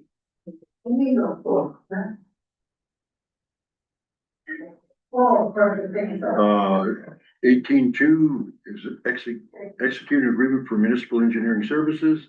It is recommended that the council of the corporation of the township of Alnwick Alderman act as follows. That bylaw 202653 being a bylaw to execute an agreement for municipal engineering services be given a first, second, and third reading and finally pass this 28th day of July 2026.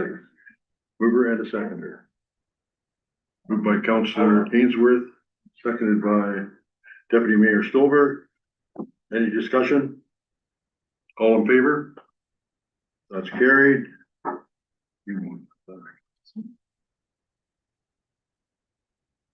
Next we have bylaw number 60, executed agreement with Q Engineering Community Center Needs Assessment and Facilities Review.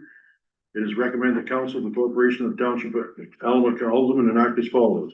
That bylaw 202660 being a bylaw to execute an agreement with Q Engineering for needs assessments of the community centers and facilities be given a first, second, and third reading and finally pass this 28th day of July 2026.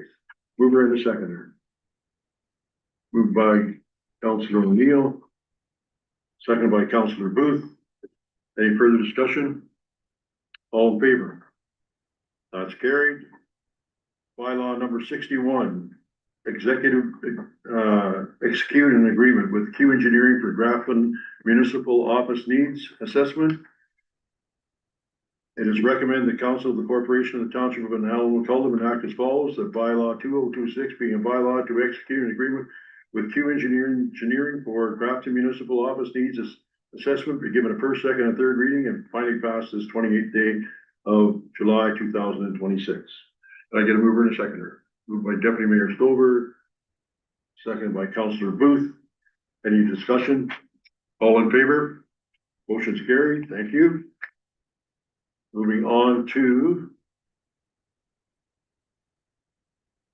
committee reports, and we have 3 committee reports that include items 19.2 to 19.4. 19.2 being the Lower Trent Conservation Authority minutes, 19.3 Parks and Rec Advisory Committee draft minutes, and the 19.4 Alderman Memorial Arena and Recreation Complex Fundraising Ad Hoc Committee draft minutes from July 6, 2026.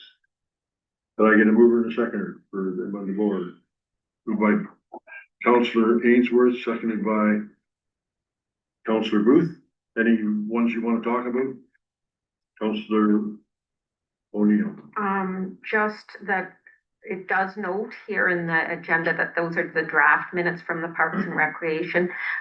There's a couple of errors, the largest being the date or the potential date for the Christmas event in Roseneath being December 13th, not December 23rd. There's a couple other minor errors, but it does note that they're draft, but I just wanted to draw your attention to that. Thank you. Anybody, go ahead, Deputy Mayor. I just wanted to mention to the fundraiser, the St. George's Anglican Church had for the arena. We were able to realize just shy of $7,000 for the event, and we're looking at doing another one in September. Okay. Thank you. Is there one this week too?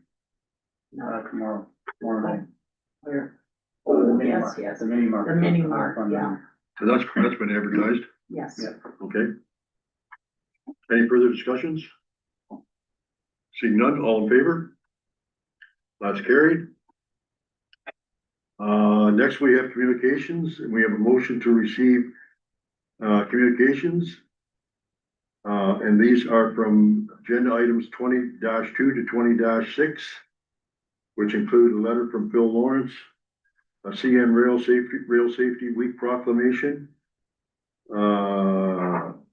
correspondence from Tay Valley Township regarding reinstating of requirements for compliance of the FOI and Protective for Privacy Act.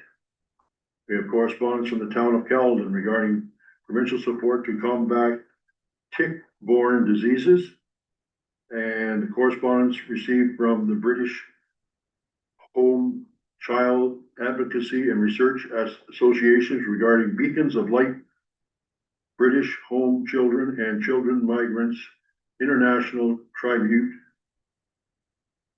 pardon me.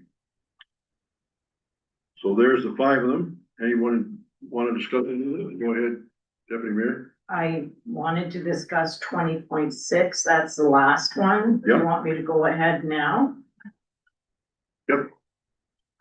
This is dear to my heart. My grandmother was a British home child.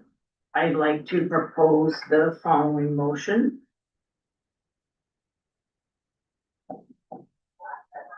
That the township participate in the Beacons of Light for the British Home Children and Child Migrants Tribute. And further, that council requests that the province of Ontario continue to support initiatives that recognize, educate, and preserve this history. That Council of Alma-Colvin respectfully urge the Government of Canada to issue a formal public apology to the British home children and child migrants and their families for Canada's role in the British child migration scheme. And further, that this resolution be forwarded to the Prime Minister of Canada, the Leader of the Official Opposition, the Minister responsible for Canadian Heritage, the local Member of Parliament, the Premier of Ontario, and the local member of provincial parliament. And also be sent to AMO, the Federal Federation of Canadian Municipalities, and all Ontario municipalities for their consideration and their support. Thank you. Would you like a copy of what I just heard, Madam Clerk? Oh, you haven't? Oh, wow, you're pretty quick. I didn't realize you were that fast at it. Okay. So you would like to add that on to your 20.6? And as well, I would like that the municipality to recognize the Day of Remembrance, which I believe. Okay. I'll do the motion first. Okay. Okay. Because of the length of that, I've been requested to get a mover and a seconder for the 120.6, which I believe is Joan, and I'm looking for a seconder for that. Seconded by Councillor Booth. Any further discussion? All in favor? That's carried. Is there anyone that want to talk about anything else? Oh, the rest of that is the recognition of the day, which I can't pull it up here. I think it's the last, it's at the end of September. Sorry.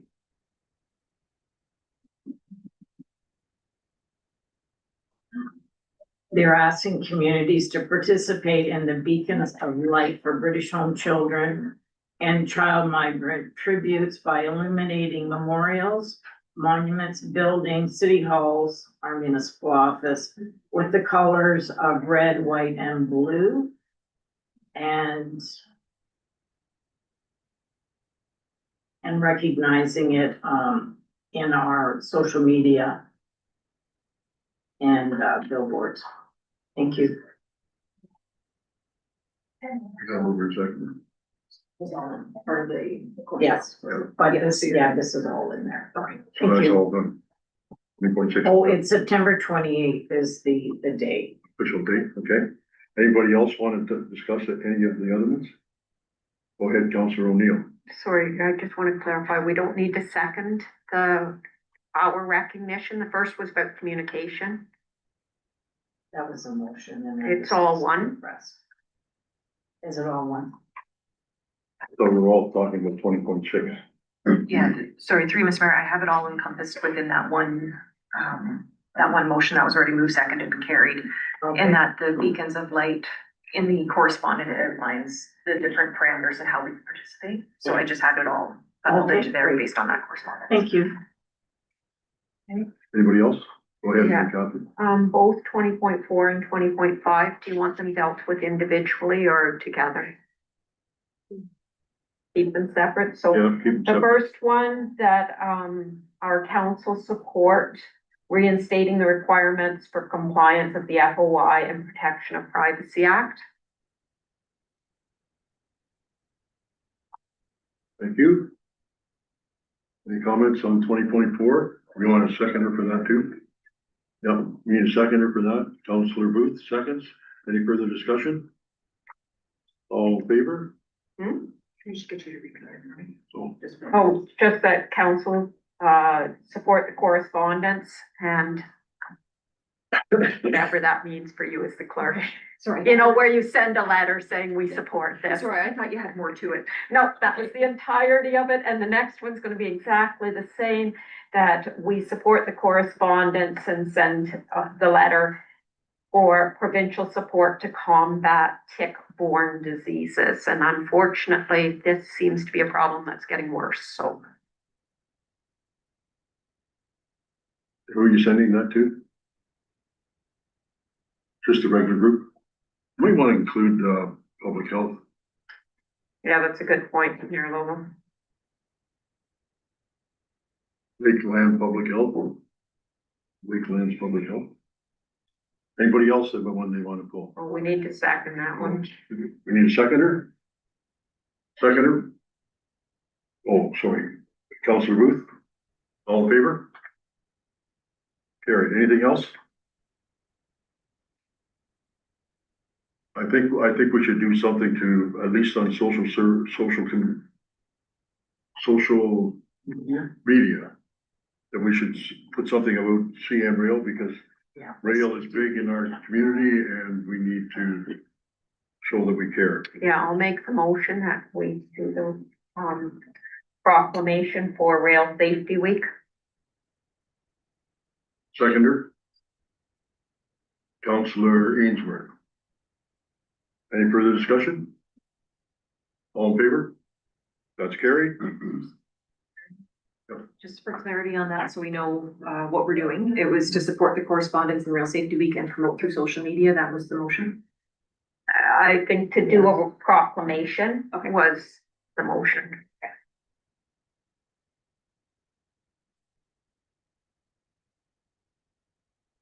Thank you. That's it. That is it for the open session. We will be coming back out of open session after we go through into closed, deal with something we have there. So, I'll need a motion to go into closed session. It is recommended the council of the corporation of the township of Allen with Alderman act as follows. That the municipal planning regular council meeting of July 28th, move into a closed session under the Municipal Act, section 239 2F. Advice that is subject to solicitor client privileges, including communications necessary for that purpose. And it's regarding police training exercises. And we'll, once the Madam Clerk gets us the room arranged, we'll switch over. Before we do that, did you get a receive the communications from? I don't think we received them all. No, we didn't receive them all. Sorry about that. We'll go back to communications 20.1, and that is to motion to receive the communications. Is recommend the council of corporations township of Allen Alderman act as follows. That agendas items 20.2 to 20.6 on the July 28th, 2026 municipal planning regular council meeting agenda be received for information. Mover and seconder, moved by Deputy Mayor Stover, seconded by Councillor O'Neill. All in favor? That's carried. Sure. Go ahead. To the clerk through you, Mayor. Okay. Was a motion made to direct staff to review the bylaw with respect to the chicken to delegation? Was a motion made? Yes, the matter was referred to staff. It was referred to staff? Yes. Okay, thank you. Thanks. So, this so long ago that it. Want me to read that again? It isn't better. Motion to move into a closed session is recommended the council of the corporation of the township of Allen Alderman act as follows. That the municipal planning regular council meeting of July 28, 2026 move into a closed session under the Municipal Act section 239 2F regarding advice that is subject to solicitor client privilege, including communications necessary for that purpose. And we're discussing this afternoon police training exercises. And we will go back, we'll go into closed as soon as the Madam Clerk has the room prepared. And after we're finished, we'll come back out and report out of close before we finish the meeting.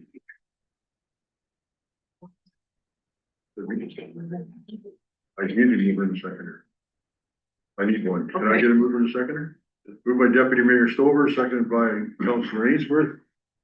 Any further discussion? All in favor? Motion's carried. If you need, If I can please get the members of the public currently watching to remove themselves from the meeting, it'd be greatly appreciated. We can go into closed session. Thank you.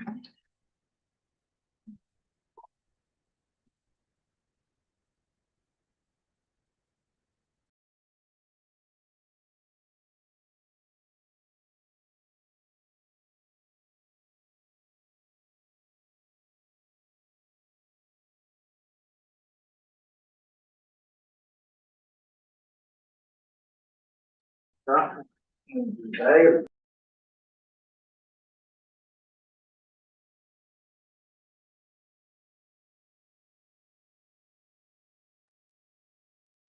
could please